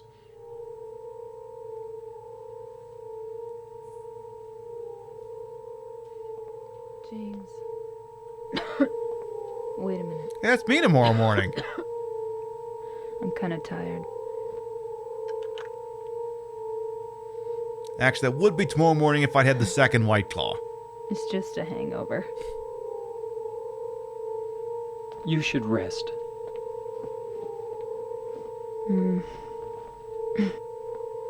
So comfy. That does not look comfy at all. Not even remotely. I think it's covered in piss. I'm gonna go look for her. For Laura. I'll be back as soon as I can. Enjoy your extremely comfortable piss-soaked bed, I guess? exactly what aspect of that indeed is supposed to look comfortable, because I don't see it. I don't see it. You list this on Airbnb, I am not staying here.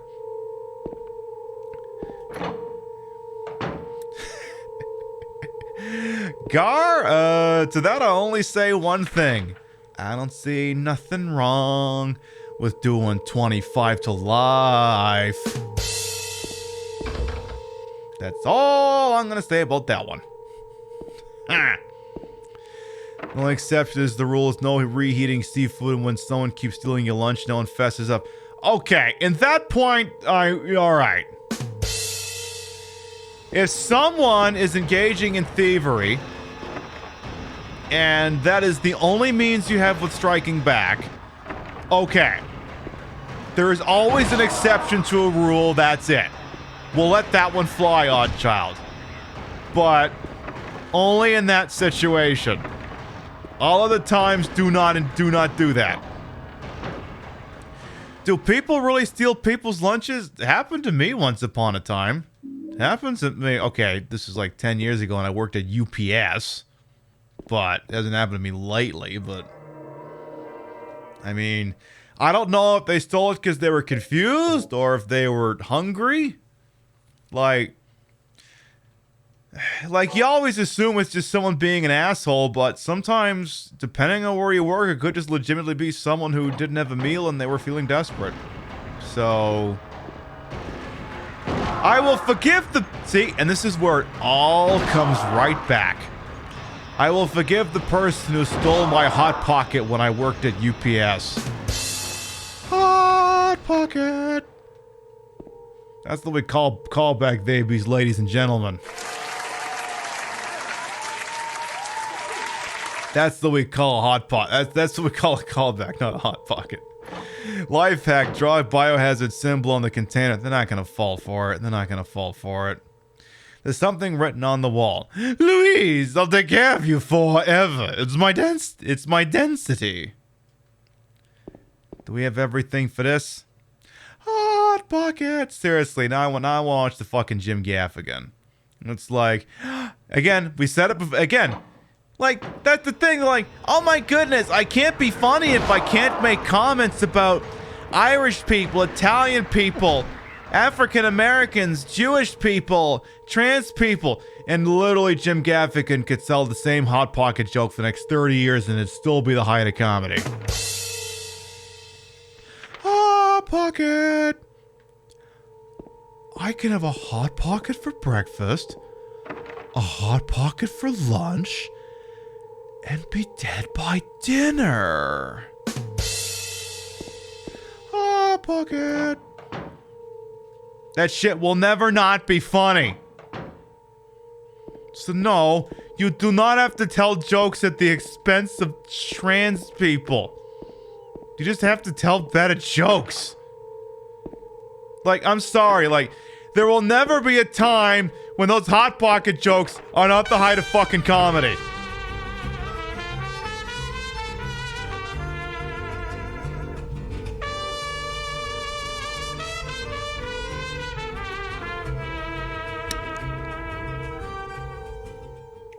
I sure hope the hills are silent tonight. The hills are silent, but the mountains are loud. On it too, thank you to 4-month resub. Welcome back. Your bitties, raids, and subs as these channels but never required. Always appreciate. Thank you, thank you, thank you. Mwah. Hot Pocket, the Schrodinger's cat of microwave food. The first bite will either be lava or ice, and you can't tell till you bite. Exactly, exactly. I don't think I've had a Hot Pocket, ironically or unironically, in 12 years. Almost kind of want one for old time's sake, but you know I'm gonna regret it the second I do. Hey, LaBelle as well. Welcome on in. Hot Pockets, every bite is a different temperature. Exactly! So my understanding is there's a couple of different passwords I need, and I'm pretty sure I'm in possession of, like, none of them. Which is gonna constitute a problem.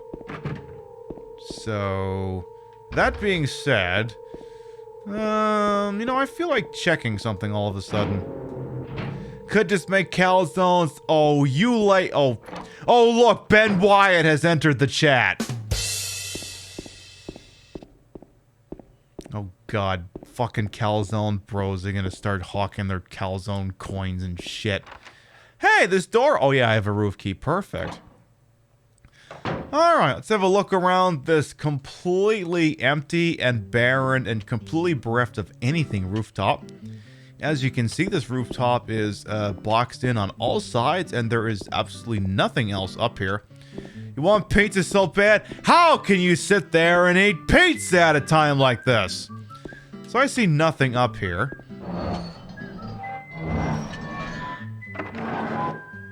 I still see nothing up here.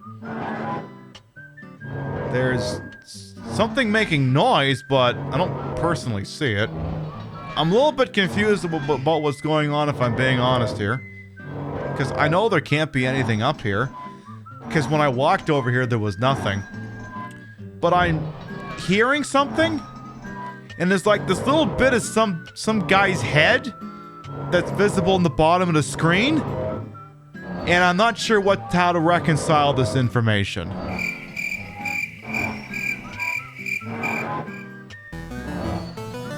Bagel bites. Okay, that's delicious.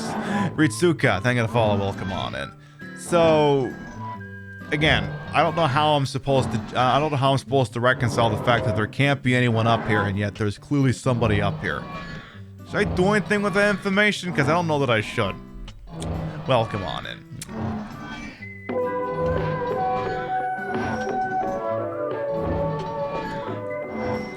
I suppose that'd be a way to do it. This is the old, my tits may be fake, but the retro is real. Real PlayStation 2 hooked up in a dumbest possible fucking man designed to make these games look like shit. Pizza in the morning, pizza in the evening, pizza at supper time. When pizza's on a bagel, you can eat pizza anytime. I mean, that's true. Pyramid's like, can you pick this stuff up? I need to be in a DPD lobby in 5 minutes. Can you knock it off with the pizza and the calzone shit? I got somewhere to be. Can you hit that button so we can do this already? Fine.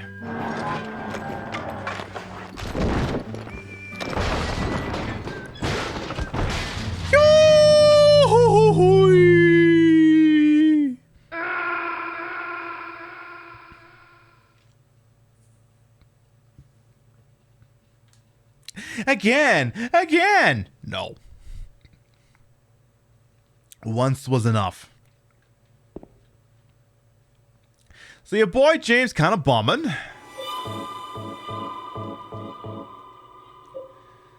Jesus. We don't have that many healing items. I need to spend more time faffing about, because holy fuck. We are running low on shit. So I guess I came crashing through the ceiling and landed in here, I guess. So that'll get me out of here, but lock is broken, can't open a door. Lock is broken, can't open a door. Something is written on the wall. If Joseph looks calm, he can be taken out of his cell. Oh, well, that was a shorter note than I thought it was going to be. Hey, Do Punch as well, welcome on in. Like I said, we're having a fantastic time playing one of the best games all freaking time, Silent Hill 2. Just, I mean, now when I say great, I mean, it is one of the greatest games ever made. The narrative, the subtext, the presentation, this is all top notch. Is the combat shit? Yeah, but that's not the point. It's supposed to be a pain in the ass. It's a survival horror game.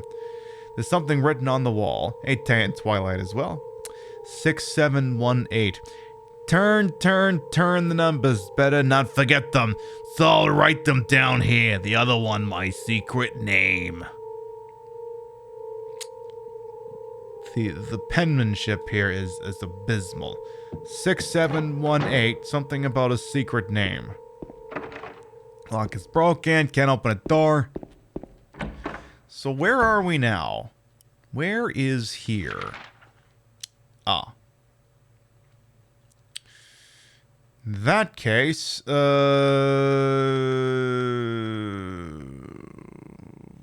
do I want to go now? I think I want to say it's S11 or S14, I want to say. I think I want to stay on this floor. Let's take some of this information, see where the hell it gets us. Shame the basement hasn't opened up to us yet. So, S11? Maybe? I think that was the save room. Okay, that's the save room. It does not contain the item box. But, you know, let's give it a little look-see here real quick. Make that a thing that happens. But anyway, if you're the sort of person who's worried about continuity, don't worry. We're playing this game again tomorrow night. And, kinda wanted to have this done in 2 shows. Let me do some quick math. We're still in the hospital. I mean, we're making good time relative to the other usual first-time Silent Hill shows, but I feel like, because after this, it's what? The town at large, the historical society, the prison. I mean, the pace could pick up. I mean, this could turn around. Take care of you forever, it's my density. I'm sure there's no subtext behind that. One of these was 6318. I don't remember which one. 6318. Okay, maybe it's this one. Or maybe it's 6317. 6713. Fuck! I already forget what it is. 6718. Let's see if maybe he kept notes. Did you keep the ship? No, not that. God damn it. The menu! 6969. I mean, I'll try it, but I don't think that's it. Memo. 42069. Yeah, that ain't it. Number written on the whiteboard. Okay. Oh, no, that's not it. Turn the numbers. 6718. Okay. 6718, not 3. 6718. 6718. 6718. Okay, that's 1 down. It's not 44444. 1337. How about 8008? Oh, there is no 0 on this. That means I can't write in boob. That sucks. Alright, let's see here. Give me, well, while we're here, I know I can do I think I can do the purple bull key.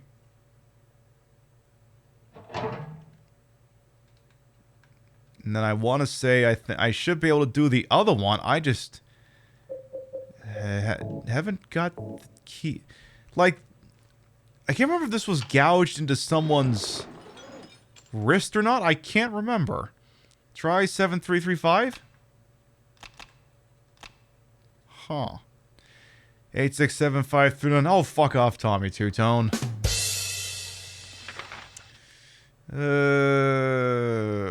If I was a combination for this, what would I be? The other one was his secret name. Louise, I care of you forever. It's my density.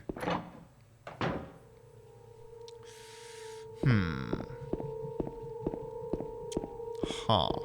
Just, huh.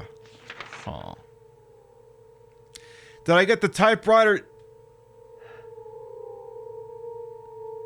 I do remember interacting with the typewriter. Let's have another closer look at that.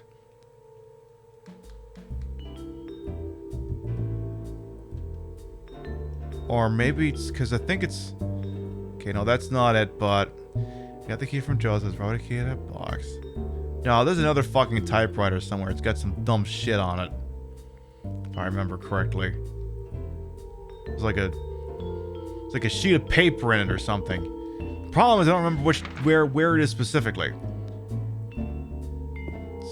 But ooh, maybe it's in here. We ain't bent all. No, this is the punchline. No, we don't do this yet. We haven't arrived at the world's dumbest logic yet. Lock is broken. Lock is broken. Okay. It's gotta be in like one of these fucking auxiliary rooms. Unless... I mean, Mary was standing in front of the typewriter on the first floor, and she's not with us anymore. Not with us because she died, but, you know... spoiler alert, this incarnation of Marie, I'm not gonna lie, has an expiration date, and she's getting pretty close to it, if you know what I mean. Let's try there again. Back with a hot pocket. What did you miss? No homicides. I promise you there were no homicides. Cause yeah, one of these things she was blocking a typewriter. Not here actually. What kind of hot pocket though? God. Alright, that's it. We're gonna have to do some Jim Gaffigan on Friday night. It has been decided we will seek out Jim Gaffigan stand-up. Okay, it's not this typewriter then, unless there's two notes by this typewriter. Because yeah, I feel like there is a second typewriter, but it's not this typewriter. I wonder if we'll find who killed James' wife. Nah, couldn't possibly. I mean, no. I mean, no. I mean, why would... No. Ham and cheese for 2 times cult modifier? Hell yeah. Pepperoni and cheese, so like pizza? Oh, perfect. There you go. A pizza one. Perfect. I can almost taste it now. I can taste the salt from here. But, you know, I make it work. So yeah, one of these things is like a fucking typewriter on it, but like, where? Examination room 3, maybe? Because yeah, now it's like a fucking plastic thing. Yep, there it is. There it is. There's a typewriter here. I got no use for this. Wait a minute. What's this? There's a sheet of carbon paper still stuck in the typewriter. I can still read the imprint left on it. I know it. I know the number of the box, 5648. It can't help him anymore. The button key doesn't scare me, so nobody can stop who I am. I don't know who I am is who I am is who I am is. Slim Shady? What is it, 1997 all over again? Alright, 5648 is the missing number. And then... 3rd floor. Alright. No, wrong way.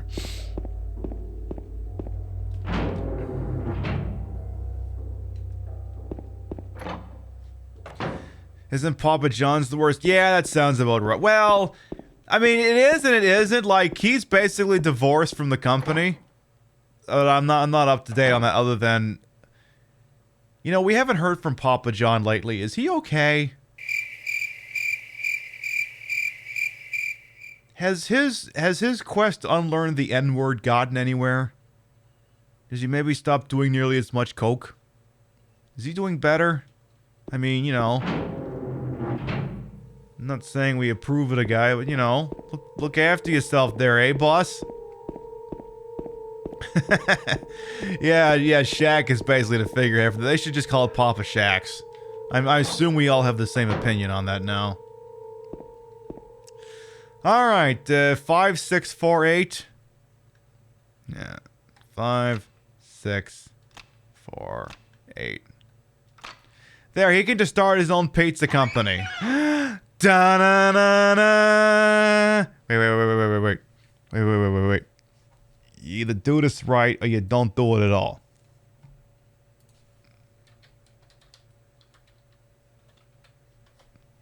If you do, you gotta do this right.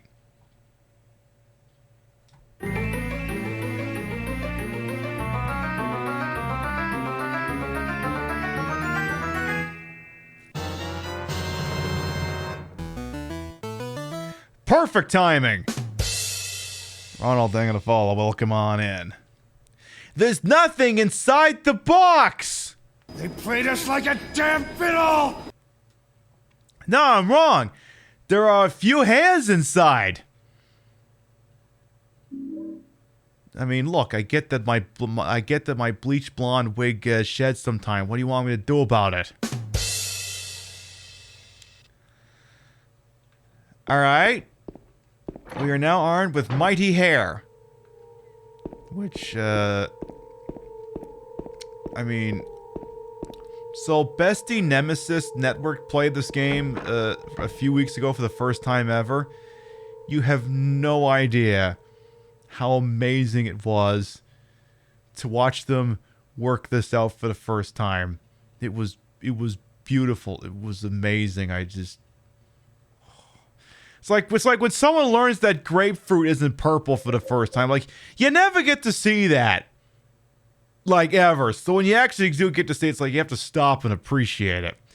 Alright, long brown hair. Oh, it was in that box. Air quotes. Thanks to the hair, you're welcome.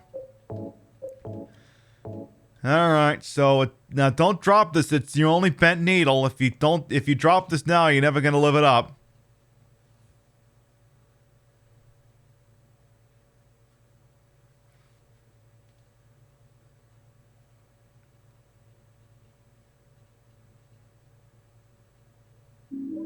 An elevator key. And then just goes, oh shit! Ah, fuck! Right back down the drain it goes.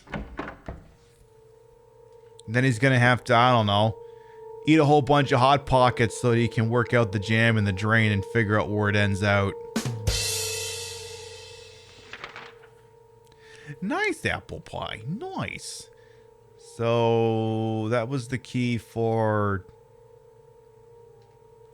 I literally just picked up the key and I've already forgotten what the hell it was for. Hey, look! No one says you have to be observant at video games to be a streamer. Acumen and quality gameplay were never required. Elevator key. Elevator. Alright. Believe it or not, you are not required to be any good at video games to be a streamer. Or broadcast, I should say. You're not actually required to be any good. You basically... can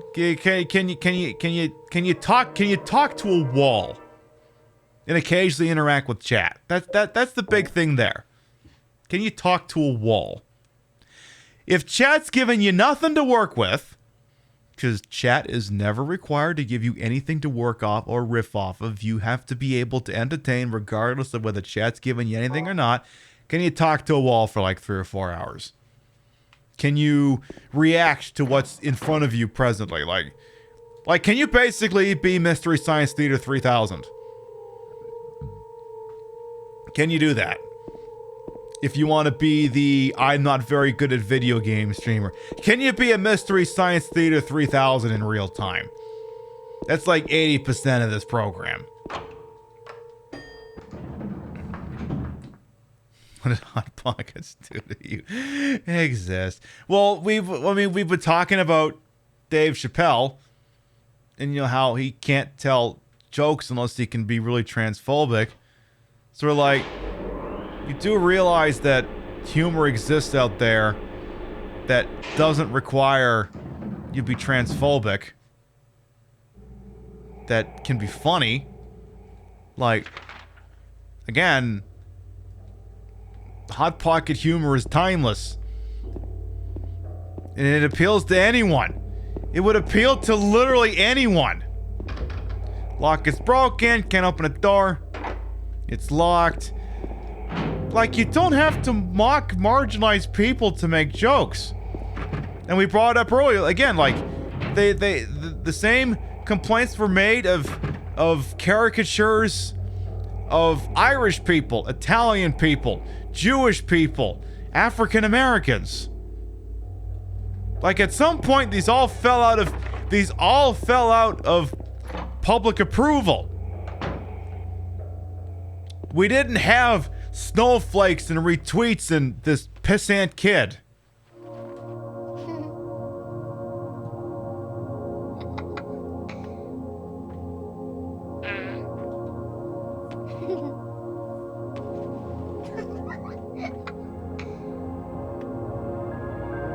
Laura? Huh? You know my name? Eddie told me. That big fat blabbermouth. He does like his pizza. How do you know about Mary? What's the big deal? Why can't you just tell me? You gonna yell at me if I don't? No. Yes. I won't. I will.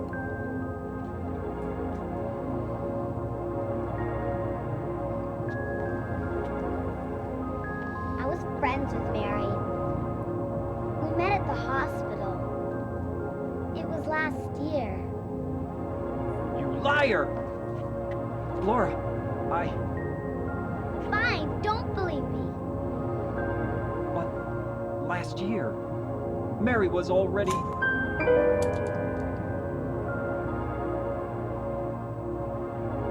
I'm sorry, Laura. Anyway, let's go. So right away we have our first contradiction in the timeline. James swears up and down his wife's been dead for 3 years. The kid says he met her last year. I can't believe you haven't even gotten a scratch on you.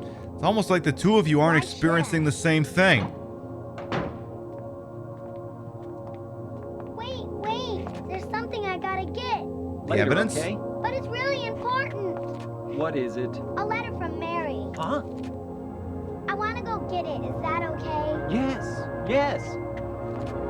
James, you're not too bright, are you? Yeah, if Mary's dead, who wrote the letter? Who wrote the letter? Come on, hurry up. Is it in there?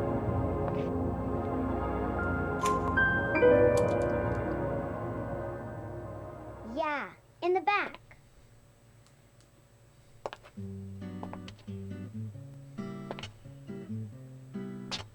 What are you doing, Laura?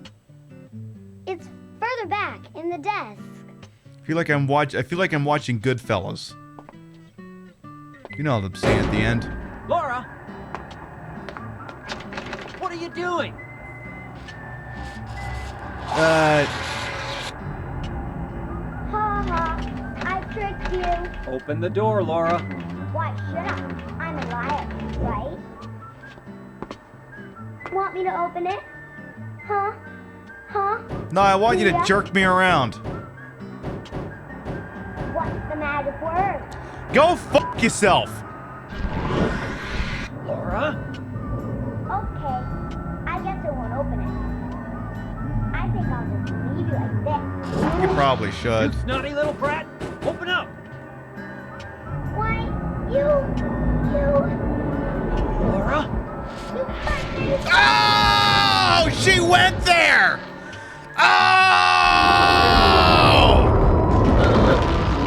Oh shit. To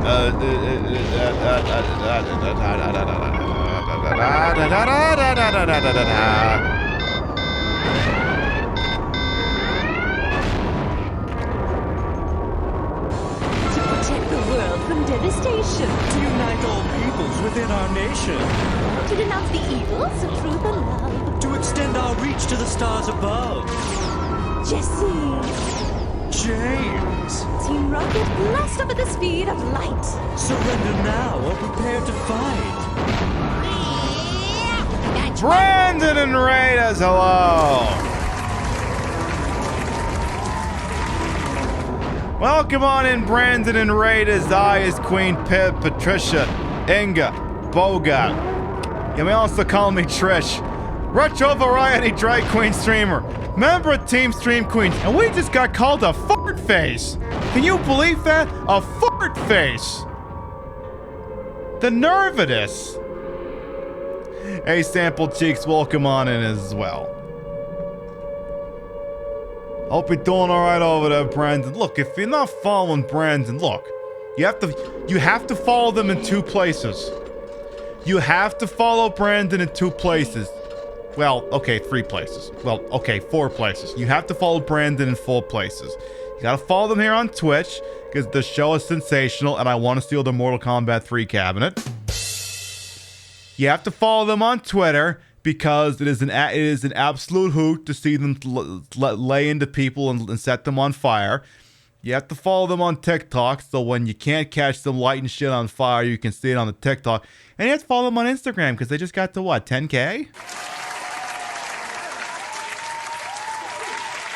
It's a thing you're supposed to do, so please make sure you click through there and check out Brandon sometimes, please, and thank you. Friend of the show, friend of the channel, and one of the administrative figures of the Scarathon that we're working on, and we're going to be a part of this weekend. Good news, Brandon. We got to the $500 checkpoint, so I'll be playing Resident Evil 3 Remake with the Lady D mod and all that shit. So got that going for us. Now, we are attempting to go for the UFO endings here, so apparently I need to use this gem here, I think? Let's see what happens.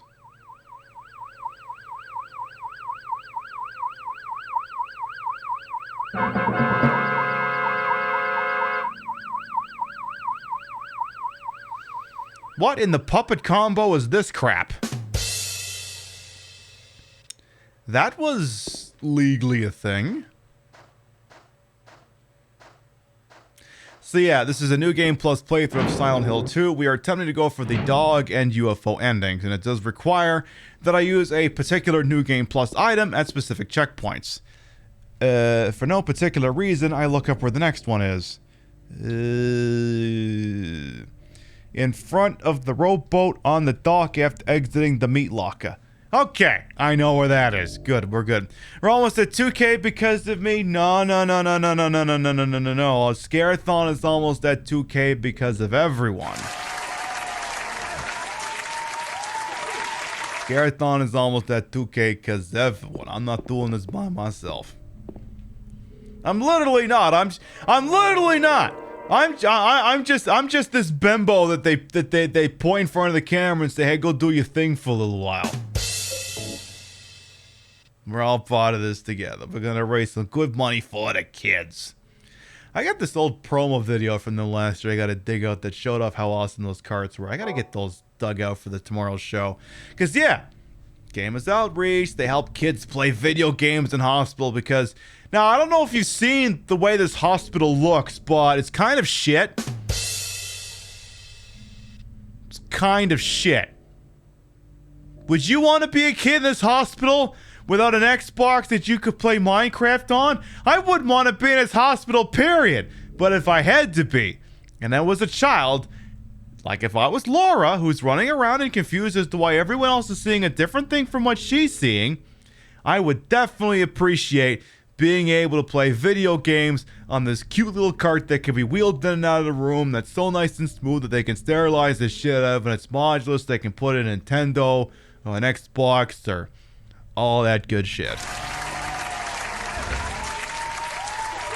Scarathon is legit your favorite event on Twitch. You're so excited. I mean, that's basically how we find... that's not to say that's the only way we find streamers, but it's where we find most of them. It's where we find most of the ones we want to watch these days. Like, it's a stacked card from top to bottom.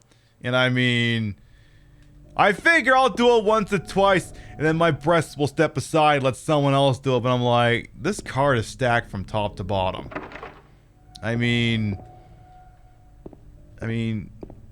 so many good people were even in last year's one, like right off the top of my head, I can remember Boosden, Milady Confetti, Raven. It was the stacked card from start. Alias was in it. Alias made a shitload of money. Alias RNG, we've rated them a few times. Laura's looking for all kinds of stuff. So, what am I actually... can I actually see the map again? Could I see the map again, please? What are we trying to do here? Oh, you didn't finish searching the room, you dingus. What the hell are you doing? What the hell are you doing?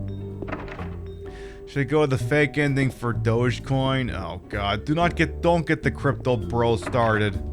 Do not get the NFT and crypto bro started. NFT is a joke. Please no NFTs. Please no non-fuckable tokens. None of that shit, please and thank you. Absolutely none of it.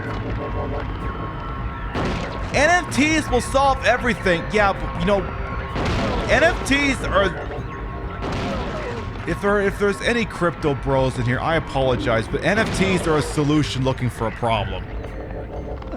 Well, you could just do like house ownership. It could be on the blockchain. I love the glass breaking there to just explain how stupid that take was just now.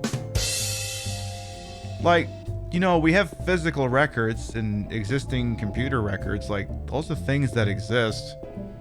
It's not like we've never been able to prove ownership of a thing for now. We've kind of had the technology. You prefer your tokens to be fuckable? Exactly. A capable heart as well. Welcome on in.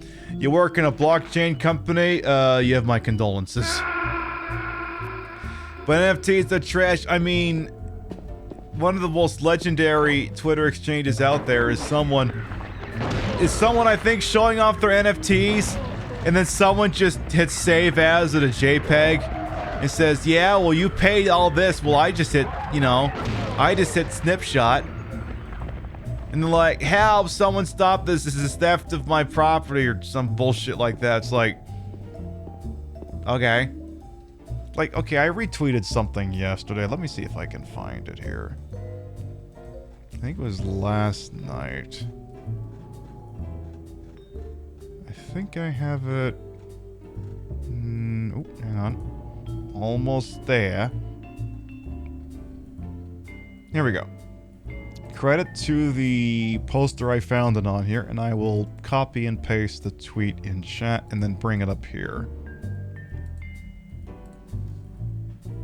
Where's my right side monitor? There it is. I don't know what an NFT is, and I'm too afraid to ask. It's the perfect explanation of NFTs. Imagine if you went up to the Mona Lisa and you were like, I'd like to own this. And someone nearby went, give me $65 million and I'll burn down an unspecified amount of the Amazon rainforest in order to give you this receipt of purchase. Ooh, I'll get to that redemption shortly. $65 million and I'll burn down an unspecified amount of the Amazon rainforest in order to give you this the receipt of purchase.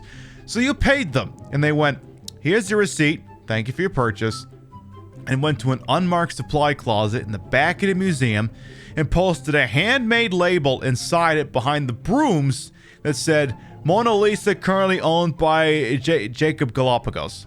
So if anyone wants to know who owns it, they'd have to find the specific closet in the specific hallway and look behind the correct brooms, and you went, can I take the Mona Lisa home now? And they went, oh God, no, are you stupid? You only bought the receipt that says you own it. You don't actually buy the Mona Lisa itself. You can't take the real Mona Lisa, you idiot. You can take this, though. And gave you the replica print in a cardboard tube that's sold in a gift shop. Also, the person selling you the receipt of purchase has at no point ever owned the Mona Lisa. Unfortunately, if this doesn't really make sense or seem like any logical person would be happy about this exchange, you've understood it perfectly.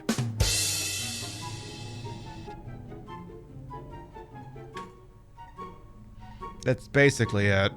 That's basically NFTs, and it's surprisingly, shockingly accurate. I know I'm as weirded out by it as the rest of you. So. Right clicker, yeah, they're trying to make it an insult, but no, we're just gonna keep right clicking your shit, cause fuck it. Just fuck it, that's why. Anyway, I have a line redemption here. Give me uno momento here. Apple Pie wants me to read a line as the Ace Attorney character Edgeworth. Alright. That reminds me, we haven't done an Ace Attorney game in a while, so I have to think about it, because otherwise people aren't going to know who the voices are being referenced here. Gumshoe, I am this close to retracting your pizza bagel fund, you brain cell locking oaf! And Gumshoe's like, ah, jeez! I thought I was living a high life, you let me doing the pizza bagels! You're gonna bust me down to eat nothing but goddamn salty noodles down at that El Dunes Noodle Shack place again. I can't do that. I can't do it. You know, El Dunes over there he was voiced by Al Pacino. It's like, oh, what do you think is wrong with my salty noodles? Oh! Wow, we just went from mainline Ace Attorney to Apollo Justice in one fell swoop. Banner evening on the Queen Pib show. I should be an NFT? Absolutely not. You do have a client who wants to do NFTs, but you're pretty sure he just wants to on the bubble before it bursts. I mean, it's like anything else. That the bottom's coming out of this sooner or later. It's just a matter. I mean, it's gonna be just like traditional stocks. 95% of people are gonna get screwed. 5% are gonna run away with everything. That's what it's gonna be, and any assertions to the contrary are just it's not gonna work. It's not gonna work. What is NFT? It's, you know, like the NFL kind of invented, like, I don't mean like NFL NFT, like I don't mean that they sound similar, but the NFL kind of invented the proto NFT. If you're an NFL fan, you might already know what I'm talking about.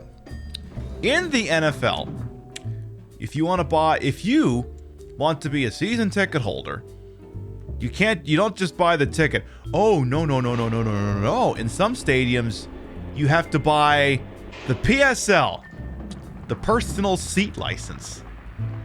You have to buy a PSL. You have to buy a license. What does that license do? Oh, it enables you to buy tickets for that seat. Does that sound stupid? Because that's stupid. No, it's not pumpkin spice latte. Though that is definitely the less stupid thing to have the PSL acronym. How stupid as a concept do you have to be where I look at literally anything else and pumpkin spice latte and go, yeah, pumpkin spice latte is the less stupid PSL. Exactly, the only PSL you want some Starbucks. Precisely. Precise-erino. Alright, can you pick up this thing? Because you're clearly indicating on something here. I was spot on for the whole solution, looking for a problem. I mean, yeah. Ooh, dry cell battery and the base room storeroom key. Perfect, we got ourselves the Philly special. Not Felix, Philly. It's a Philadelphia Eagles joke. Rich people just aching to spend their money on newer stupid shit. I mean, that's part of it, and it's an unregulated financial market that's built on... I mean, it's built on a lot of the same dumb shit that the stock market is built on. But with so many fewer protections. Speaking of which, I gotta look up a stock I invested in 2 days ago. So, who's Canadian? You don't have to tell me. Like, you literally don't have to tell me. But I hear they're having infighting over at Rogers Communications. And their stock dipped as a result. So I bought some. How's it doing? Let's see here. I bought in at 46. It's at 47. Okay, so it went up $1. I had some money sitting just doing nothing in the E-Trade account, so I figured, what the hell. I bought stock in Rogers Communication, and I guess it's already up $1, so hey! Big spender over here! Gonna be able to single-handedly solve all of society's problems with the dividends from that fucking purchase. NFTs are dumb, I'm sorry. It's like again, it's like, oh well, I have the ownership of this thing. If you check this part of the blockchain, I'm like, I can just right-click this thing and use this as my wallpaper. Yeah, congrats on $1, I know. You kind of made out like a bandit on the GameStop short sale. I did okay, but I think I doubled down on something else and basically lost the proceeds. I think I made the money and then lost most of it. All units, we have a code red.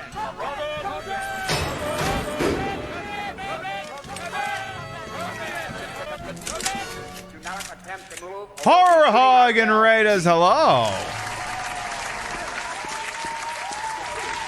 Welcome on in, Horror Hog and Raiders. I am Queen Pib Patricia. Inga Bogart. You may also call me Trish.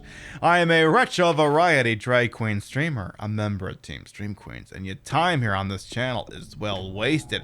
Hope the Silent Hill 3 was treating you alright over there. Welcome on in. We're playing Silent Hill 2. Trying to set the stage for the doggo and UFO ending. Maybe we can get those tomorrow. Note to my producer. You remember what happens in the basement? I just want to get to there.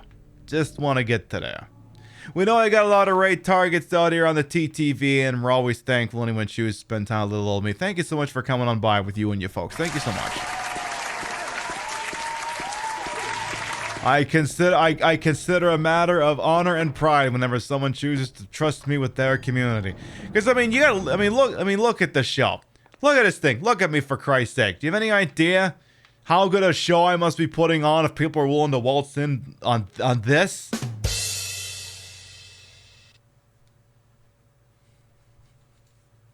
I mean, I must be doing something right. I mean, I like to think I am. I mean, being a streamer is simultaneously thinking that your show is the greatest thing that's ever existed, and also looking back at anything you did a month and a half ago and going, God, that was stupid. You paradoxically think you're doing the best thing that's ever existed, and also can't understand decisions you made upwards of a month ago. That's what it is. I mean, is it wrong to do that? No. You should always have faith in your show. Also, you should be picking up more healing items, James. You have no healing items, James. You need to be picking up more healing items, James, or you're gonna fucking die.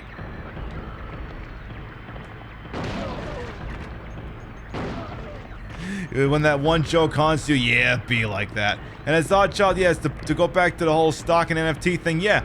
If you're rich enough, investing isn't a casino. Your profits are protected by the government. Exactly. Yeah. It'd be like that. Elon Musk. Chat's like, haven't you talked about it enough for one night? Like, he's like, you can't tax me because they'll come for your money next. Yeah, Elon, that's a Q2 problem. That's a Q2 in the year 3000 problem. Like, imagine having your entire empire funded by that apartheid-era emerald mine that y'all had in, it wasn't South Africa. I think it was Zimbabwe. The family had an emerald mine, and now his company literally would not exist without billions of dollars in government subsidies. But he likes to act like he's a self-made man. God. Elon stands at a worst. They're all just lying to each other. She is an angel. No one knows, only I can see the lady of the door. They cannot walk along her bridge of thread. They fall from the weight of their crimes. Like bloated and ugly corpses, the sins she devours them. Sin and sinner alike. She saves me. She is an angel. Yes. Is Elon Musk the new Godwin's Law? Yeah, probably. God, Look, I don't want to advocate for violence. You never want to do that. You never want to do that, but, kid, look, I was a dork growing up. I was a dorky kid growing up. I make no secrets or bones about that. I grew up a dork. Are we giving ooh, Maria's gone. And she's taking pills for things. As long as it's not ivermectin. Should we maybe, are dorks over? Like, when I grew up, you'd get your ass kicked for liking comic books and Star Wars and shit. And now it's all mainstream. Something Elon Musk needed a rougher childhood. I can't figure out how to get from where I am to where I'm going, so I'm just gonna give you the punchline. Hey, Lunchy, welcome on. And you fell down the rabbit hole by watching Quove's Potty Let's Plays. You'd recommend them, but they're pretty much visual novels, lots of reading. I mean, there's nothing wrong. I mean, there's nothing wrong with the visual novel. It's just, you know, sometimes it's not the sort of thing that you can necessarily stream. Like we do Ace Attorney games sometimes, but that's just because at this point Ace Attorney is a meme game. How did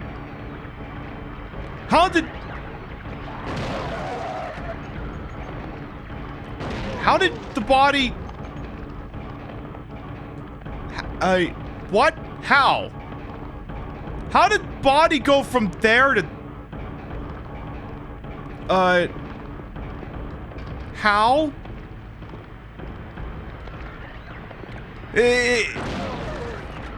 Okay, what, are the enemies speed running now? They're trying to clip through the wall? Is that what this is? Oh god, the shotgun's out of bullets. How the fuck do I run out of shotgun ammo? Alright, go to town with the handgun. We got 450 rounds.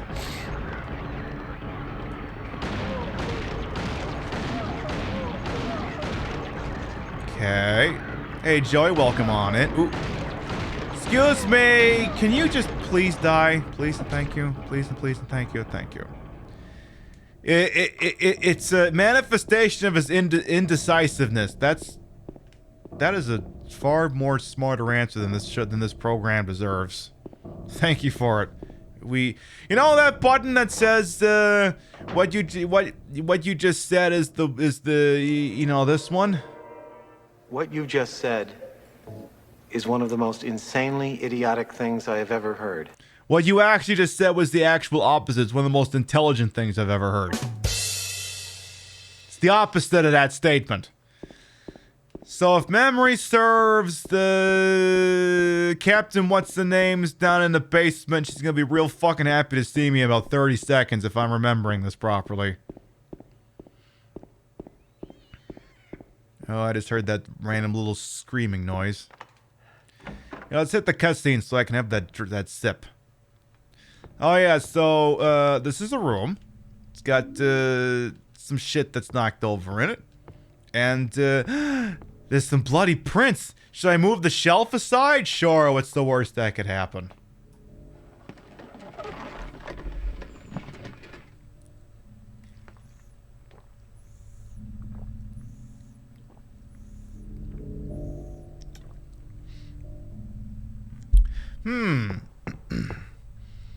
I'm going to enter into this random alcove I have seen. Gosh, I hope, ghostly apparitions of my dead wife don't suddenly appear. James. Ah, fuck. Mary? Oh, Maria. It's you. I thought you were... Sorry. Anyway, I'm glad you're alive. Anyway? What do you mean, anyway? You don't sound very happy to see me. I was almost killed back there. Why didn't you try to save me? All you care about is that dead wife of yours. I've never been so scared in my whole life. You couldn't care less about me, could you? No, I just... Stay with me. Don't ever leave me alone. You're supposed to take care of me. Yeah, I didn't sign up for this. So, what about Laura? Maria, I'm pretty sure me killing Mary indemnified me from having to look after you. We've got to find her. Why do we have to find this small child? You really seem to care about her. Do you know her? I've never met her before. Then what? I just feel sorry for her. She's all alone. And for some reason, I feel like it's up to me to protect her. You feel it's up to you to protect her? Well, here's the deal, Maria. I'm checking the schedule for this game, and it shows you as being unavailable at about 20 minutes. So, I don't think you're gonna be the one protecting that child. Schedule says you're gonna be on hiatus in about 20 minutes, so it definitely ain't gonna be you. The copper ring, then we have to go get the other one. I do have to do a safety save before we go for the other ring. So, a very unique phenomenon happens the last time we streamed this game. So this would have been about last May or thereabouts. Last May. So you're supposed to take Maria up to this big fridge that James apparently just couldn't have the gumption to open up earlier. He needs Maria to help him open it up. And when we accessed it here on the method that we're playing it, which is a PlayStation 2 with a hard drive shoved into it, the cutscene played at about 10% speed, and then when it actually finished, it just locked up. So I have to put a safety save there in case that happens again. Yeah, Maria's losing a time stall in the network. She's being replaced with a rerun of Desperate Housewives. Well, at least Colin McLaughlin gets back on the air for that, at least. Like, that's the thing. Like, Desperate Housewives has a lot of very David Lynchian feels to it, dating back to Twin Peaks. And Kyle MacLachlan's also on the show. Oh, I'm going the wrong way. Never mind. So it's like, it's not. I mean, because Desperate Housewives is in the same boat as Deadly Premonition, where the whole series started asking a question. In Twin Peaks, it was, who killed Laura Palmer?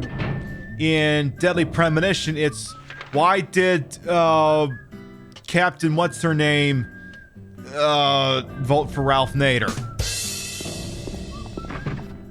That's the callback, babies, ladies and gentlemen. Ho! And, one of those shows did a more graceful job of answering the question and moving on than the other one did. Yeah, Desperate. I mean, I watched it when I was a teenager. So,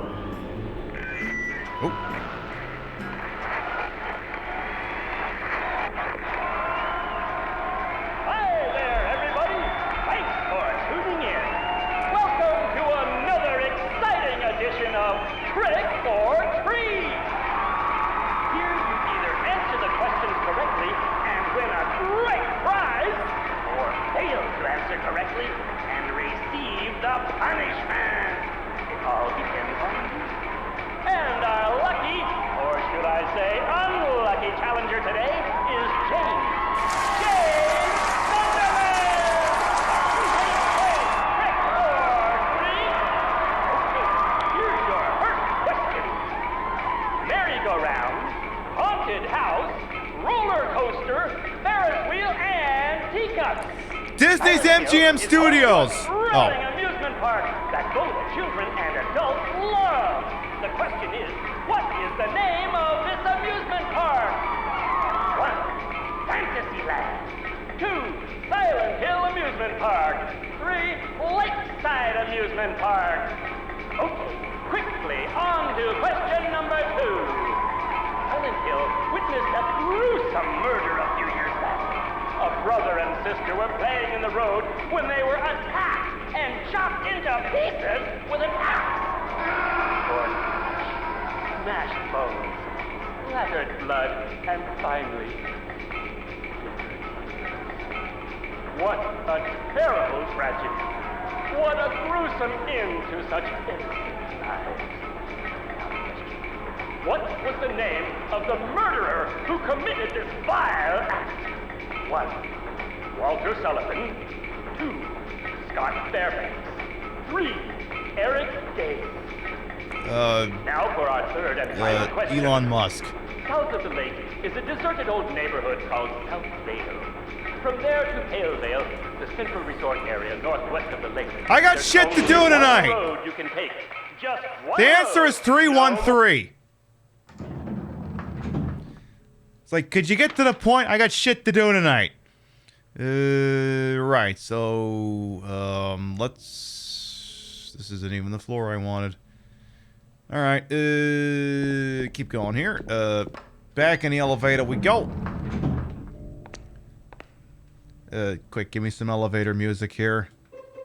This is an elevator music. Second floor? Try that. But yeah, I think Desperate Housewives was like, what, 2001, 2, 3? I mean, I was, I don't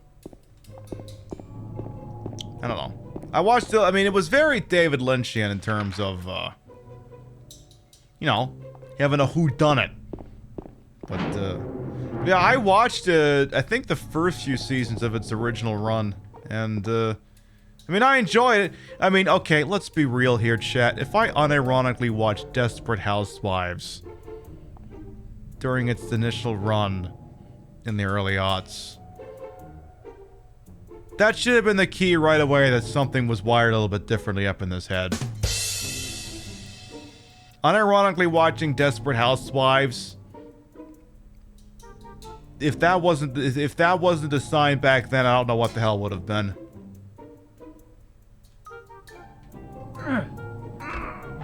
You can't open it? Yeah, Maria, give me a hand here. Stick that ass Come out, on. James. Work You're it. Work supposed it. to be the big man around here. How's a little girl like me supposed to help?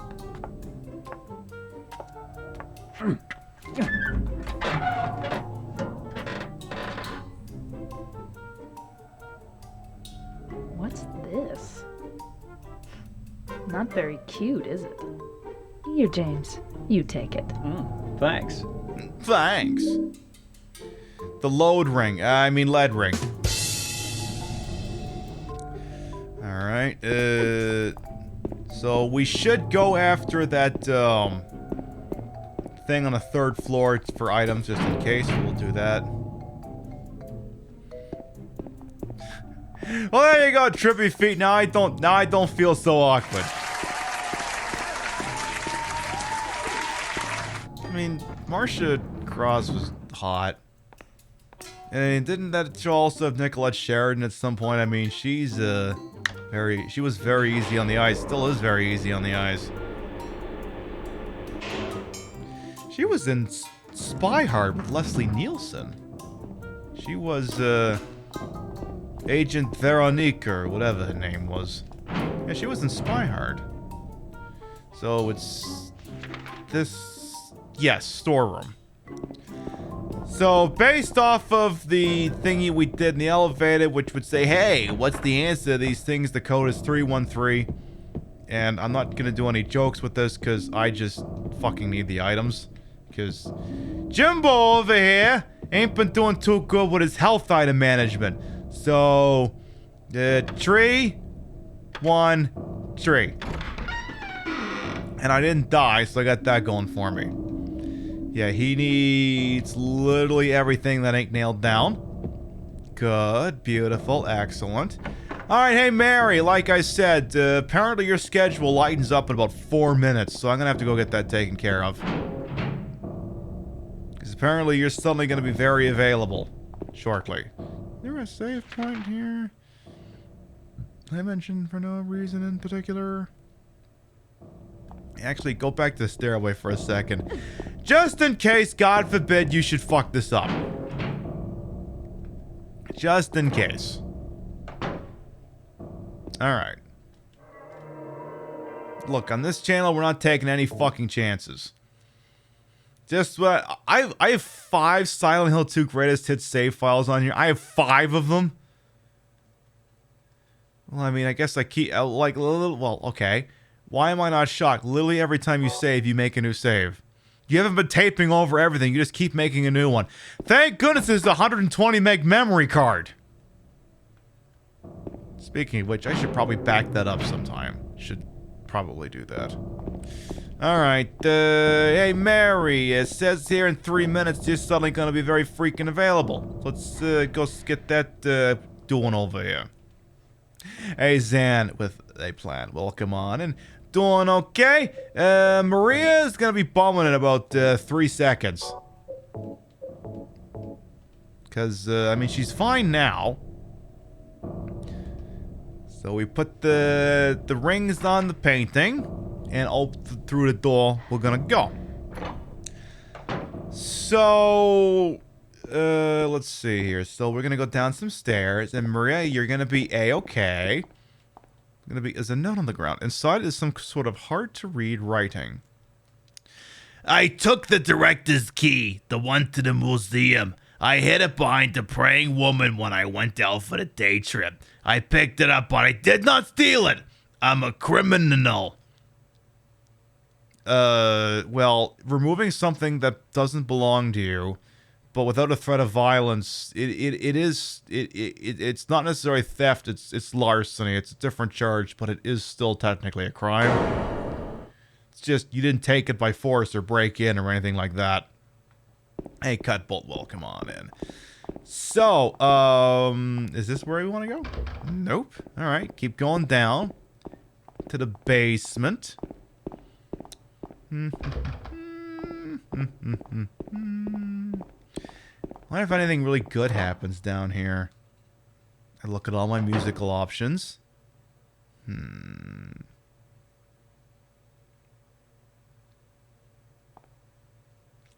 Well, I mean, I did just say Leslie Nielsen's name.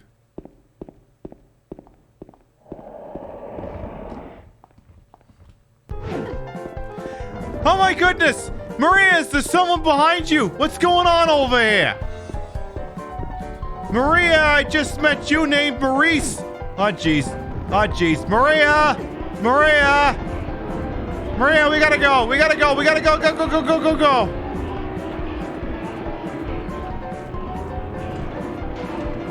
Get in the elevator. Just T-1000 your way through that thing. Come on. Come on.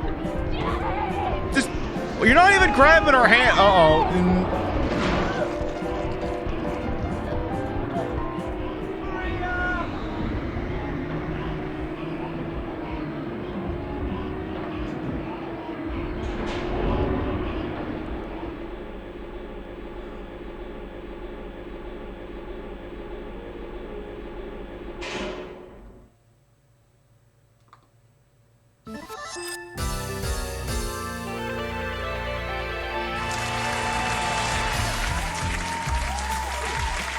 We made it! We made it! We made it! Shame about Maria, though. You hate to see it.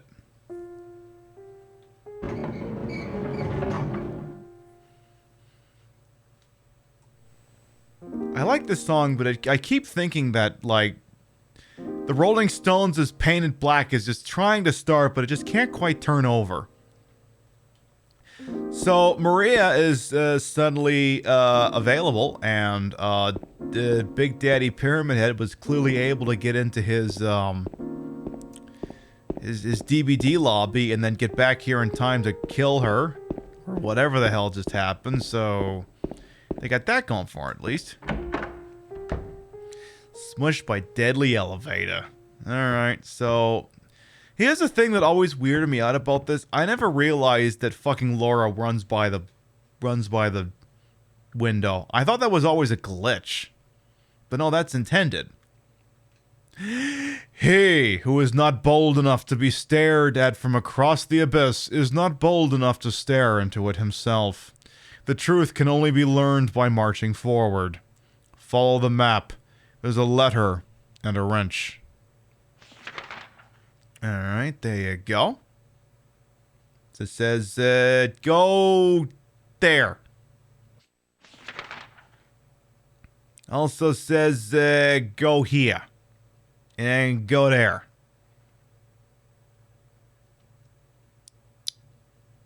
I copy them onto my map. Hospital lobby key, beautiful. And then, yeah, watch the window. Watch the window.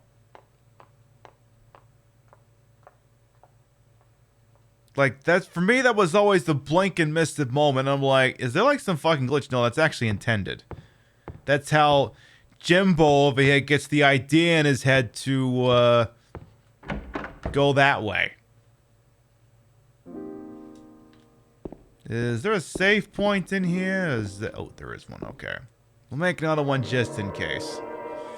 See, back when you didn't have to worry about the music police on Twitch, this would be the part where I'd start blaring out Dean Martin just to really bring up the mood of the place.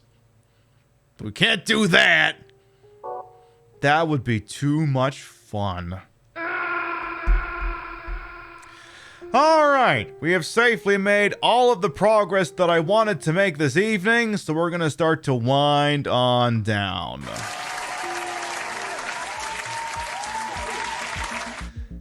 So there you go. Okay, that's usually longer than the first show I do in the week, but hey, you know, sometimes you get to be on a freaking roll, huh? What am I supposed to do? Not keep playing this game for one of the finest communities on Twitch? It's what I'm supposed to do. We had a lot of fun and started discussing an assortment of topics, and I mean, hey, we'll get right back into it tomorrow with more. Silent Hill 2, same channel, 7 p.m. Eastern, 4 p.m. Pacific. While we figure out where we're going, I do like to read off the list of gravitas. Your biddies, raise, and subs, while never required, always appreciated. Love to shout you at the end of the show. Thank you very much for the charitable donations for for Gamers Outreach, which were made by, I see, Smoochum, Canary Moon. Let me see if I can find all of the... come on, where's the thing that tells me all the donos? Just tell me all donos. All donos. I want to see all donos. I'll sort it out later, but you get the idea. But yes, thank you very much for the charitable donations that we got this evening for Gamers Outreach via Scarathon. All right, top of the list. Here we go. I scroll. I gotta find the top of the list of gravitas because your biddies, rates, and subs this channel will never require or always appreciate. I think I got it here. No, almost. Okay.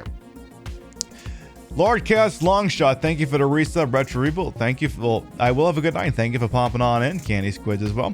Lord Cast Longshot, thank you for the resub. Renee Dulay, thank you for the raid. Cupcake Fox, thank you for the resub. Zacharias, thank you for the resub. Spectre Saunders, thank you for the biddies. Candy Squids for biddies. Pong La Pong for the resub. Faint Attack for the resub. Charn Jess for the resub. Kitty Keezy for the resub. Just Haunter for the raid. Smoochum for the resub, Enigma for the biddies, Smoochum for the gift sub, Helioxion, thank you much for the resub, Rams is for the biddies. Keep scrolling here. Super Great Friend, thank you for the raid. Valentinia, thank you for the gift sub. Odatooth, thank you for the resub. Brandon, thank you for the raid. Horhog, thank you for the raid as well. Thank you. Alright, let's see what's going out there at a wide, wonderful world we call Twitch. If you're subbed to the channel, go ahead and grab the first one. If you're not subbed to the channel, grab the second one. I'm not usually live this late on a Wednesday, so let me see what my options are. I love to spread the love around. I don't always want to hit the same place in the face, but at the end of the day, drop you off somewhere where I think you're going to be really into what's going on. And let's see, I see one target, because, alright, I tell you what, Sarah, I think it's all of us will welcome on it. Alright, I know where we're going, because this person's got to deal with the fact that their baseball team is now 1-1. Enigma, who was in here earlier, is going to be playing that, I understand it's a Fatal Frame remaster that just came out, and some of y'all might be into that shit. So here's what we're going to do. He is presently doing marbles, because there must have been some marbles redemptions and things like that. We're going to pop in and go say hello to an Eternal Enigma. He's on the marbles, but given he's been live for almost an hour, I would like to think he should get to that pretty shortly. He's in the middle of a Grand Prix, so if we're in there real quick, we'll be able to hit exclamation mark play over there as well. No, not here. Wait till you get there, and then, you know, put in your raid command, and then get your exclamation mark play when the next one's up. Alright, thank you very much everyone who followed, biddied, rated, subbed, lurked for a bit, put up with my bullshit over here the entire time. You all continue to contribute to the ongoing success of this shit show we call the Pib Show. Thank you very much for stopping by, and we'll see you next time. Good night, everyone. UFO and doggo shit. Oh god, I can't wait. I've never seen that shit before. I'm sure it'll be completely uneventful and it won't cause me to go, what the flying fuck just happened? Totally won't be a thing. Alright, let's get out of here. Mwah.